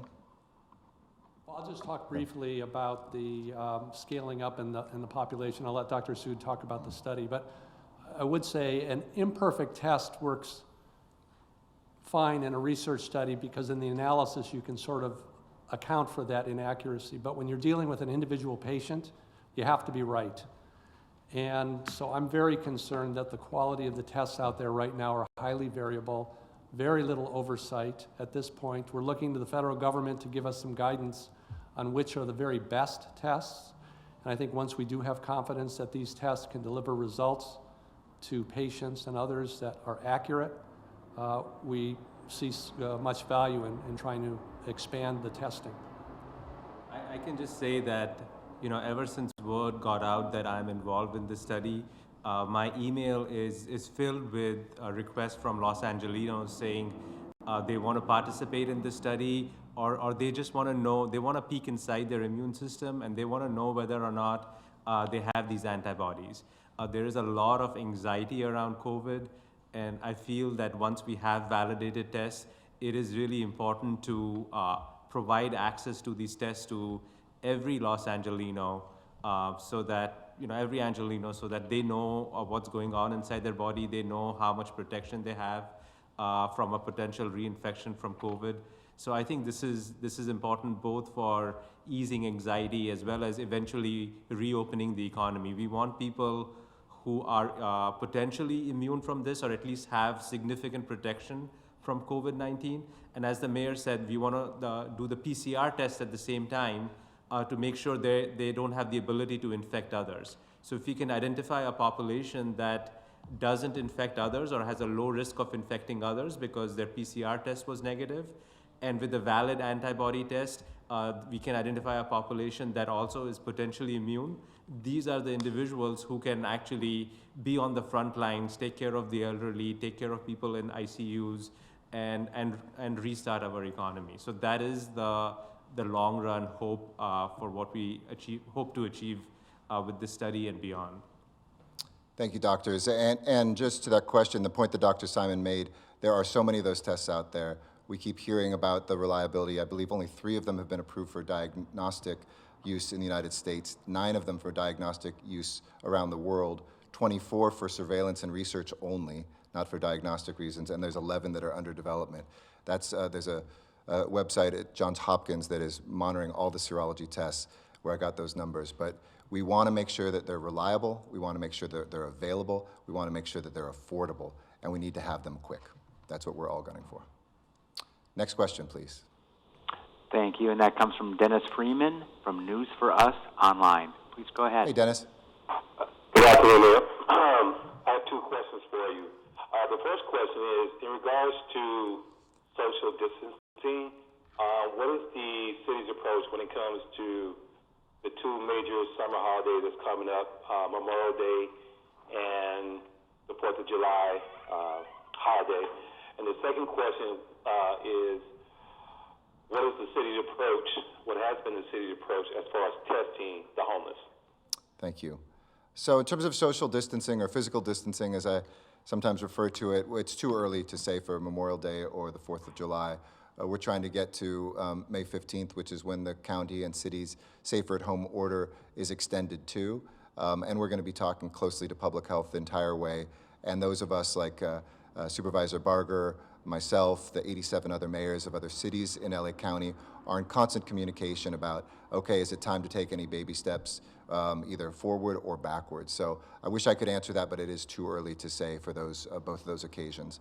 In terms of the testing individuals who are experiencing homelessness, so we have had a number of tests already go through. I think the numbers were, we had over 230 tests that we have done. I think the numbers, I'll try to get you the exact numbers, but the ones that have come back have been over 95% negative, only about 5% positive cases. We've been able to isolate and use those, and track them, excuse me. The county has at Dockweiler Beach trailers that are used for isolation, though I think the preference these days is the hotel rooms that are so-called Tier 2 rooms for folks that aren't just experiencing homelessness. It may be Angelenos that don't have a place to quarantine or self-isolate. They're going into those hotel and motel rooms. And our plan is to do more rapid street testing as we get that equipment and those tests. In the meantime, we've given out hundreds more tests to providers, doctors who work all the time with people who are experiencing homelessness, from Venice to Skid Row, the San Fernando Valley, South Los Angeles.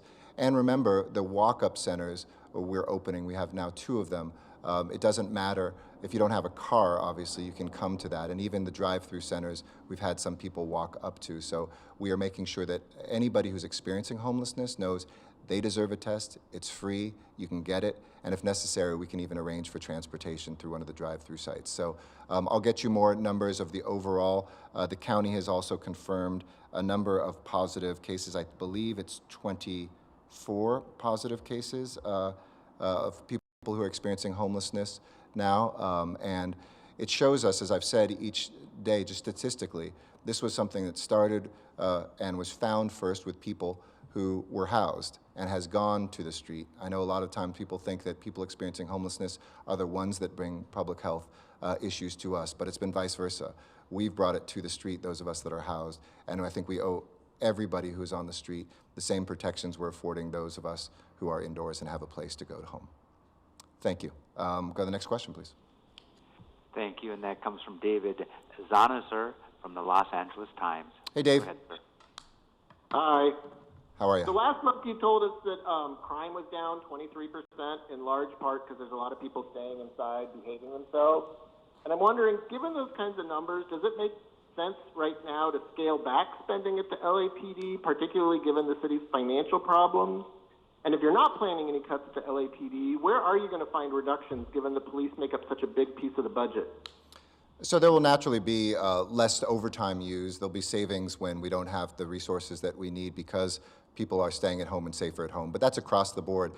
All departments, LAPD, and every other one of the 37 departments of the city of Los Angeles have been asked to find savings wherever they can, to know that there's no new funding this year, to stop any new programs, to implement a hiring freeze right away. So those things apply to the police department as well as to all of our other departments.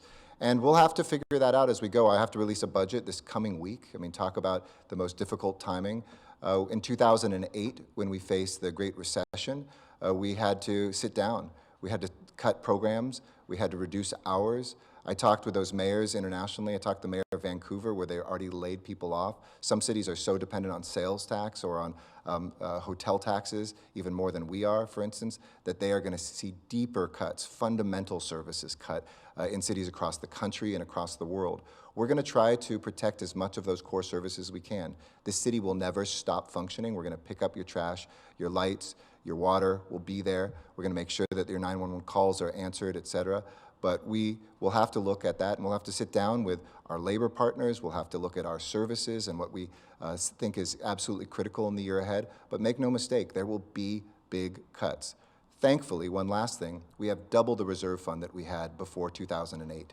You don't get any credit for raising the reserve fund each year. I know we've talked about it, and something I've been very proud of. Our budget chair, Paul Krikorian, and the City Council has been a zealot about this.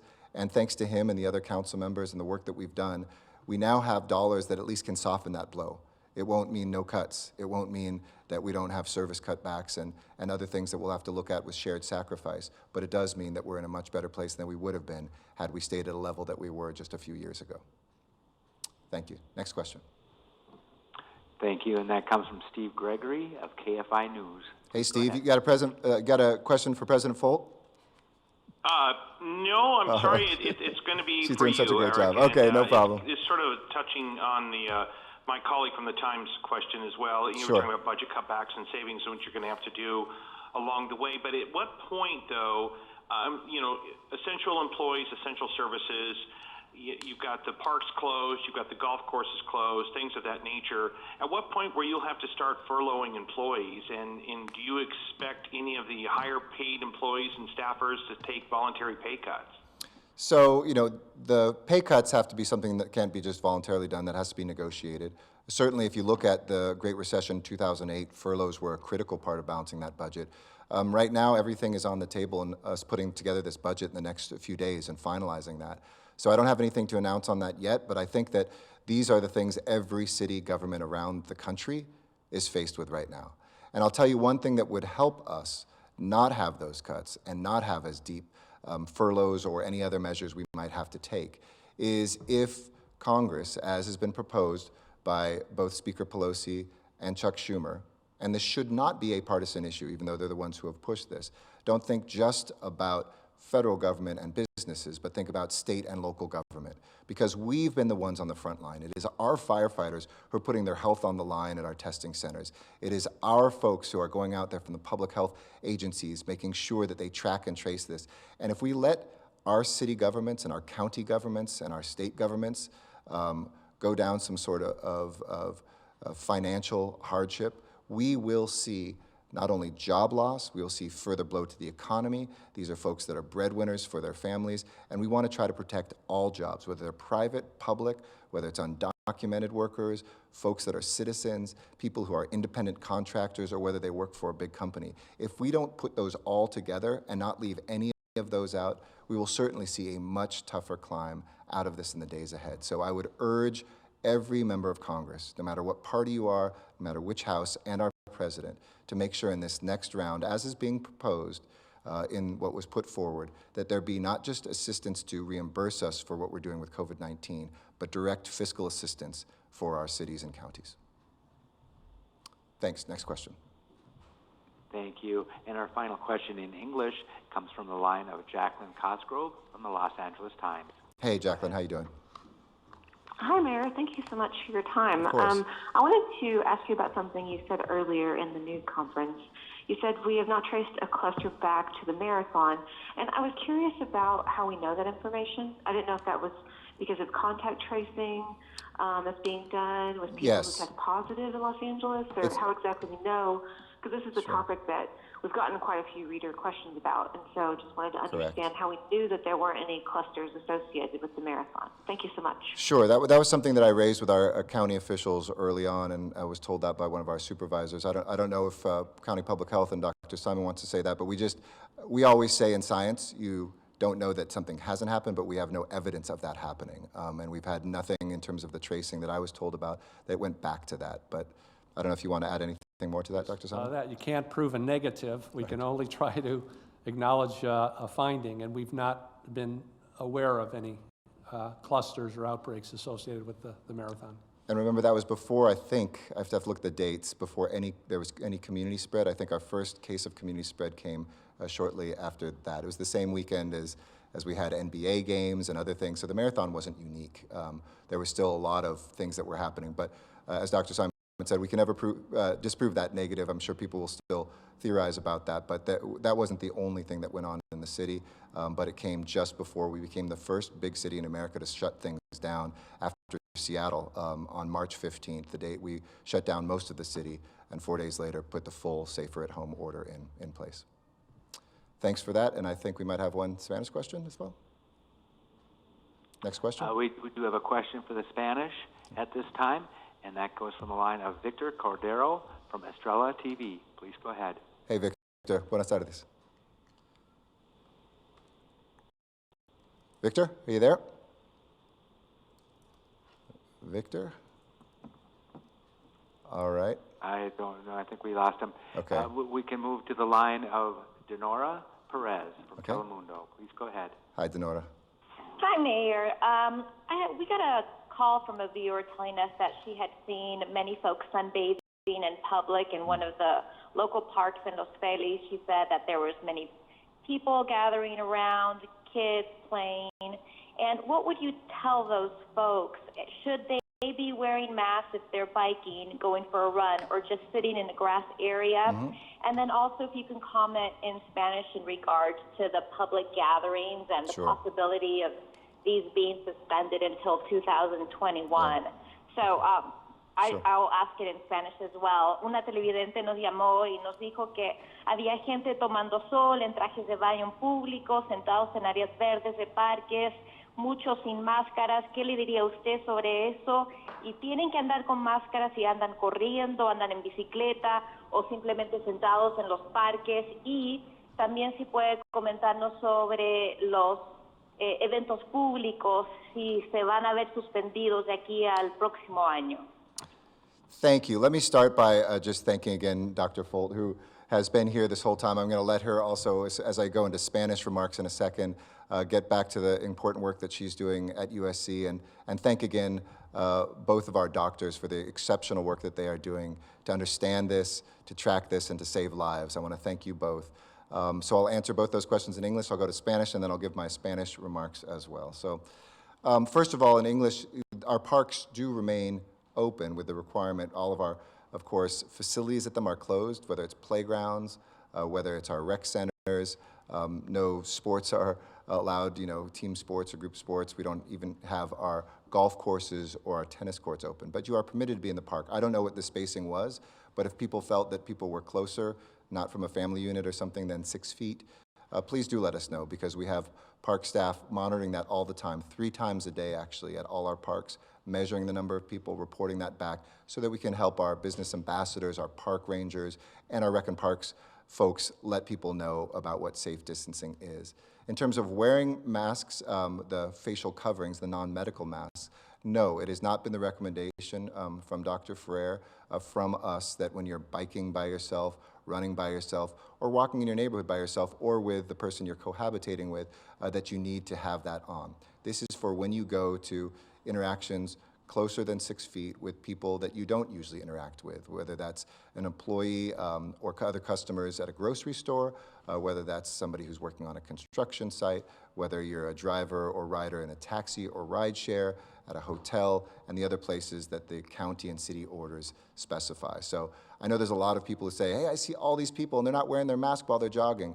It's important to remember these masks can also carry germs. So don't use them day after day. Wash them each day. Don't put them down in strange spaces or places, and wear them just where we are requiring them, because that's where they're going to have the effect of not spreading this disease. And in terms of the public gatherings, I've already said in English, so I'll say that in Spanish. So I'll translate. All right, guys, do want to say thank you so much for being here with us on News Now. We are just about a half hour away from our KTTV Coronavirus crisis special report from Fox 11. So until then, I do want to continue on with some more stories that have been happening here across our country.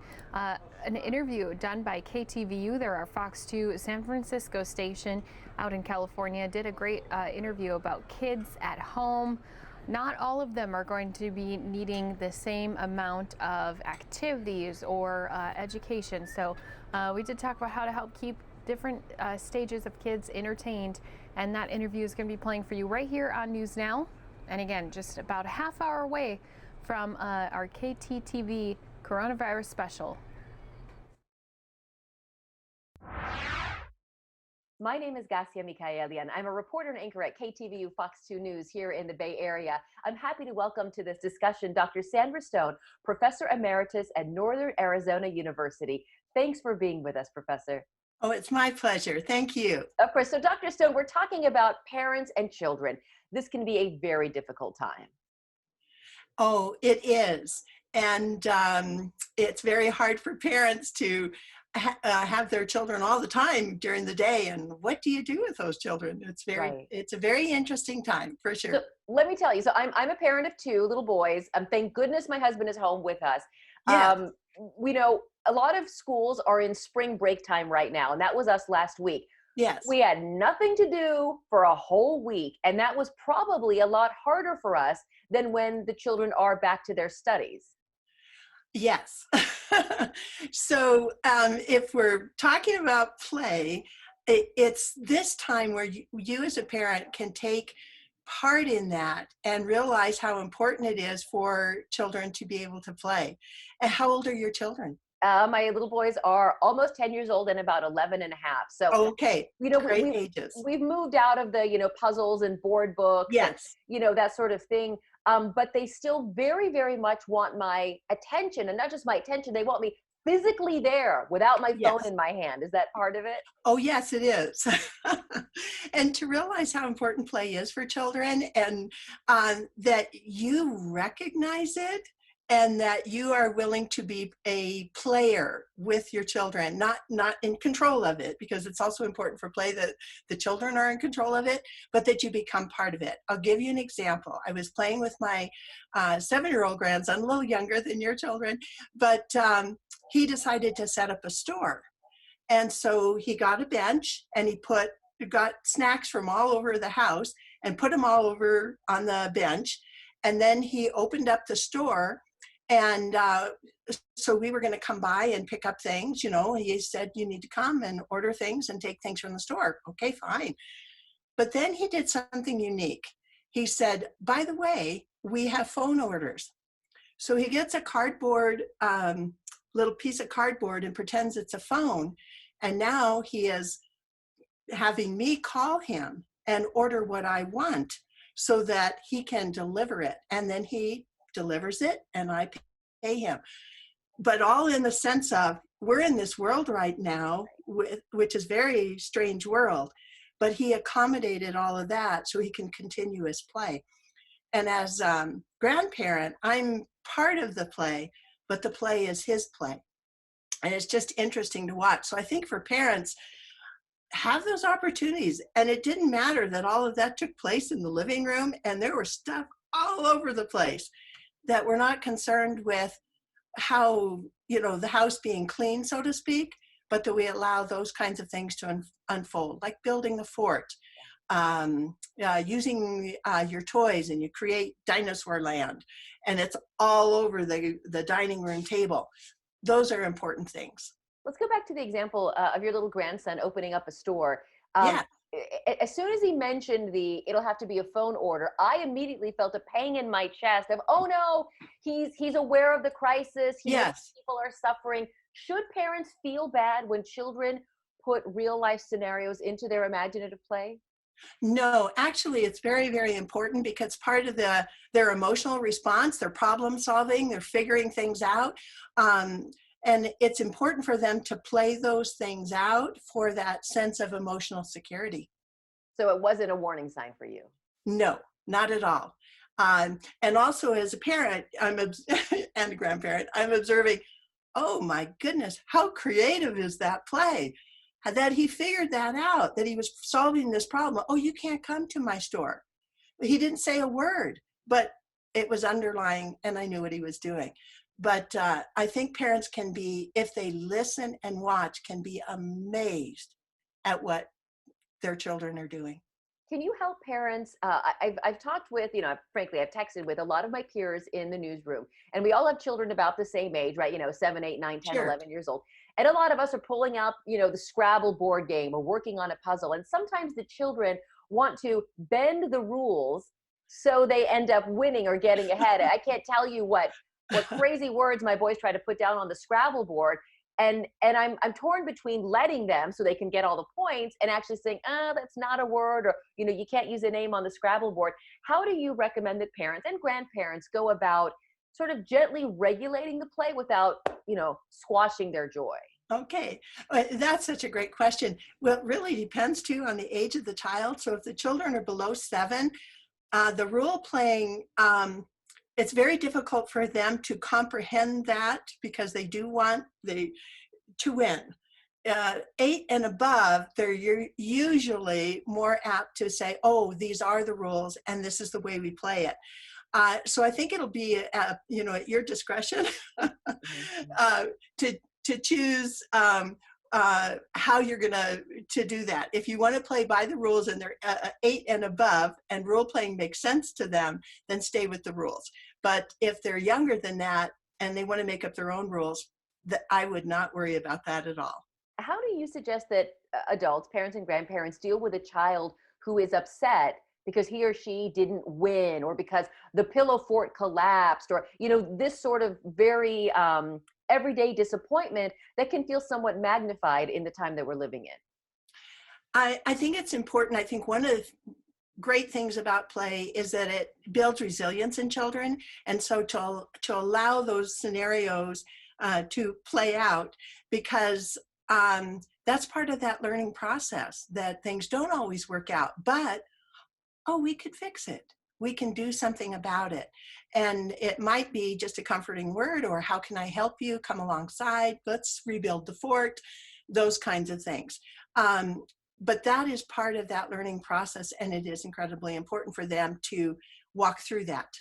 When it comes to play with our children, a lot of parents, I read these studies that say, parents these days spend 40 minutes a day in active conversation with their children, and it makes my skin crawl. But should parents be counting minutes, or, how do we know that we've done a good job? Oh my goodness, such a good question. In knowing that children, sometimes the play can be actually for hours. I would take, again, time away from the phone to observe the play and see what they're actually doing. Doesn't mean you have to be involved in the play, but when they invite you to be involved in the play, and again, parents are busy and have their lives, but as much as you can to be that participant, that you value it. You think it's important. It's not just, go over there and play, and it isn't important, but it is important. And that by being part of it, or knowing that you feel that it's important and they sense that, is important for them. I always tell my boys, sometimes, every afternoon, I'll be in the kitchen working to make dinner, and they'll be off, fighting or playing in the living room, and they'll come in and they'll ask something from me or want me to take a look at something. And I say to them, this is how food happens, right? If mommy doesn't cook it, we don't have food to eat. But my husband is now saying that I should invite them into the kitchen and say, you know what, how about you wash and dry the lettuce? Or how about you chop those carrots and onions for the soup? I feel like it's something I should have been doing all along, but now if parents have the time, do you suggest that we draw the children into more of our activities as well? I believe that's a really great idea, to be able to do that. I know some of the things you can't do, and depending on the age of the child, but they're also learning those skills as well, and how to be part of the preparation and life. Yeah. So I agree with your husband. Oh, good. The world always does. And he's helping too, right? He is helping too, of course. Of course. He's a modern husband of the 2020s, not the 1950s. Sounds good. I like to joke. At a time when many families have lost the routine that comes with mom and or dad going to work, the children going to school, swim team in the evenings. How do you suggest that we navigate these endless hours that really don't have much structure? Again, if you create your own structure, and they will fall into it very, very easily, such as we get up now and we have breakfast and then we do this and then we, clean here or whatever you need to do. And now it's playtime. And to just set, they don't have to be hard boundaries, but just some time boundaries that give the children a sense of continuity and safety. Okay. And they will respond to that. That's a good thing. Yeah. No, I think you're right. I think it's good for all of us. Let's talk again quickly about play. I have a sister who, she's a 10 out of 10 on everything. You go to Easter at her house and she has every little perfect, chickadee, egg, and bunny. And it's like you fell into a Hallmark shop, right? I tend to be very, very relaxed about a lot of things. And I found that sometimes children prefer, here's a bucket of muddy water, go play on the back patio. And they tend to be a little bit frustrated by those. Everyone line up, everyone put on their bunny ears, everybody hop across the finish line. Can you talk about those different ways to kind of serve up play to our children? I think one of the best things that parents can do is provide opportunities for what we call open-ended play. And open-ended play means there may be a variety of things. Could be that bucket of water or blocks or, toy animals. And the important thing is that the children have control over the play. It is not directed by an adult. It is very, very important that they have that sense of, this is my world and I can control it, because it is within that open-end play. For example, I've been privileged to be part of Schleich's Power of Imagination campaign, where they use the toy animals and children take them and then they go into these amazing stories, and parents can prepare kind of the environment, that bucket of water, that sand, those blocks, those toy animals, so that the children can control that environment themselves. And that also goes back to your other question about those routines. Having children being able to play and be in control is very important for their personal well-being. And finally, Dr. Stone, can you say a word to parents who may be very worried that we're not doing it right? We're worried about work. We're worried about my children not going to school. We're worried about our health. And I think a lot of parents think this should be the time. We're all learning a second language. We're all baking bread. We're all cleaning out the closets, right? And we stress ourselves out, and nothing is achieved anyway. Yes, it's very hard for parents right now. I totally agree. But I think take a step back. Those children are going to be growing up so fast. Enjoy that time, and particularly that time when you can watch and be part of their play. It will be not only good for them, but also good for parents. Well, I will share with you, yesterday I was having a particularly difficult day with tech issues and work related. And so my little one, my almost 10-year-old, said, let's have an ice cream sandwich party on the front step. Oh my goodness. And my first thought was, who has time for an ice cream sandwich party, right? But then I thought, you know what? Let's do it. And so we got 4 ice cream sandwiches. My 2 little boys, my husband and I, sat there in the sunshine. That was the best 20 minutes we spent all day. Absolutely. I love that. And that's what I'm talking about, is take that time and not to let those moments go by. They're important moments. Right. I think our first instinct is always, well, we could be productive. And I say to myself, do you know what I could do in 20 minutes? That was the best use of my time. And if we do it again today, I'll think of you. Yeah. And how creative of them to think of that. And I think too, just parents to, as they play with their kids, to step back and say, oh my goodness, look at their thoughts, look at what they're thinking. How are they, the imagination they're using, the creativity as they play. All of those things are important for who they are now, but who they will become in the future. It is a There's wondrous, value in it. There is, and it's a wondrous, wondrous thing. Thank you so much for joining us, Dr. Sandra Stone, Professor Emeritus at Northern Arizona University. Thank you for joining us. It's been my pleasure to talk with you. Have a great day. And you too. If you'd like more information on this and other topics, you can find it anytime at coronavirusnow.com. Thank you.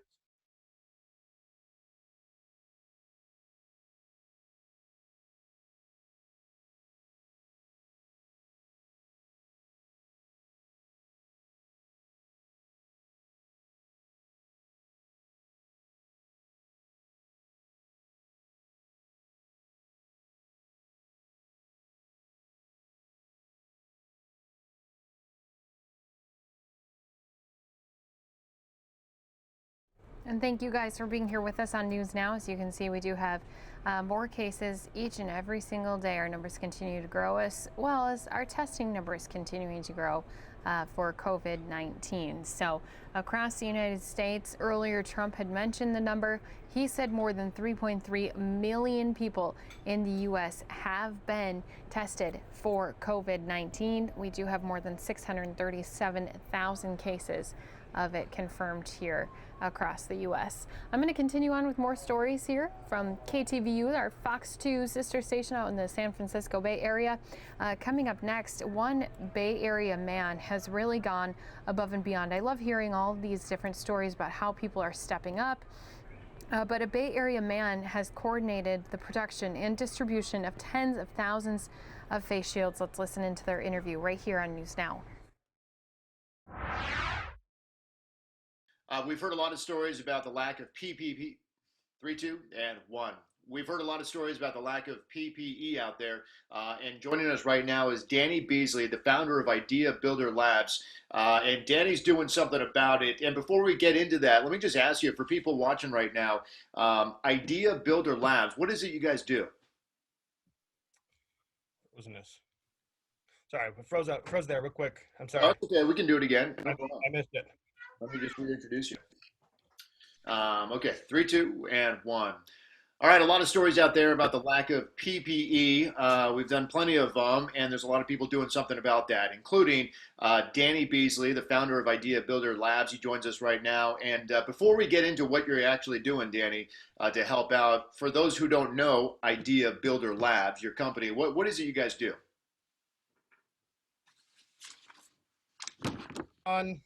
We do a few things. We concentrate primarily on developing fab labs and makerspaces for education, which is kind of like high-tech shop programs. We're teaching people modern-day manufacturing skills through kind of open, engaging opportunities. In addition to that, I also help co-lead an initiative for the city of Oakland called Fab City Oakland, which sets a audacious goal of becoming a city that produces everything that it consumes by the year 2054.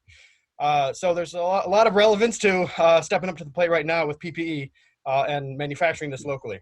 Yeah, is there a particular story that kind of just caught your ear, or something you saw that said, you know what, I need to do something about this? Not necessarily. As soon as the word got out that people were 3D printing parts for face shields and engineering, oxygen concentrators and ventilators and things like that, my phone started blowing up. So it took me about 3 to 4 days of trying to ignore everyone hitting me up and saying, hey, guess what? This is your ball of wax. You have the machines. Can I get access? What are you doing?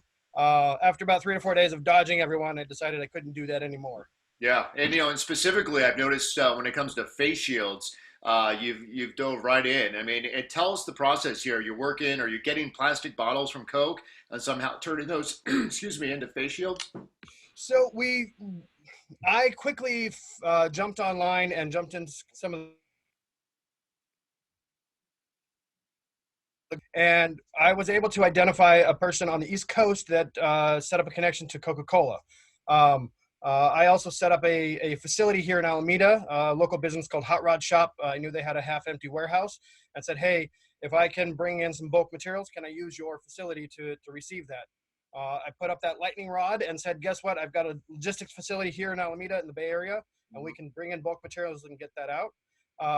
That lightning rod was good enough to get the attention of this gentleman named Bill, who had Coca-Cola's attention, and he was then able to drive in order to begin turning into face shields. In addition to that, I helped go in and kind of rally up and bring together a bunch of individuals that were working on producing face shields at the time. And so I identified about 10 different teams. I was working to kind of help them understand each other and what each other is doing in that process. Yeah. And then when it came time for Coke to say, hey, guess what? I got plastic coming your way. I already knew the places for it to go. Yeah. When you talk about how much plastic, I mean, how many pounds, and then translate into how many face shields are you actually producing? Yeah, so this first batch of plastic we got was a little more than a week ago. Right now, every day feels like a month, the amount of activity and energy that's going in. But we received, and I was also able to identify another 800 pounds that I got from another company called Bolt Threads. We quickly converted that. Most of it was converted within about 48 hours into 16,000 face shields. Wow, amazing. Big number. I mean, where are these shields going? Do you get to pick and choose where you send them, or do you just send them to one big organization or hospital? We're distributing them all over the Bay Area. I've got a large team that's kind of spun up, with me and doing all this work. And so we've been aggregating a list of all the PPE demands from hospitals, from nursing homes, from homeless shelters, police departments, cities, all those entities. So we've got a list much longer than we can satisfy of demand. For me to not sleep and get lots of energy out is tomorrow we have over 40,000 pounds of plastic coming from Coca-Cola. I got it. And when you mention all those entities, are you seeing a bigger demand in certain areas or aspects? I mean, I would think hospitals probably are number one, and I mean, but they may all be out there. Yeah, definitely hospitals are the number one. A lot of nursing homes and other facilities like that have been used as overflow for moving sick patients into it.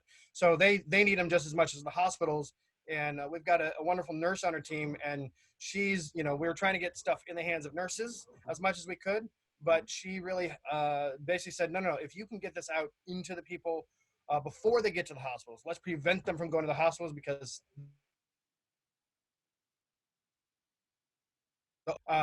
so we're trying to get it out there. But I got an email yesterday from someone who's running a hotel that's being converted into a homeless shelter. Yeah. And they were not provided any PPE whatsoever. And so they put in an order yesterday for 200 face shields because they're trying to prevent their staff from getting sick in the first place, not just inside the hospitals. Here you are, Danny, getting all these requests from all over. I mean, beyond the Bay Area, I guess. And but I'm curious, are you getting other requests as well? Go, hey, we love that you're making face shields, but can you make this or can you make that? Yeah, and that's something that was kind of unique with myself and my group, is that there are people that have spun up kind of face shield operations.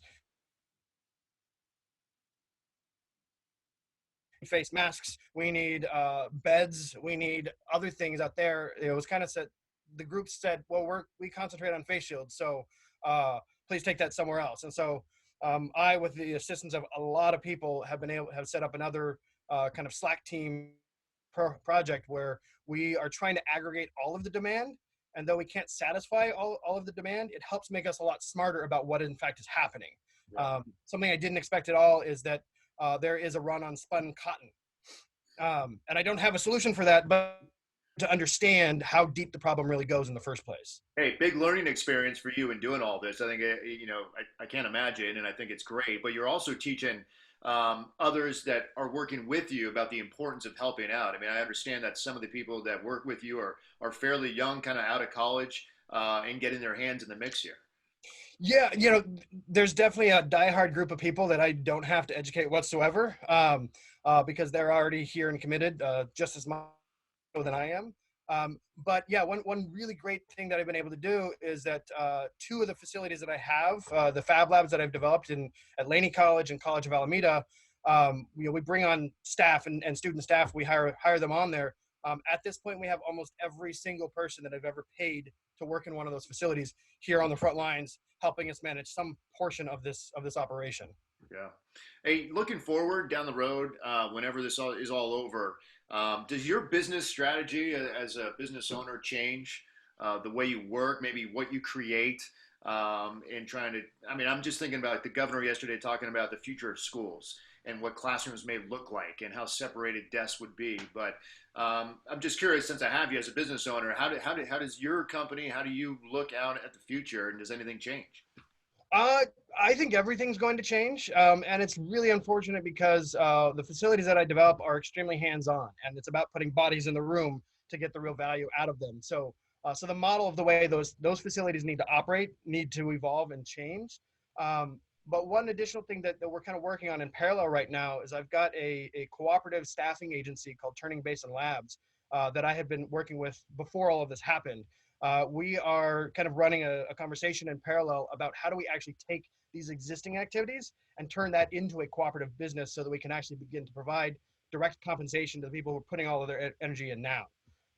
And we're also, knowing that PPE is a short-term need, and short-term maybe months, but it's still short-term. But how do we take this idea of this kind of distributed manufacturing network that we have set up, especially with a lot of at-home activities, and how do we pivot that and look at what are other things that can be manufactured in a similar way that, this may be one of the only ways that we have to manufacture certain goods because we can't put lots of people inside of a factory. Yeah, there you go. Hey, a lot of people during this crisis are stepping up to the plate. Danny Beasley, you're one of them. So we appreciate you doing what you're doing and helping out all those who need that PPE, and keep charging, stay safe, and we appreciate the time.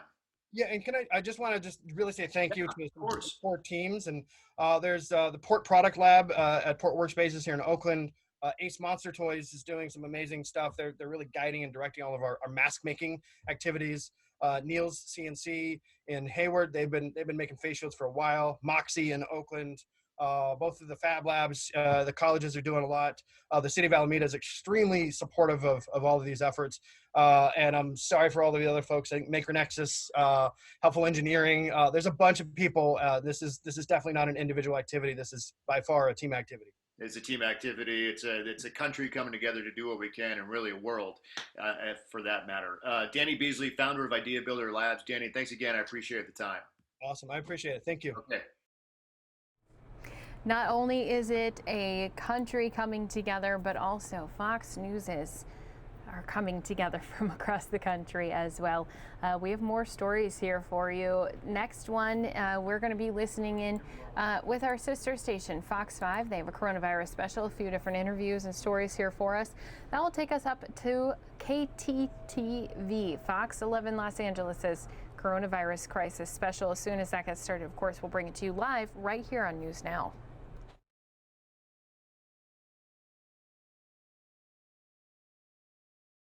While we're talking about the topic of keeping you safe, people over 65, we know that they remain the most vulnerable when it comes to COVID-19. We've also seen deaths in those under the age of 40. If you look at the numbers in D.C., we know that 3 people who have died were in their 30s. In the state of Maryland, there have been 12 deaths that have come between the age ranges of 20 and 40 years old, including 2 Prince George's County residents who were in their 30s. And in Virginia, there have been 1 in their 20s. Infectious disease expert Dr. Amira Roaz joins us this morning to inform us on what we should keep in mind. Dr. Roaz, so great to have you join us. We know that nationwide, hundreds of people under the age of 65 have lost their lives to this virus. The reality is that everybody is vulnerable, right? That's right. We all are vulnerable or susceptible to getting infected with the virus that causes COVID-19. What is still unclear is what percentage of us will develop symptoms and how severe those symptoms will be. So the flip side of that is what percentage of us will develop mild symptoms or will remain asymptomatic, that is, never develop symptoms. And we know that the majority of people under the age of 65 who do get this virus, they are able to recover from it. But as we saw, some people are dying. And we even heard Dr. Anthony Fauci say, look, we're still trying to figure this out. So why do you think we are seeing more deaths and a rising number of young people who are dying from this disease? What seems to be the one factor? There are a lot of unknowns right now about this virus. And we are still trying to understand what is it that makes some younger people more susceptible to getting very sick and even dying from the virus. So we're doing things like trying to launch antibody testing. And the reason we're doing that is because we really want to understand what percentage of our population is infected with this virus and what percentage of those develop mild symptoms or more severe symptoms, and what does that look like by the age distribution. So there's a few ideas or theories out there. When we talk about that research into the antibodies, how does that exactly work?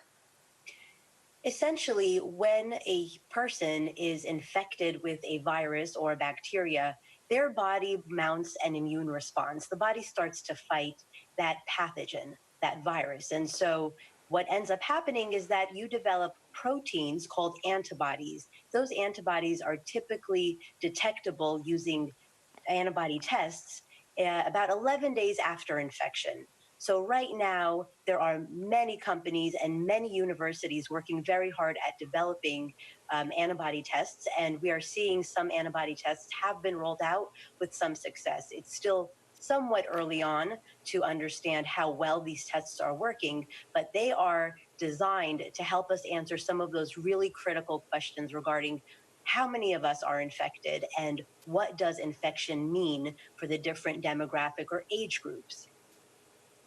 And if someone does end up testing positive, what exactly does that mean? And does it limit what they can and cannot do? So typically, you're able to detect antibody 11 days after a person has been infected. Once you have those antibody proteins in your blood, that typically means that you've now developed some sort of immunity to the virus. And usually when you have high enough antibody titers or enough antibody in your blood, you're considered to be immune, and you can go about your business and go out in public with very little risk of getting infected. And so this is a really important test, particularly for healthcare workers, because if we find that some healthcare workers have antibodies, we can use that as a marker for potential immunity. And so those are the healthcare workers that can go back into the hospital and somewhat safely treat COVID patients without putting themselves at risk of developing the infection or getting very sick if they're exposed or upon repeated exposures. Well, and I know the research, as you mentioned, is rolling out right now, and the impact sounds like it could be quite huge. And we're going to continue to follow up on it. Dr. Ruiz, thank you so much. This leaves a huge questions on the minds of those who have recovered from COVID-19. Are they immune to becoming infected? And if so, for how long? Principal investigator of the ongoing... All right, we will come back to more of these stories, but our coronavirus special crisis report is about to get started underway here with our sister station Fox 11 Los Angeles. Fact from fear. By no stretch of the imagination are we out of the woods. This will now be the highest number of deaths we've reported for any single day. A weeknight series dedicated to cutting through the hype and getting to the facts. Co-hosted by Alex Michelson and Dr. Drew Pinsky. Let's do it and we'll make a difference. Let's go. You're watching a Fox 11 special report, The Coronavirus Crisis. With mass gatherings banned, how much longer will Southern California's stadiums remain empty? Good evening. Welcome to this Fox 11 News special report, The Coronavirus Crisis. I'm Alex Michelson. And I'm Dr. Drew Pinsky. And joining us tonight is financial expert Rachel Cruz. She'll be here to answer your questions. So many questions on that topic, but let's start with the latest numbers from across Southern California. LA County now with almost 10,500 confirmed cases. Riverside, more than 2,100 cases. Orange County nearing 1,400 cases. Big news from the governor today, changes for those seeking unemployment insurance in California. The state's unemployment offices will now be open from 8 a.m. to 8 p.m. 7 days a week to call. Before, they were only open from 8 a.m. to noon 5 days a week. Coronavirus testing expanding in LA County. All residents who are experiencing symptoms of the virus can now book a same-day or next-day appointment through the city's website. Before today, COVID-19 tests were only available to people over the age of 65 or those with underlying health conditions. Short time ago, I asked Mayor Eric Garcetti of Los Angeles about reports that he said that coronavirus could put an end to concerts, sporting events, and large crowds until 2021. Here's what he had to say. So can you level with us, and how realistic is it that we're actually going to be able to go to sports games this fall, to concerts people want to go see, such an important source of revenue for people this fall? All I know is while we don't know the date when those things will return, I know that they will be sooner the more that we take these actions. And not just of physical distancing, but getting a testing regime up from our federal government, from making sure that we have not only the virology tests, but the serology tests, that we develop rules of the road for schools and for workplaces to get people back, that we figure out what... So his bottom line point, we probably could see small gatherings, medium-sized gatherings, maybe see some of those games without crowds, but probably not large gatherings anytime soon. Not unless we have definitive therapeutics or a vaccine, or something happens where the virus sort of disappears, at least seasonally, but it would be back in the fall. There's so much packed into what he said there. I want to address a little bit here. He talked about the federal government needing testing. He is so correct that testing is what is needed.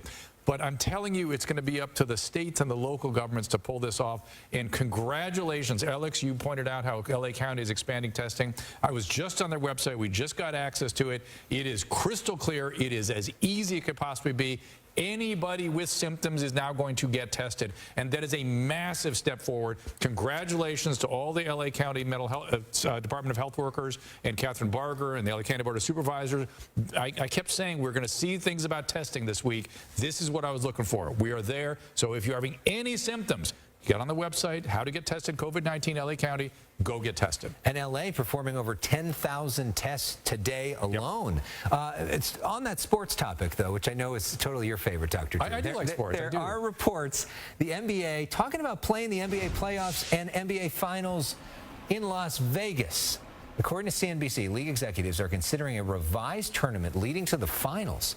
The NBA already has rented the Thomas and Mack Center in July to host the annual Summer League. That Summer League could be replaced with an NBA Finals without any fans in the stands. Is that safe, Dr. Drew? Well, it's not ideal. I mean, you can test everybody who's playing, right? It's only a very relatively small number of people and everyone in the room at the time, and then play the game. It's just going to be, isn't it going to be bizarre, though? It's almost like we're going to have to drop in crowd audiences to be able to accommodate our brains. But the ratings still would be huge, because I think people really, really want to see sports right now and looking for a distraction. Perhaps the most controversial announcement of today coming from California Governor Gavin Newsom. He announced that 150,000 undocumented workers in California will receive a one-time cash payment between $500 and $1,000. This is part of a $125 million disaster relief fund created to help immigrant families impacted by the coronavirus pandemic. Undocumented workers can begin applying for that relief next month. He's talking about the fact that about 10% of the workforce here in California is undocumented right now. Yeah, and something's going to have to be done. I mean, you can't, they're not going to be working. They are part of our community. They're going to have to do something, and this is that move. Yeah, obviously controversial. Some on the right not liking this, but a lot of activists saying that are defending these folks that they're not getting any of the other federal help, and these are people that do a lot of important work. What's the alternative? That's I guess I'd be curious. I don't know what else you do. Yeah. All right. Well, we keep hearing how important testing is. We've talked about it already. And now this issue of contact tracing. We're talking about that and how that's going to help us reopen the state and the country. Today, Governor Newsom gave an update on testing here in California. Last night, we got new numbers back that showed 12,200 additional tests were conducted in the last 24 hours. That's within the prescribed framework of our announcement a week ago. The goal was to get to 10,000 tests a day by April 14th. The goal at the end of this month is to get to 25,000 tests and then to grow exponentially from there into May and June. That is... You know, the way we have a saying in medicine, see one, do one, teach one. And LA County has now, it seems to have broken the code. Please, everybody, take a look what LA County is doing in terms of their testing. If we can reproduce that throughout the state, don't worry about the federal government. We will take care of ourselves here. Yeah, and something else interesting that LA is doing that was announced tonight is my alma mater, USC, partnering with the LA Mayor's Office for a test about antibodies. Right. That's the other thing. They announced this, going to put a lot of effort into that. That could really be crucial. You see there, two of the doctors that are responsible for that. That could really be crucial Yes. in terms of getting us back to work. Oh, absolutely. We have to solve that problem. But here's the problem. There are something like 300 different companies out there vying for this position to be the test for the general public. And they, unfortunately, from what I understand, again, I'm no expert in this area, lots of false negatives. Now, what you want is you want to really find out who has had it. You want you don't want any false positives, right? You don't want to take somebody and say, hey, you're immune, you can go to work, and they're not. It's better to say, sorry, you're not immune, you got to be careful. But still, it's how much are we going to accomplish if there's a lot of false negatives? Yeah, all right. Well, we keep hearing about this importance of contact tracing. This animation shows you how that works. Initially, Health and Human Services mostly contacted people who tested positive and everyone that they had been in contact with. Well, now they're tracking many people with symptoms or actually sick, as you can see from this chart. You eventually begin to get a good image of how the virus travels in a population, which is critical information. Now this work is being done, Dr. Drew. Yeah, the doubling time of this virus is what's gotten everybody frightened. If you remember last night when Dr. Oz visited us, he was saying that it was the most, some virologists were saying it's the most contagious virus they've ever seen in the human population. That's different. That's new information. And meanwhile, this question of social distancing, how long is this going to last? I'm sure you get that question 1,000 times a day, right? When can we go back to normal? I don't know if you all noticed it, but I feel like today is the day when people started bucking the quarantine. So everybody, we really need to double down. This is the week that we can take it all the way down to single digits, or at least double digits.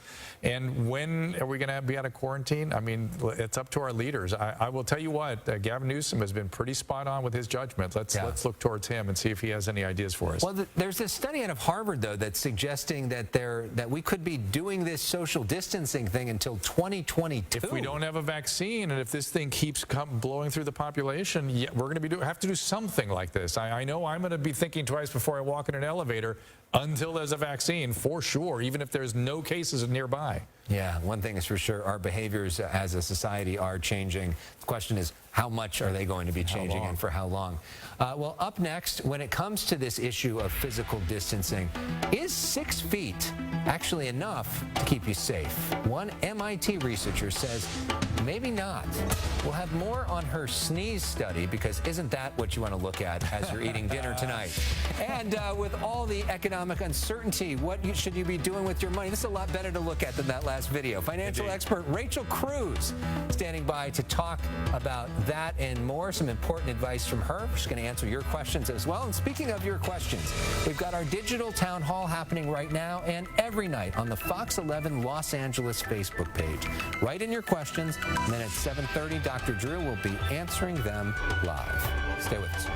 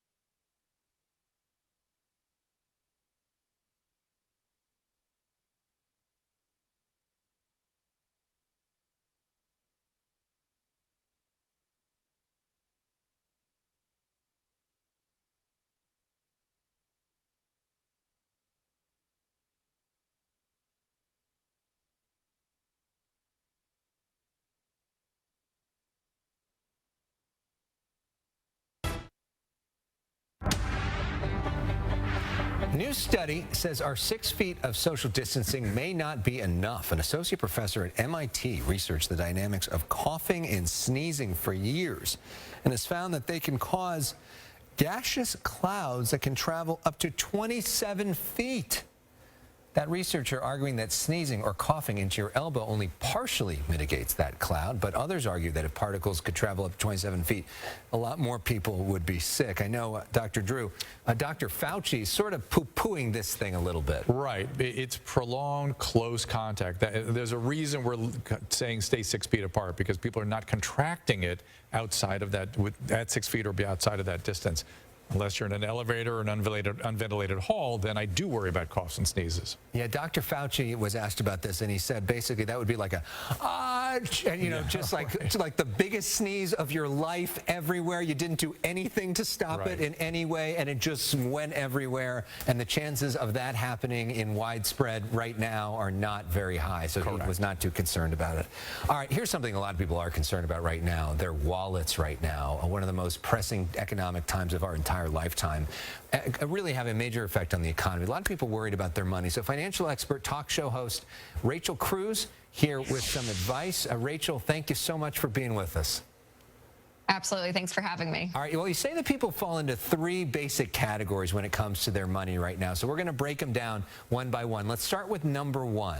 That category, you says, is you lost your job or you lost part of your income. Millions and millions of people experiencing this right now. What should they do? Yes. Yeah, over 16 million. So this is a category where fear and panic can take over. So as best as you can, stay calm and look at the facts. And so what you have to focus on is covering what I call your 4 walls, which is food, shelter, utilities, and transportation. Any money you have needs to go straight to that. And then if you have lost an income, maybe you apply for unemployment, but also seek some part-time jobs, because while some industries are completely gone, like hospitality, I mean, certain sectors of the economy are just done. Other sectors are booming. I mean, there are a lot of, companies that are hiring. Zoom, which is what I'm using right now, they're hiring. Amazon delivery services. So there is still a way to make an income, and that's the key with money. Money flows really in 2 directions. It flows in and it flows out. And if you have more money flowing out than coming in, you have to fix that equation as much as possible. Then category 2 is you're doing okay, you've got an income, but you're really worried about the future. Sure. So for these people, I would say if you are in an industry where you might lose your income, basically stop everything, stay current with your bills, but just pile up cash. So if your CEO has come in and said, hey, we're going to lay off people in 2 weeks, that's going to be you, then that's a fact for you. And you say, okay, I'm going to be unemployed soon. So then pile up cash for an emergency fund. But if you're just having this overwhelming sense of fear, really for no reason, particularly with your income, still stay on track. Make a budget. Keep paying off debt. That's one of my big proponents right now. My messages is to pay off debt. So if your income is still coming in, stay on track with your bills. And if you can, throw any extra money you have towards paying off debt. And the third category is the one I would imagine people want to be in, which is you're doing pretty well right now. But even if you are making money right now, you're still worried about the future. Absolutely. So in this category, I kind of put people that maybe they have gotten out of debt, they have savings in place, and they're doing good, but they're looking at the market overall, and they're freaking out. They're looking at their investments. They looked up their 401k, mutual funds, and they're freaking out. So for these people, I would say, again, do not let fear make your decisions. Just stay in, stay steady, don't pull out of the market. The only person that gets hurt on a roller coaster is the person that jumps off. So stay on the ride. Remember, that's for the long term. I like that. We solicited some viewer questions. One of our viewers, Walter, asks, now that the economy taking a downward fall, is this a good time to buy a house in the near future? Well, when it comes to real estate, in my opinion, you shouldn't really dictate specifically your home that you're going to buy on what the market's doing. So I want you to be in a position that's good for you, regardless of the market. So I always advise people, I want you to be out of debt, everything, unless you have a current mortgage, but be out of debt and have an emergency fund of 3 to 6 months of expenses and have at least 10% down for a down payment saved up. So that's kind of your formula when it comes to buying a home. And again, for people that aren't in that position, I wouldn't recommend home ownership right now for you anyways, whether it's COVID-19 or not. So be in a position where your home is a blessing rather than a burden. And, you know, there's concern about the contraction ahead. Do you have, I know, I hate to make you look in a crystal ball, but do you feel like, just your sense, that this is going to be a very serious contraction, or that we're going to be able to turn things back on relatively quickly? Do you have any sense of that? Again, yeah, I don't have a crystal ball, so I hate to make a prediction, but I do know that the economy, it was so strong. Unemployment was so low when all this hit. So my prayer is that, yeah, we are going to bounce back faster. And I think that there are going to be some states that open up earlier than others. I mean, California might be closed for a little while. New York, same. But other states that, you know, they're able to open up sooner, hopefully in May, that's going to get the ball rolling at least somewhat. But yeah, if we stay shut down as a country for months and months and months, that's going to make a huge impact. But my hope is that some governors are going to open up some states sooner than later, specifically with states that have low cases. And lastly, millions of people started receiving their stimulus checks within the last day. $1,200. What should you do with that money? Yes. Well, some people ask if they should buy stuff with it, like should we go spend it and help stimulate the economy? And I'm like, no, it is not your job right now to stimulate the economy. You need to take care of your household first. So if you are in a position where you're living paycheck to paycheck, and again, maybe you've lost your job, use that to pay bills if you need to. Or for people that your income is still coming in and you're getting that stimulus check, set it aside and save it. And then when all this blows over again, you can throw that at the debt. Yeah, and what's really cool, and you can get more information of this at rachelcruz.com, you have a whole program where people can go online and learn your financial literacy from you, and right now it's being offered for free. That's right. So you can go to daveramsey.com/hope. And so I'm one of the Ramsey personalities at Ramsey Solutions. So we have Financial Peace University. It's a 9-week program, but you can condense it all and binge all the videos way faster than that. So we're giving a 14-day free trial. So you can sign up. We talk about everything from budgeting, getting out of debt, emergency funds. So you can go do that for free. We love everything free right now, especially. That's right. We really appreciate the insight. Thank you. And you can also go to her website, rachelcruz.com. Thanks for being with us, Rachel. Thanks for having me. We'll be right back to answer your questions in our segment, Ask Dr. Drew. Stay with us. All right, guys, and just bear with me for one quick second. I do need to check something just to be sure that it's going to work later on here tonight. So you aren't going to be hearing this sound. But you are going to be hearing or seeing the video. So just give me a second.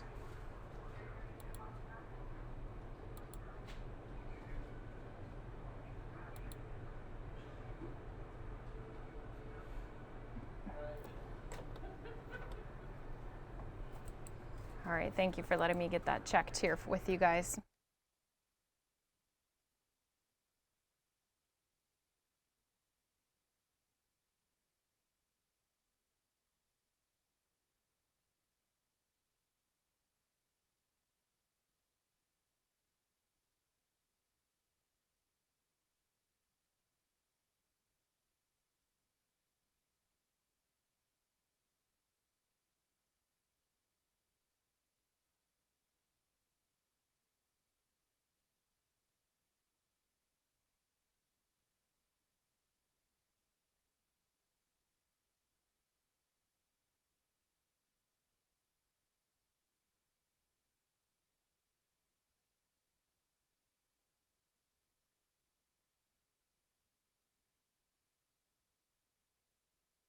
All right, and just one more time, let me just see if this is going to work. I'm looking at my lower third.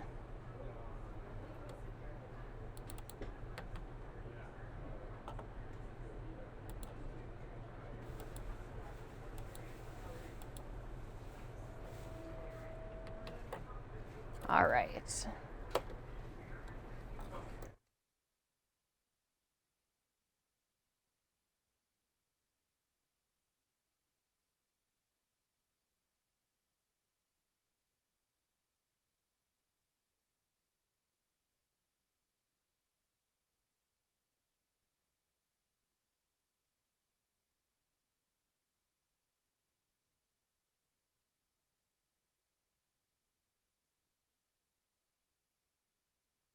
All right, guys, one last time here. Sorry about this.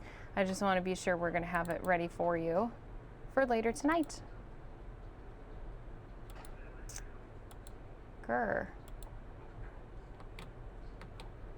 Okay.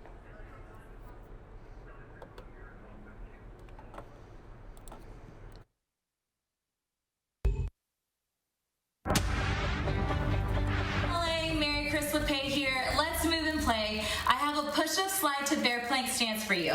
Come to a high plank position, feet hip width apart, arms directly under shoulders. Drop down, elbows 45 degrees. Draw those knees in, tabletop. You can slide using socks or a towel. If you don't have a surface to slide on, step in and out. Have fun. That was Maricris LePay with today's quarantine workout of the day. Follow her on Instagram at Maricris LePay for her busy body workouts every day. We're featuring a different trainer with a different workout of the day. Thank you so much for sending that in. And we also enjoy featuring a question from you every day for our segment Ask Dr. Drew. Joining us on the phone tonight is Shelley from Westminster. Shelley, thanks for being with us. You're welcome. Thanks for having me. What's your question for Dr. Drew? Governor is requiring Californians to acquire herd immunity before beginning the reopening process. How do we develop herd immunity if we're not allowed to socialize in any size group? Shelley, it's a great question. I didn't hear him say he wanted, I think he was talking about before there could be any large gatherings. So I'm guessing that's what he was referring to. And you're absolutely correct. Herd immunity means that we're on the order of 60% of the people have either had this thing or been exposed to it and have adequate antibody response to it. So literally the people that don't or have never been exposed to the virus can't get through to them because essentially they're surrounded by people that are immune. That's herd immunity. And the only way we're really going to get herd immunity is if everybody gets it or we have an effective vaccine. And I think he was really talking about vaccine therapies and before we have any large gatherings. I think that's what he meant. Yeah. All right, Shelley, thank you so much for calling in. If you have a question for Dr. Drew, email it to askdrdrew@foxtv.com. Make sure to include your phone number so we can give you a call. We'll be right back with Billy Bush. Stay with us.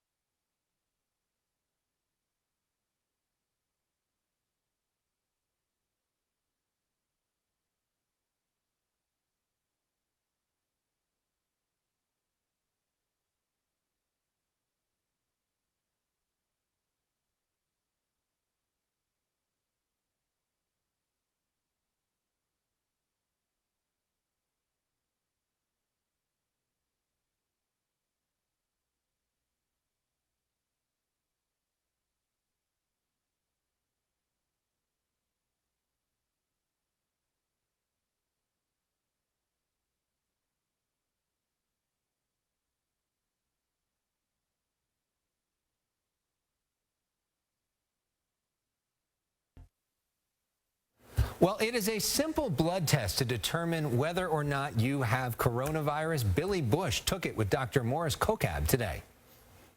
How important is this test for you, and how does it affect your relationship with hospitals? Because you're sort of a frontline guy. The antibody or serology testing, I think, is a game changer. It's a key factor and critical step for our nation to get back to normal, as opposed to swab testing.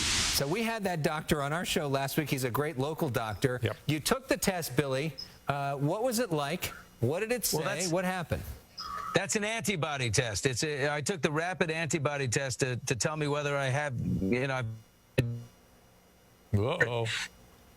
with and it's negative. I'm positive because it's an antibody test, and that shows us what we think. Why are our numbers so low? That maybe it's been here a while. Mine was, well, I guess I gave it away, but it's the test is taken on the show coming up, and I was hoping that I would be IgG. Drew, you can explain that, but that means that you're immune. We had Billy, as you were doing that, we had a bit of actually a satellite or issue there where you broke up. So explain it. So you were positive, you were negative. Explain it. It's kind of confusing. I took the test to see if I had the antibodies, because to see if I have had exposure to it. And in the end, you'll see the result at the end of the show. But it's important because we want to know, why are our numbers so low? Maybe we've all been exposed, to some degree, and that is revealed tonight. But it's not the coronavirus test; it's the antibody test, which is actually, Drew, maybe more important. Well, it's a piece of the puzzle we've got to have. One of the questions about why our attack rate has been so low in California is maybe it's been around for a while. Maybe a lot of us have been exposed and are now immune. This test would tell us that. So we've got to deploy this test on a large-scale basis to really get a sense of the mosaic of what's going on here. Everyone wants to be positive. Everyone wants to have that IgG so we can say, I'm immune, I'm good, I can go forward, not worry about this stupid thing. But we'll see. You're negative. I'm going to bet most people that wish they were positive are going to end up being negative, unfortunately. Yeah, and we'll see. It looks like the pregnancy test. Yes. It is that simple and that easy to take, and the finger prick. I mean, I felt nothing. Well, coming up on Extra, you're going to find out if Billy Bush is also pregnant. So stay tuned for that. Join us on the Fox 11 Facebook page right now. I feel it. I feel it.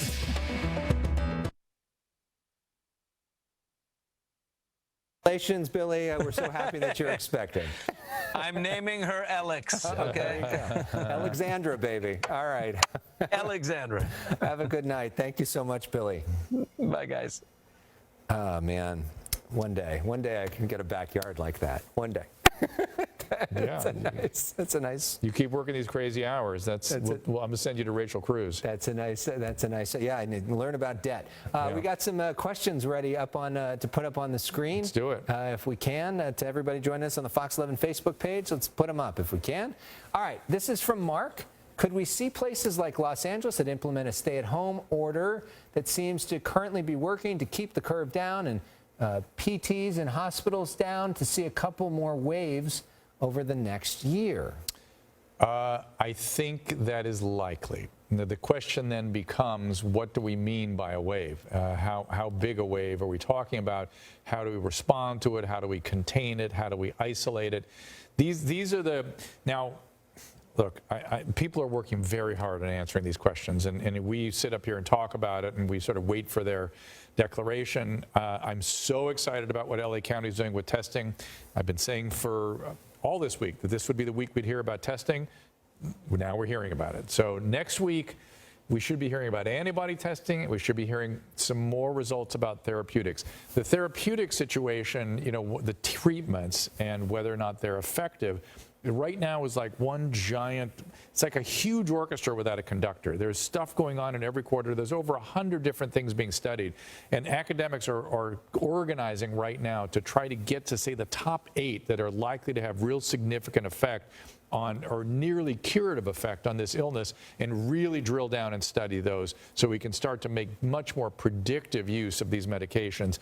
and be able to make risk-reward assessments that are more sophisticated. It's coming.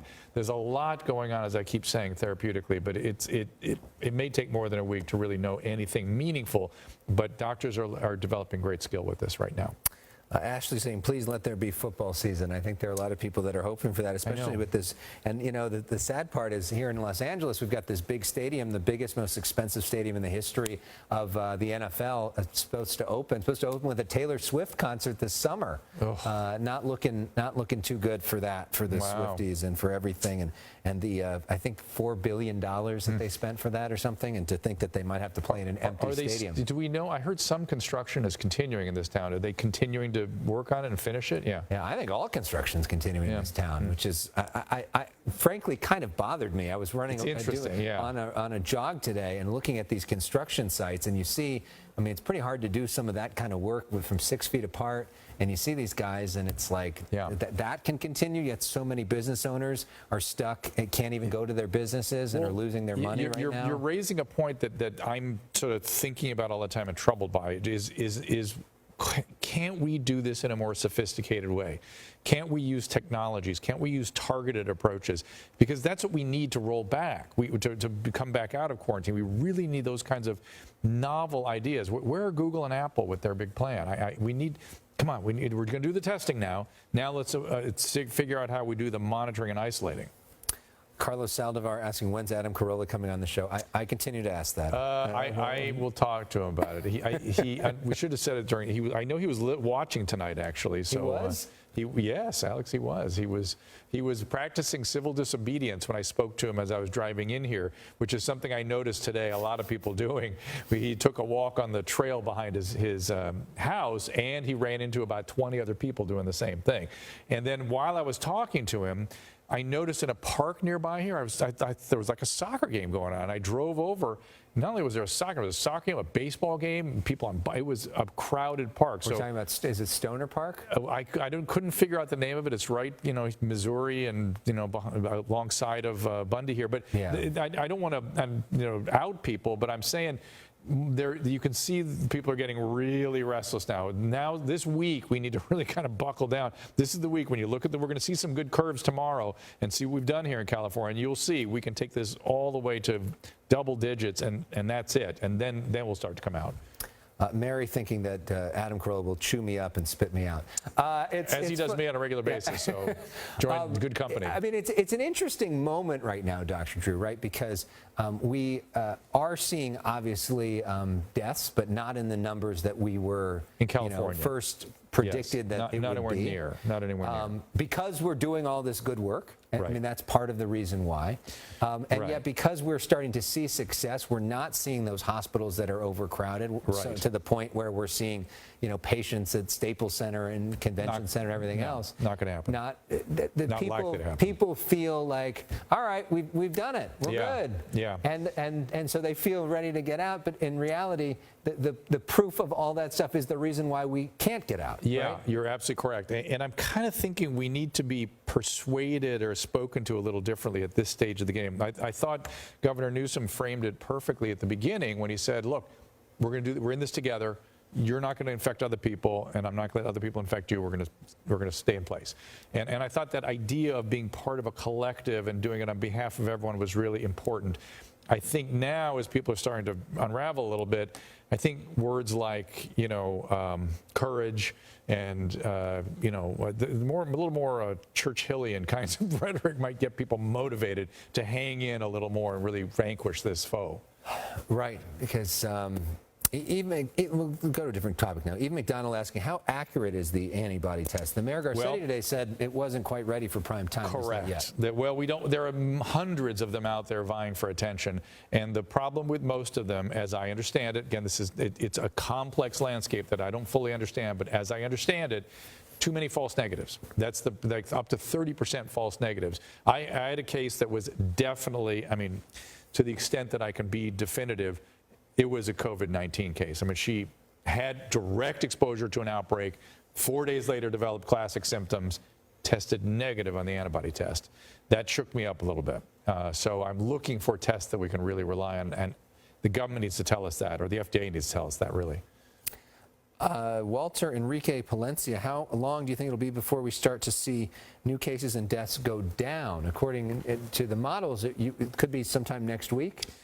Yeah, I mean, we're seeing it all the time. And as Fauci always points out, we're in a lag when it comes to deaths particularly, but hospitalizations are way down, discharges are way up, people are staying out of ICU, staying off of ventilators. You know, and we're going to see the deaths drop. I just happen to believe that that's what I'm hearing, you know, in terms of how the success that my peers are having treating this thing. And it's interesting. Let me just shine a little light on why maybe we're having so much success. The Italians specifically, I was involved with some seminars with the Italian doctors, and they said, look, we don't know what this is. We do supportive care very well, meaning ventilator support. We're just going to do that. In this country, we immediately began to improvise and research and try things, and to great effect. We are exceptionally good at that here, and we did it without undue risk. And so it worked. We developed skill with it, and it has turned out that the ventilator, being on a ventilator, is I don't want to be too negative about it, because sometimes it does help people, but it's problematic. And sometimes the ventilator causes more trouble than it supports. And so really focusing on everything else other than ventilator support has been an excellent strategy. A question here from Luke Nixon, who's one of our editors here at the station. Great guy. He edits our cold open to the show every night at 7 o'clock, which is so good. Fantastic, yes, well isn't done. It? And Luke's also a young, handsome, single guy who's, I think, in his 20s. And his question is, when are the bars going to reopen? And I'm sure he speaks for a lot of people in his generation in asking that question. It's got to be so frustrating. I understand. When they open, which may be this summer, they're not going to be, something's going to be different, I assure you, in terms of how you interact in those environments. And I don't know, you know, again, we heard basic frameworks yesterday from Governor Newsom. The framework was excellent, but there's a lot of detail that need to be filled in. And his 5th of 6 recommendations was changing the physical environments of restaurants and bars and working environments.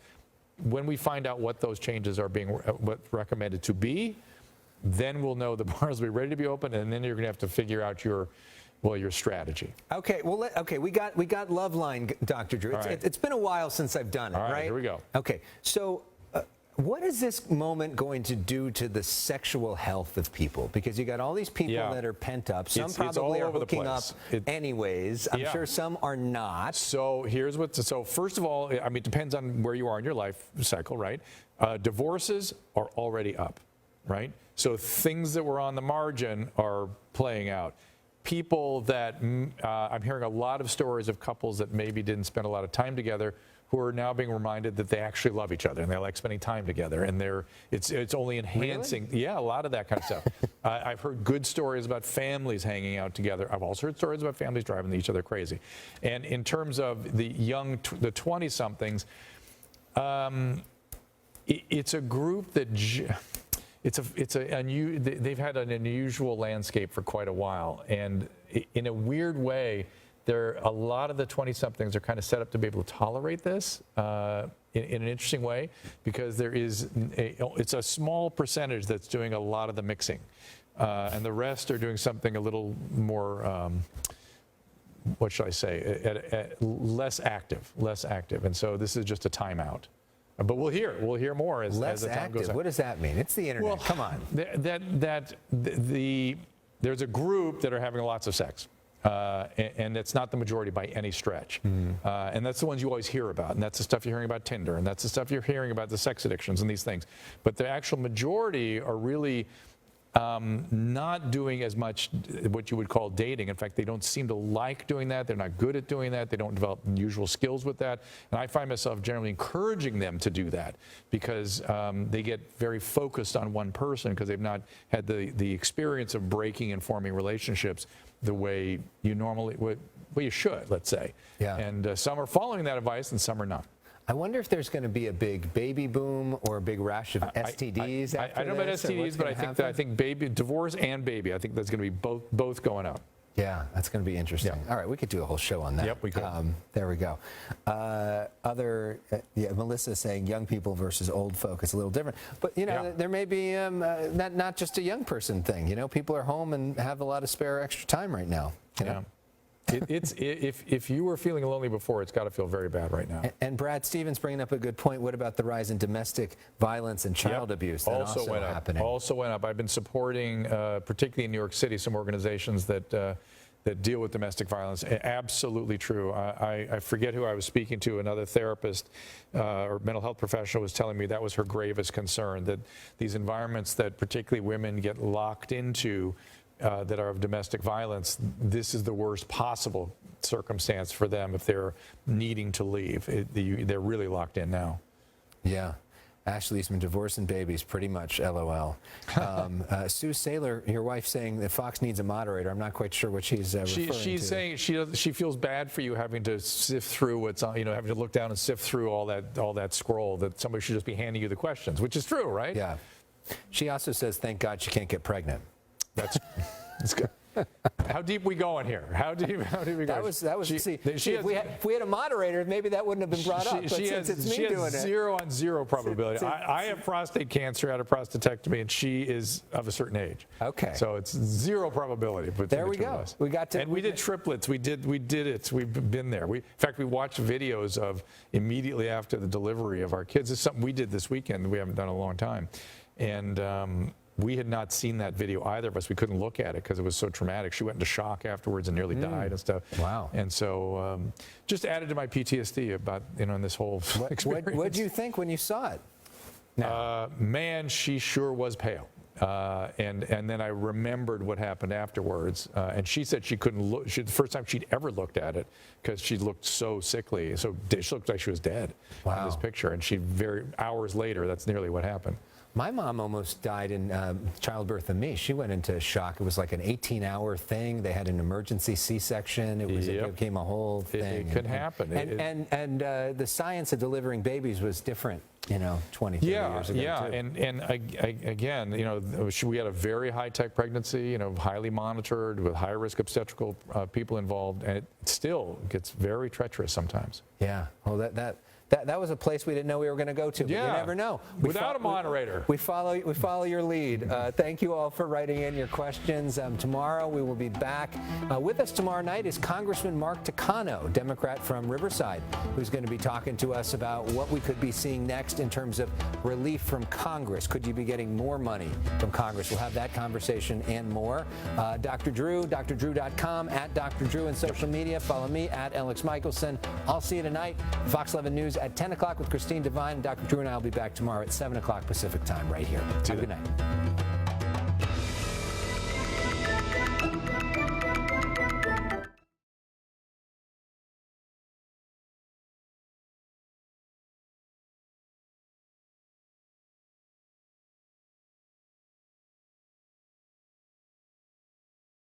All right, guys, just want to say thanks so much again for being here with us on News Now.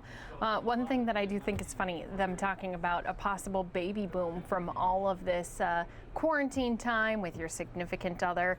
I just want to point out, I was pregnant before all of this happened.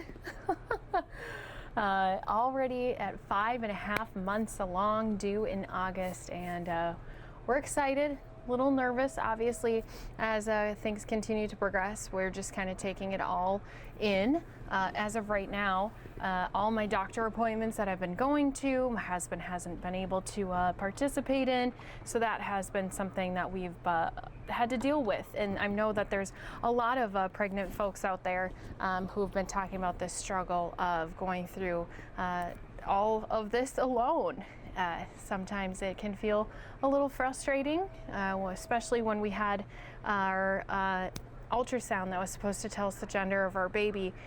He wasn't able to be in there because the doctor's office wasn't allowing anyone else other than just the patient into their office, and so we had to have it written on an envelope and had to do it differently. So just adjusting and again, just kind of taking everything slowly as it comes. I'm hoping by August we have some relief of COVID-19, but we're going to continue to give you more stories and updates from here across the country. Coming up next, I want to head on out to New York. They have sent us a coronavirus special with Good Day New York.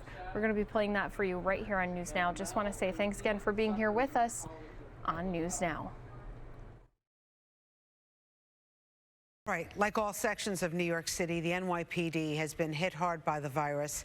At one point last week, nearly 20% of the workforce was out sick. Many of those officers are recovered, beginning to return to work, but the department has suffered great loss. 25 members. Joining us this morning, NYPD Commissioner Dermot Shea. Thank you so much for being with us. How are you doing this morning?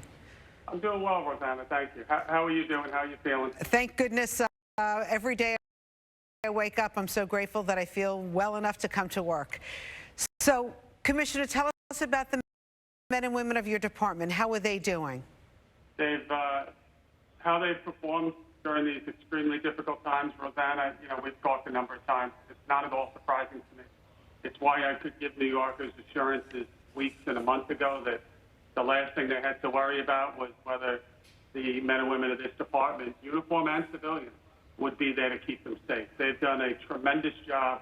Everything we've thrown at them, they've been there, and they continue to come to work every day under extremely difficult circumstances, as do other New Yorkers, and doing their part to get us out of this as quickly as possible. What's the latest numbers for the men and women out sick, etc.?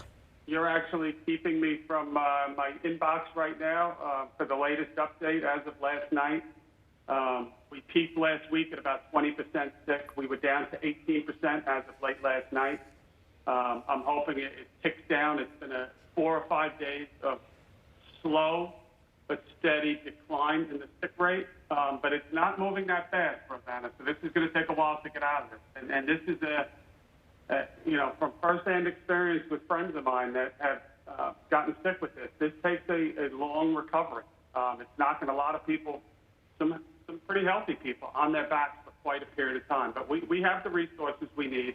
Our hearts go out to the 25 members and their families, our families, that have given their lives during this time. It's just a terrible, terrible circumstance.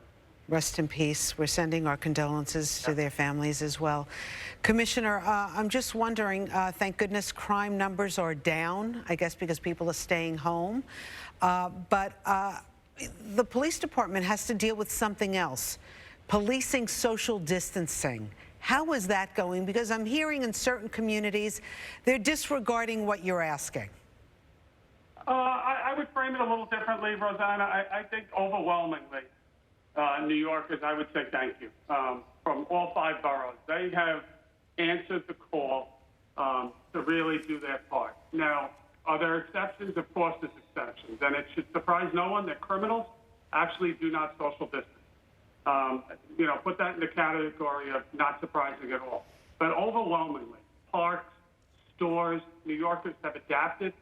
They're wearing the mask. They're keeping a distance. When you pass somebody on a sidewalk, somebody is crossing into the street. I mean, it has gone really well considering what, New York City looked like 5 or 6 weeks ago with 8.6 million people. We're out there enforcing it. It's really the exception. It's very rare that we're having to pull out a summons book or handcuffs. Has it happened? It's happened. There's always a couple knuckleheads, but overwhelmingly, New Yorkers are doing the right thing. Well, that makes us happy to hear that because, we hear reports of people throwing DJ parties or they're all congregating at a funeral, which, and of course, that's part of our culture. We go to a funeral, but you can't do that in this day and age. You absolutely can. You absolutely can. Let's talk about compassionate release for a moment because we hear the city and state are releasing prisoners right now. What are your concerns? So I was on record at the beginning in saying these are tough decisions, but, I supported it. And I said in a calculated way, taking a look at the entire equation, we have to remain humane during this extremely difficult time.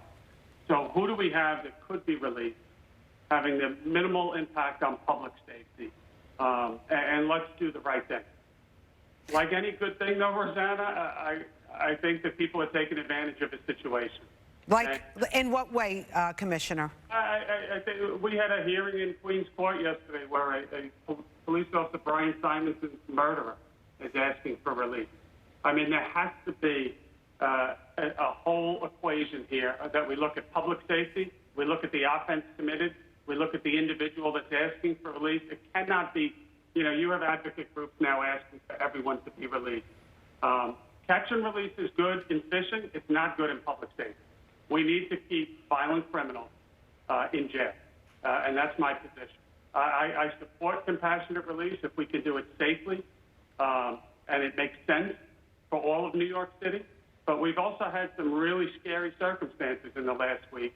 We've had domestic violence offenders that had burned an apartment door with the victim inside, now released compassionately, quote unquote.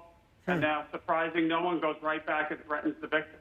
I mean, so whether it's domestic violence, we've had bank robberies occur in the last 2 weeks by people released under compassionate release. It cannot be a blanket. It has to be done with good intentions, making hard decisions. That's what we're paid to do, make hard decisions. So are judges really thinking about this, especially in Detective Brian Simonson's case?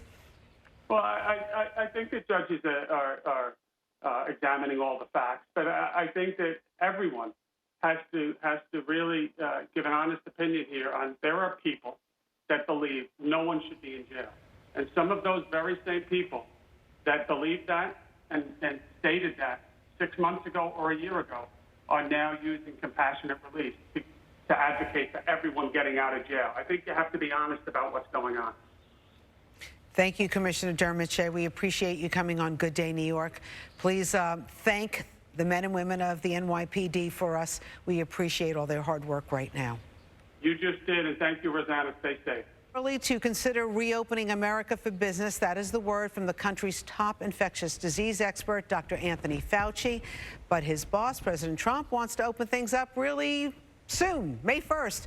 Joining us this morning, Dr. Anthony Fauci. How are you feeling, first of all? Pretty well, thank you. Thank you. So what will it take to reopen New York City? You know, it's important that you point. I'm sorry, but I'm getting a complete echo. I'm really sorry. Okay, you know what? They're going to change that right now. They'll fix the echo. Let's go with the other one. Here you go, doctor. Okay. So what will it take to reopen New York City? Well, it's important that you point out New York City because I think it's going to be different for different locations. In New York City, which really got the brunt of the impact of this particular outbreak in the United States, there are going to be things that New York is going to require that maybe a place in the Midwest or in the Mountain region would not. The first thing is you're going to have to see a significant downslope in the number of new infections. I mean, over the last several days, as Governor Cuomo has pointed out, you're seeing a plateauing and then maybe a decline in the number of new cases, hospitalizations, intensive care, and needs for intubation. At the same time that the death rate is really high because the death rate always lags considerably behind the number of new infections. If that decline keeps coming down and New York has in place the ability when new cases arise, which they will occur anytime you pull back on mitigation and physical separation, then they need to have the capability of identifying, isolating, and contact tracing, which would mean they'd have to have in place the testing capability to do that. If they do that, then they might be able to gradually roll in. I don't think opening New York or any other place is going to be an all or none phenomenon, like a light switch that you turn on and off. I think some places, some locations might actually be ready to be able to gradually go into this issue of being able to open and get back to normality. But it's not going to be an all or none phenomenon. It's going to be different for different places. So I'm wondering about the testing, because obviously we don't have a lot of tests to test everybody in New York City. Millions of people live here. How much testing needs to be done before you think it's okay to safe and sound for everybody to go outside of their houses? You know, it's a good question, but I think it's important to distinguish by what you mean by testing, because there's a lot of confusion. If you say testing for whether someone is infected, that is something that's important, because if someone is infected, you want to identify them, get them out of circulation so that they don't infect other people. The other kind of testing is an antibody testing, which does not tell you whether you are currently infected. It tells you whether you have been infected and are potentially protected against reinfection. So both of those have a degree of importance. The one that's important right away is to be able to identify those who are infected. Because when you get someone back into the workplace, you're going to want to be able to determine when that person can go back, and if that person is infected, to keep them out of the workplace so that they don't infect others. The idea of how many New Yorkers have actually been infected and maybe don't even realize it, because a significant proportion now, as we're learning, of the infections might be without any symptoms, yet those people can actually transmit it. So we want to find out in New York City how many people actually got infected. That would be important in understanding how much immunity there is. Lastly, you don't really need to test every single person. There's a misperception to think that that's the case. You need to get a sampling to know what's in the community. And on an individual basis, if you need to determine if a person is infected, you need to have the capability of doing that rapidly, efficiently, and getting the results reasonably quickly. What do you think about that saliva test? Jersey started it today. You know, I can't comment on it. I've heard about it. I understand it was recently validated and approved by the FDA. The FDA is pretty careful about that. So if that's the case, this might be something that could be an important contribution. But I have not had really any experience with it, so I can't comment any more than that. Are you concerned about people getting the virus twice? Have you gotten any indication about that? You know, there have been some anecdotal reports that people have either relapsed, namely were infected, felt they got better, but actually relapsed with the same virus. It's tough to distinguish that from someone who's been reinfected. If this virus acts like many of the other viruses that we have experience with, once you've been infected and you clear the virus, it is highly unlikely that you'll be able to get infected with the same virus, because you'll have a degree of immunity in you that would protect you. We haven't definitively proven that, but it is highly likely that that's the case. Can I ask you, the president is taking away funding from the World Health Organization. Are you concerned about that? You know, I can't comment on that now. I've just heard a discussion about that. I'll have to go back to the task force and find out exactly what's going on, and I'll do that later in the day. Okay, you know, when you come on TV, everybody feels so much calmer. And I'm wondering if what you do to stay calm. I heard that your father, who was a pharmacist in my Brooklyn neighborhood on 13th Avenue, when he would come home, which was, your apartment was above the pharmacy, Fauci Pharmacy on 13th Avenue, he would sing opera. Now, I'm wondering if you do that when you go home in your house. Actually, I'm more of a rock and roll guy than opera. Really? What kind of music do you like to listen to? You know, I'm the old rhythm and blues, the old Detroit music, the Temptations, the Four Tops, those kind of guys. I love it. When New York is finally open, what's the first thing that you would like to do in your old hometown? Oh, you know, I was born and raised. I love New York so much. I probably would like to just jog around the reservoir in Central Park, which I used to do when I was in high school. That's where we used to work out before basketball season to get ourselves in shape. I love that place. Regis High School, I know that. So I heard the other day you were the angriest you ever were when someone kind of questioned your relationship with the president. So I thought, as a fellow Brooklynite, you can take the boy out of Brooklyn, but you can't take the Brooklyn out of the boy. And I'm just wondering, are you ever going to unleash your Brooklyn on somebody? No, certainly not publicly. Thank you so much, Dr. Anthony Fauci. We always appreciate you talking to us here on Good Day New York. Please stay safe. We need you. Thank you. You too. Good to be with you as always. Thank you, Dr. Fauci. Welcome back to Good Day 824. Most people have been able to get their groceries during this pandemic, but that could change as more food service workers fall ill to COVID-19, threatening to put a strain on the supply chain. Regan Medji is outside Trader Joe's in Forest Hills, Queens. Is everybody abiding by the social distancing? Yeah, I think so. I'm going to step out of the way so you can actually check it out. You have people just spaced in between where their carts are spacing, so they're about 6 feet apart. This has been going on since a little bit before 8 o'clock this morning. The first round is senior citizens, and then at 9, it's open to the public. Now, people in line are going to get their groceries, but now there are new reports saying that there might be a short supply of meat. That's because, like you said, the pandemic is hitting those meat processing plants. However, really what this means is that when you go to the grocery store to shop for the meat, your choices might be a bit limited.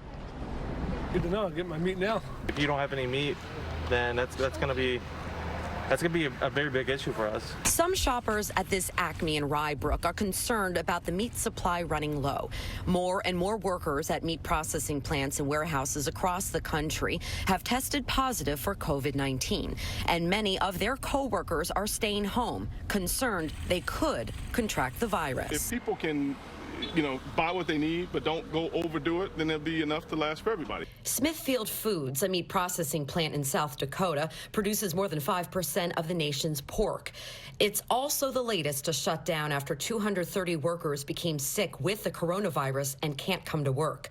The food processing industry is vulnerable to an outbreak because employees often work in close contact with one another, shoulder to shoulder. Because the food supply is sort of precarious right now, it would not be a good time to engage in panic buying of mass quantities because that's just going to further disrupt the food supply. Don Schaffner is a professor of food microbiology at Rutgers University.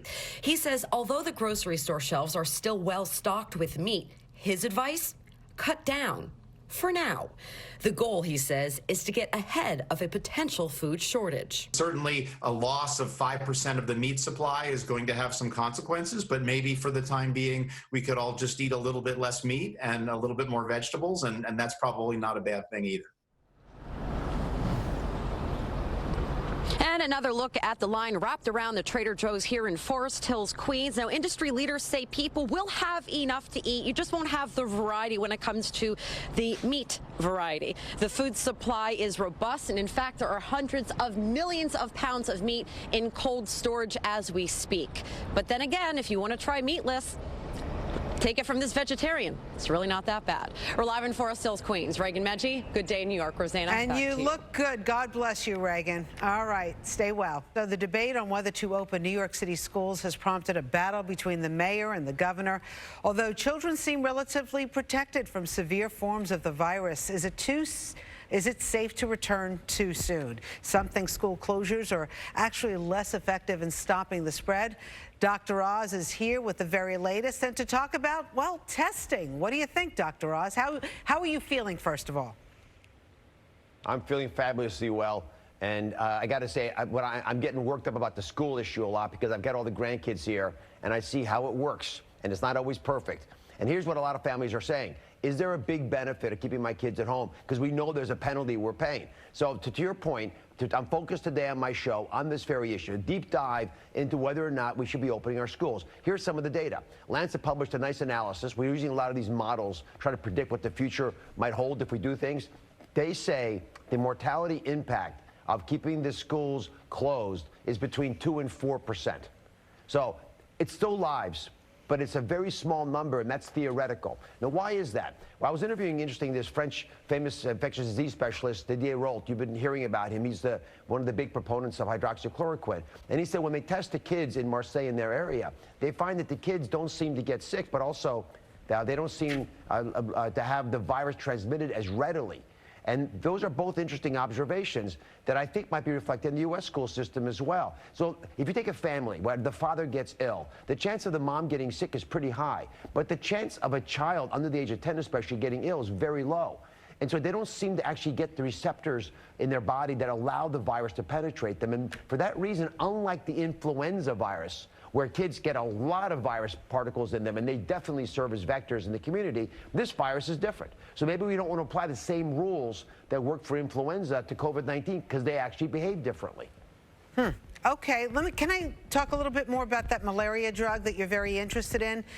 Rita Wilson, who had COVID-19, she says she was given that, and she had really extreme reaction to it. Are you hearing the same thing about that drug? No, actually, there was another randomized trial that was released last night from China. 150 patients. They went.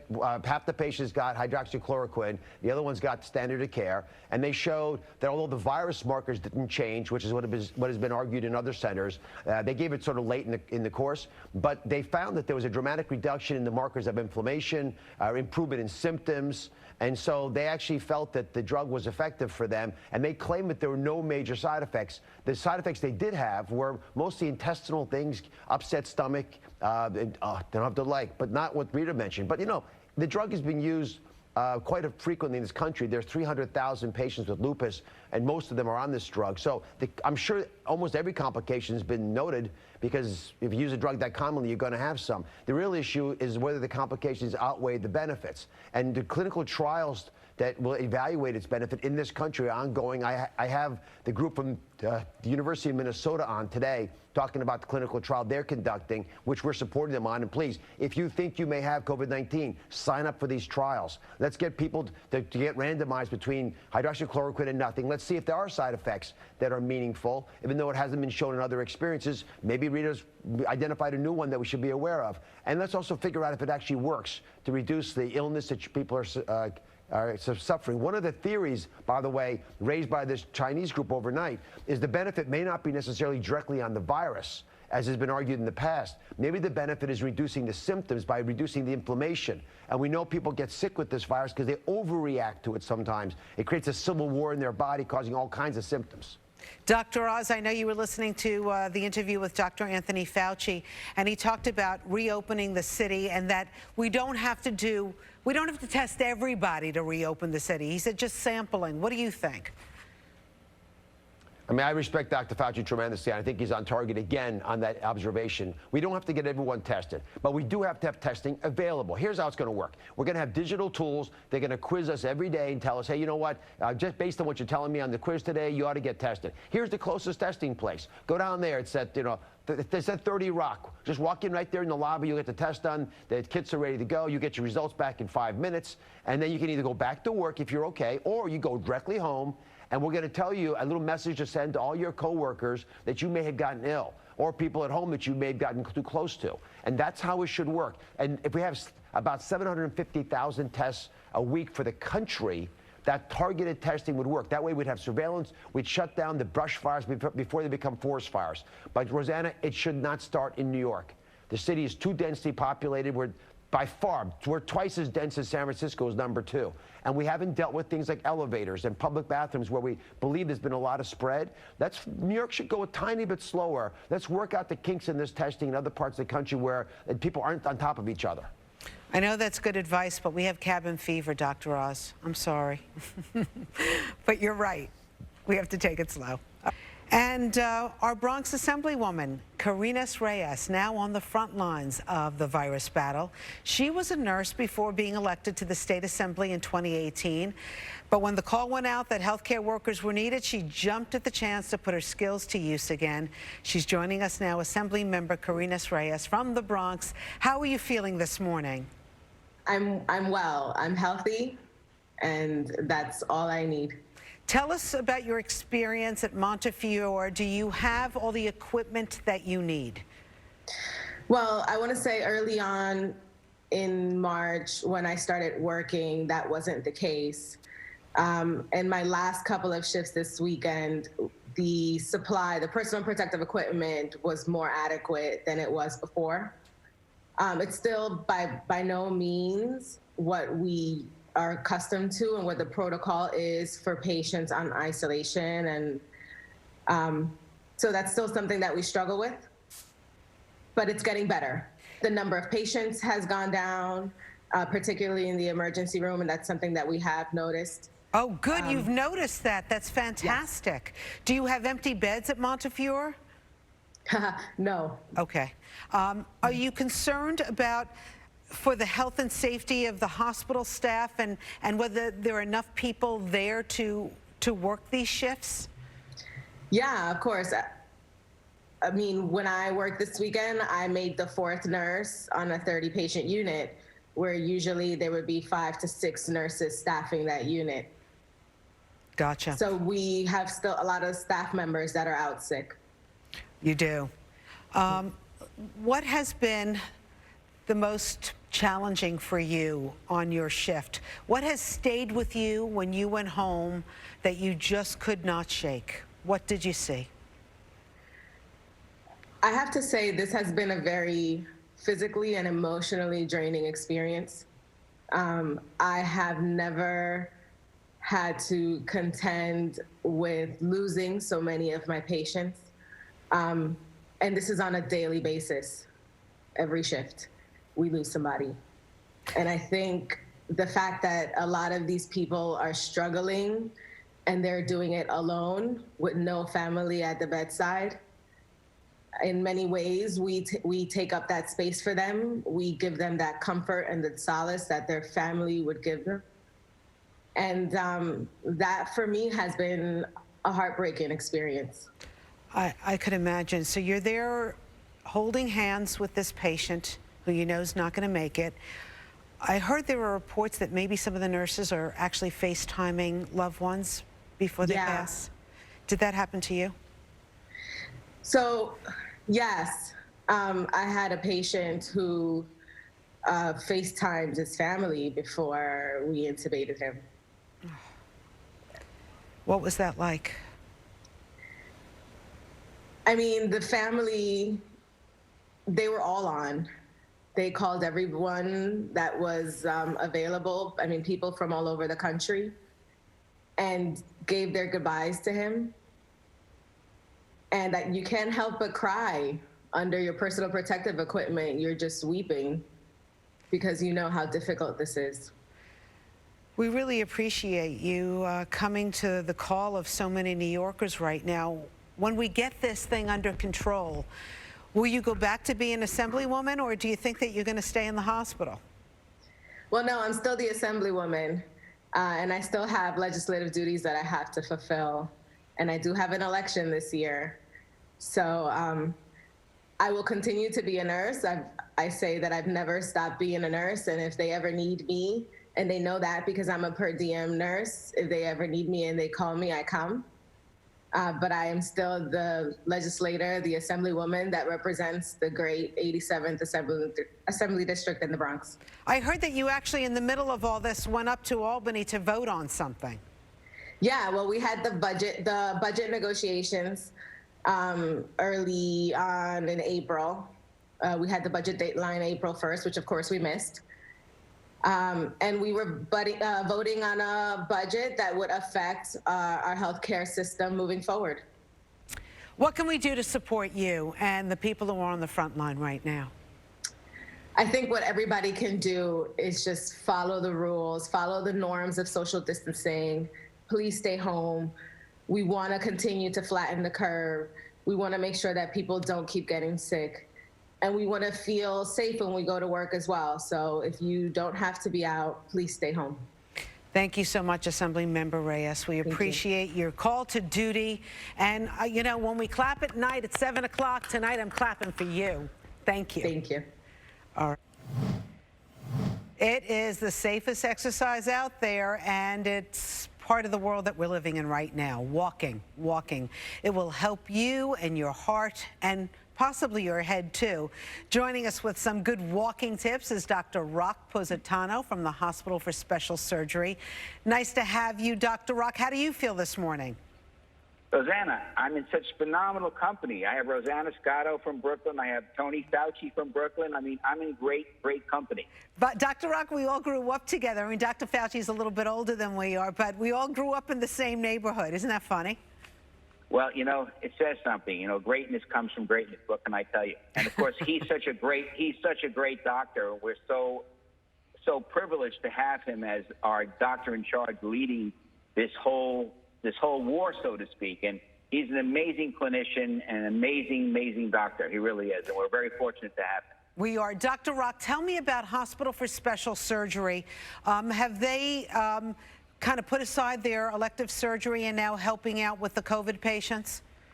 Well, it's amazing. I mean, we have such a great team here. You know, we have our CEO, Lou Shapiro, our Surgeon-in-Chief, Dr. Brian Kelly. They have been unbelievably fantastic in terms of leading our doctors, our nurses, our clinical staff here at the hospital. And we've really stepped it up. I mean, and we've done a great job of also helping out New York Presbyterian Hospital in terms of taking care of a lot of their patients. And as you know, we're primarily an orthopedic rheumatological hospital, probably one of the best in the world. But we have dedicated 3 floors to taking care of these types of patients. But again, it has a lot to do with the leadership here at our hospital. We're very fortunate to have both Lou Shapiro and Dr. Brian Kelly. Well, thank you so much. So, Doc, let's talk a little bit about coronavirus and the foot, because today I saw a report that maybe you could figure out you have COVID-19 by a sore on your foot. Have you heard anything about this report? Yes, Rosanna. Actually, any type of a virus that affects the human body, particularly the nervous system, can also show up inside the skin. So, of course, the foot is part of this. The foot has skin, of course, and we do see some manifestations in terms of the foot being involved in some of these COVID patients. Now, of course, our colleagues over in Spain were the first to actually report some of these findings. However, there's not enough scientific evidence at this point to be able to say definitively that this is what's happening. However, I mean, it makes perfect sense that the foot is part of the body. And, of course, the foot, as you know, is a mirror of systemic disease, meaning many diseases may first manifest in the foot and the ankle that are systemic in nature, such as blood pressure issues, cardiovascular issues, dermatological issues, etc. So it doesn't surprise me, and which is the reason why it's so important that people take care of their feet and inspect their feet on a rather daily basis. And the irony of it is a lot of times when we go to our internist, they'll say, take off everything but your shoes and socks. So it just shows you sometimes how important, though, the ability to examine yourself comes into play here. All right, so a lot of people are encouraged right now to get out and walk if you can, keep your social distance. But it also, for a lot of people, they're not used to it, and probably their feet are feeling the pains of it. What do you suggest right now? Well, I think the important thing is that, you know, what you don't want to do is change your routine dramatically. I mean, you don't want to go from 2 miles a day to 5 miles a day. That could be a problem. That will stress the musculoskeletal system. Not only the foot and the ankle, but also the knee, the hip, and the back. Because there is a connection, as Da Vinci taught us, between what happens when the foot makes contact with the ground and how these other parts of the body are affected. So I think it's important that you do things with a certain amount of caution. Basically, ramp up your walking time slow. Don't go, as I said, from 0 to 100 in 2 days. It's important that you do things gradually.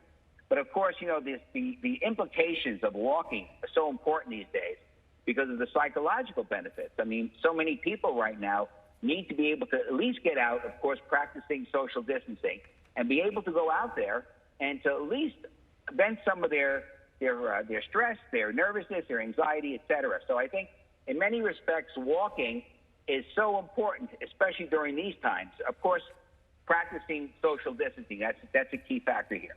Dr. Rock, thank you for that great advice. And I know you also say soak your feet in a bathtub twice a day. Do not wear old or flat shoes, and make sure that your shoes fit properly. Those are your tips. Right, and make sure you don't do what Mike Woods is doing right now, which is wearing absolutely no support in his feet, so that when he comes in complaining in a couple of weeks that his ankles hurt, we're going to be able to say we know why now. Exactly. Dr. Rock Positano, thank you so much from the Hospital of Special Surgery. We appreciate it. Thanks, Rosanna. Appreciate your help. Coming up. Welcome back. Marcus Samuelsson is a James Beard Award winner, chef and owner of Red Rooster in Harlem, and he is participating in what's called the Great New York Foodathon Special. It's airing this Friday night on Fox 5 at 7 o'clock. Marcus, how are you feeling this morning? How is your family? Well, we're good, thank God, and we're very fortunate. But, you know, as New Yorkers, we do what we can, and I'm really excited and proud to be part of City Harvest and Jeffrey Zakarian's Food-a-thon this Friday on Fox 5. And you will be part of it, too. I get to be part of it, too. First of all, it's amazing because City Harvest is a wonderful organization that rescues food and feeds the people in our community. What is that like? Because I know you're very, very involved with that. You know, at times like this, New York has come through. I remember times after 9/11, and this pandemic is the worst, man. So far at Red Rooster, we shut down the restaurant and we turned it into a community kitchen. We served 15,000 meals over the last 2 weeks for the neediest and the first responders. And all my chef friends are doing similar work because we have to. The city needs us now, and it's amazing to have a group like city organization like City Harvest to be there when the city needs it the most. You would think in New York City on a good day that we would not have a problem with people in our neighborhood going hungry. Yeah. But we do. And this pandemic really brings it to the forefront of how desperate we need food. Especially in, food insecurity is a real thing on a normal day, but when a pandemic like this happens, it tenfold, it gets even worse. And that's one of the reasons why we decided to shut down. I wouldn't even say shut down our restaurant. We just turned into something else, right? And so many of my chef friends are doing the same thing. And I think it's actually the most important work we've ever done right now. It's at this moment. And, there's so many organizations doing it. And as chefs, we want to give back. And when Jeffrey called me about this, and he got, people like John Legend, Whoopi Goldberg, the best in the industry from entertainment and cooking is going to be part of this food-a-thon on Friday. I think it's going to be between 7 and 8. So it's prime time. And, it's going to be, I shouldn't say fun, but it's a little bit sort of uplifting in such a dark, difficult time, Absolutely. We're going to raise some money for City Harvest. And, we'll have a distraction. We'll have you guys cooking, right? Because you're going to be there. Giada, Rachel Ray, Ann Burrell, Katie Lee, Eric Repair, Buddy Velastro, Michael Simon. Just a few names. Just a few, yeah. John Legend is going to perform. I hear Christy Brinkley's going to be there. Dr. Oz, Bethany Brooke Shields, Little O'May, whatever. We're going to just... It's going to be the Great New York Food-a-thon, Marcus. Yes. And I want to come down and hug you soon again. It was only a month ago I saw you and we hugged each other. And can you believe that, in 4 weeks, so much have changed? So I miss you, I love you, and I see you soon, okay? Thank you for having me. Marcus, thank you for what you're doing for the community. We really appreciate it. And I'm going to be watching you. I'm keeping a special eye on you on Friday night at the Great New York Food-a-thon. Thank you. All the love to you and your family. Resource available for extended information regarding the outbreak. It's called coronavirusnow.com. It was created by Fox. It offers daily content from health officials and breaking news from both our area and across the country.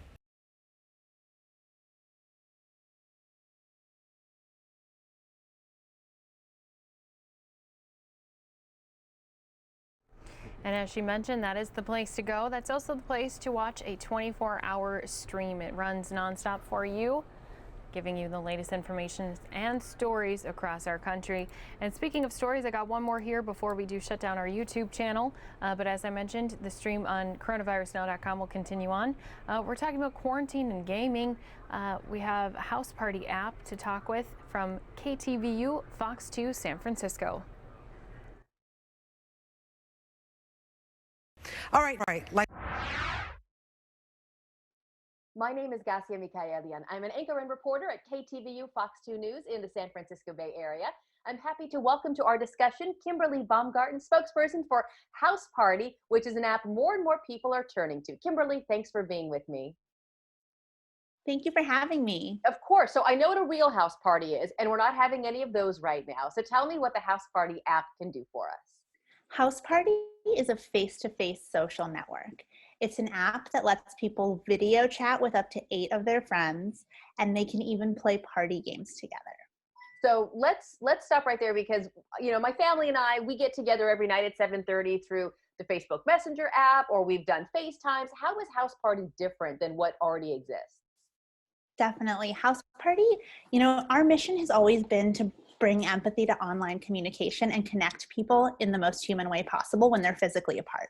So what makes the product really different is that instead of calling someone and sending a link, you just open up the app and your friends who you have a mutual two-way handshake with, you've agreed to be friends, they get a notification that you're there. And then they can come into the app and join you, or you can join them. And you can even meet each other's friends of friends. So it's a lot more casual, and it really mirrors a real life house party. And so what if I want to keep it super closed? I only want it, me and my two besties. How can we ensure it's just that super tight circle? Yeah, you have a few options. You can sneak into the house, so none of your friends will get a notification that you're there. And you can lock your room.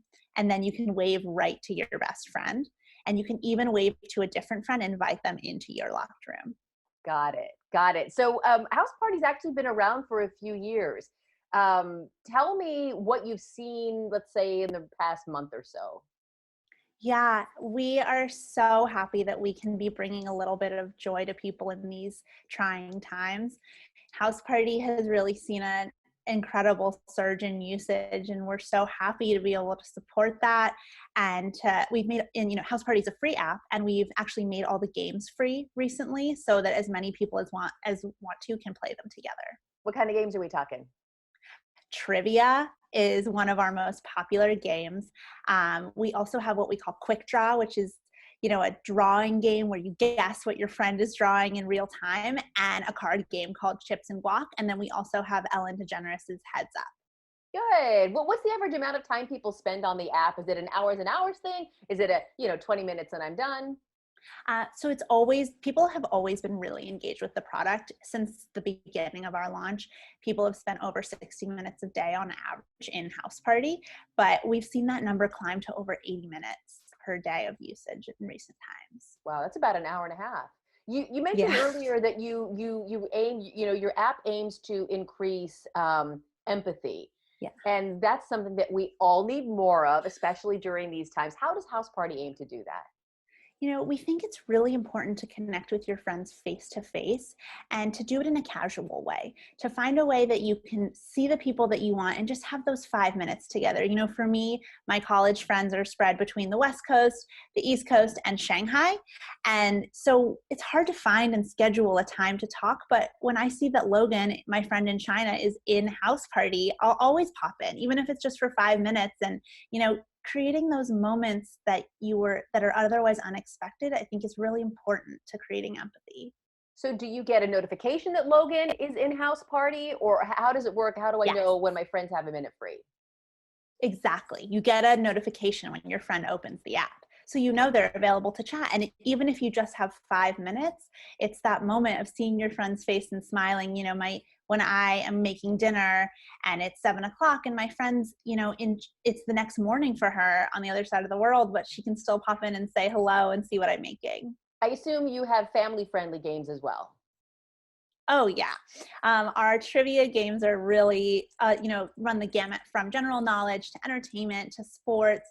You have all different categories that you can play with family. And, we've seen people both gaming a lot in House Party, playing our party games, but also using it for really important moments in their lives, like birthday parties. There was a proposal on House Party recently, and they use it to have play dates. They use it for all the different things that are important they would be doing physically together, but they can't right now. Is there an age minimum for your app? Is it something that parents have to be using for and with their children?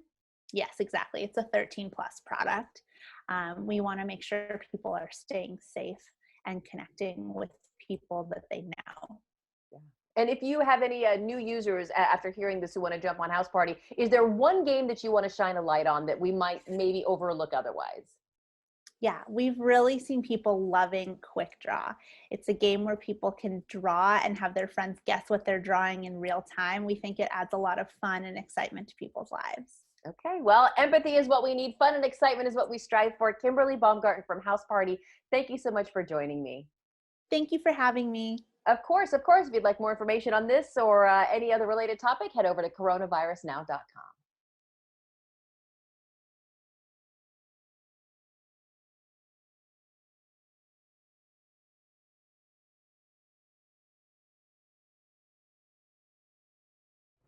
And there's that website one more time here for you, coronavirusnow.com. Taking one last look on our YouTube side at the latest numbers on Johns Hopkins University's site.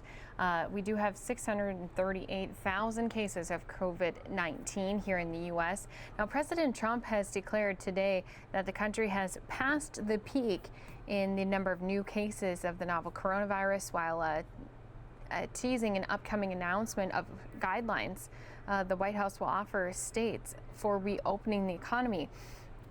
He went on to say the battle continues, but the data indicates that we have passed the peak. This was at today's White House Rose Garden press briefing, and he did not reveal any details of those guidelines when it will release, but he did say he'll be what it will entail when it's released, but he did say that he'll make that announcement tomorrow. Of course, we're going to be carrying that for you not only on coronavirusnow.com, but also on our YouTube stream, so you can always tune in there with us. He went on to say, quote, "We think some states will be able to open before May 1st. We want to get our country open again." Of course, many of us excited would want to see things continue to open up, get better, but we'll just have to see how those numbers do continue on. And we keep you updated on those numbers each and every single day, 24/7 on coronavirusnow.com. So if you're with us on the YouTube side, we are getting things ready to shut it down. We know that there's some people out there who've been going through some hard times. 16.8 million Americans have lost their jobs in the last 3 weeks. If you're one of those people, we're sorry. We hope things do turn around here quickly for you, and hopefully the stimulus checks that people have been starting to receive. My husband just texted me earlier this evening that our bank account did have it added in ours too. So hopefully you can get that into your bank account as well, and hopefully it will give you a little bit of relief during this difficult time. If you want to continue to listen to stories across our country, we have a lot of great ones coming up. Not only are we talking about online security, but also we do have an interview with our Fox 2 San Francisco sister station talking about the restaurant industry, how they're handling things now, how they're going to handle things after. Plus, they talk about this economic depression that we could hit after all of this fallout from COVID-19. So some great interviews, great coronavirus specials from Fox stations across our country are going to be playing all night long on coronavirusnow.com. Just want to say thank you one more time. If you're with us on coronavirusnow.com, don't worry, we have more stories coming your way here in just a few minutes. If you're with us on YouTube, hang on until tomorrow. We'll see you then.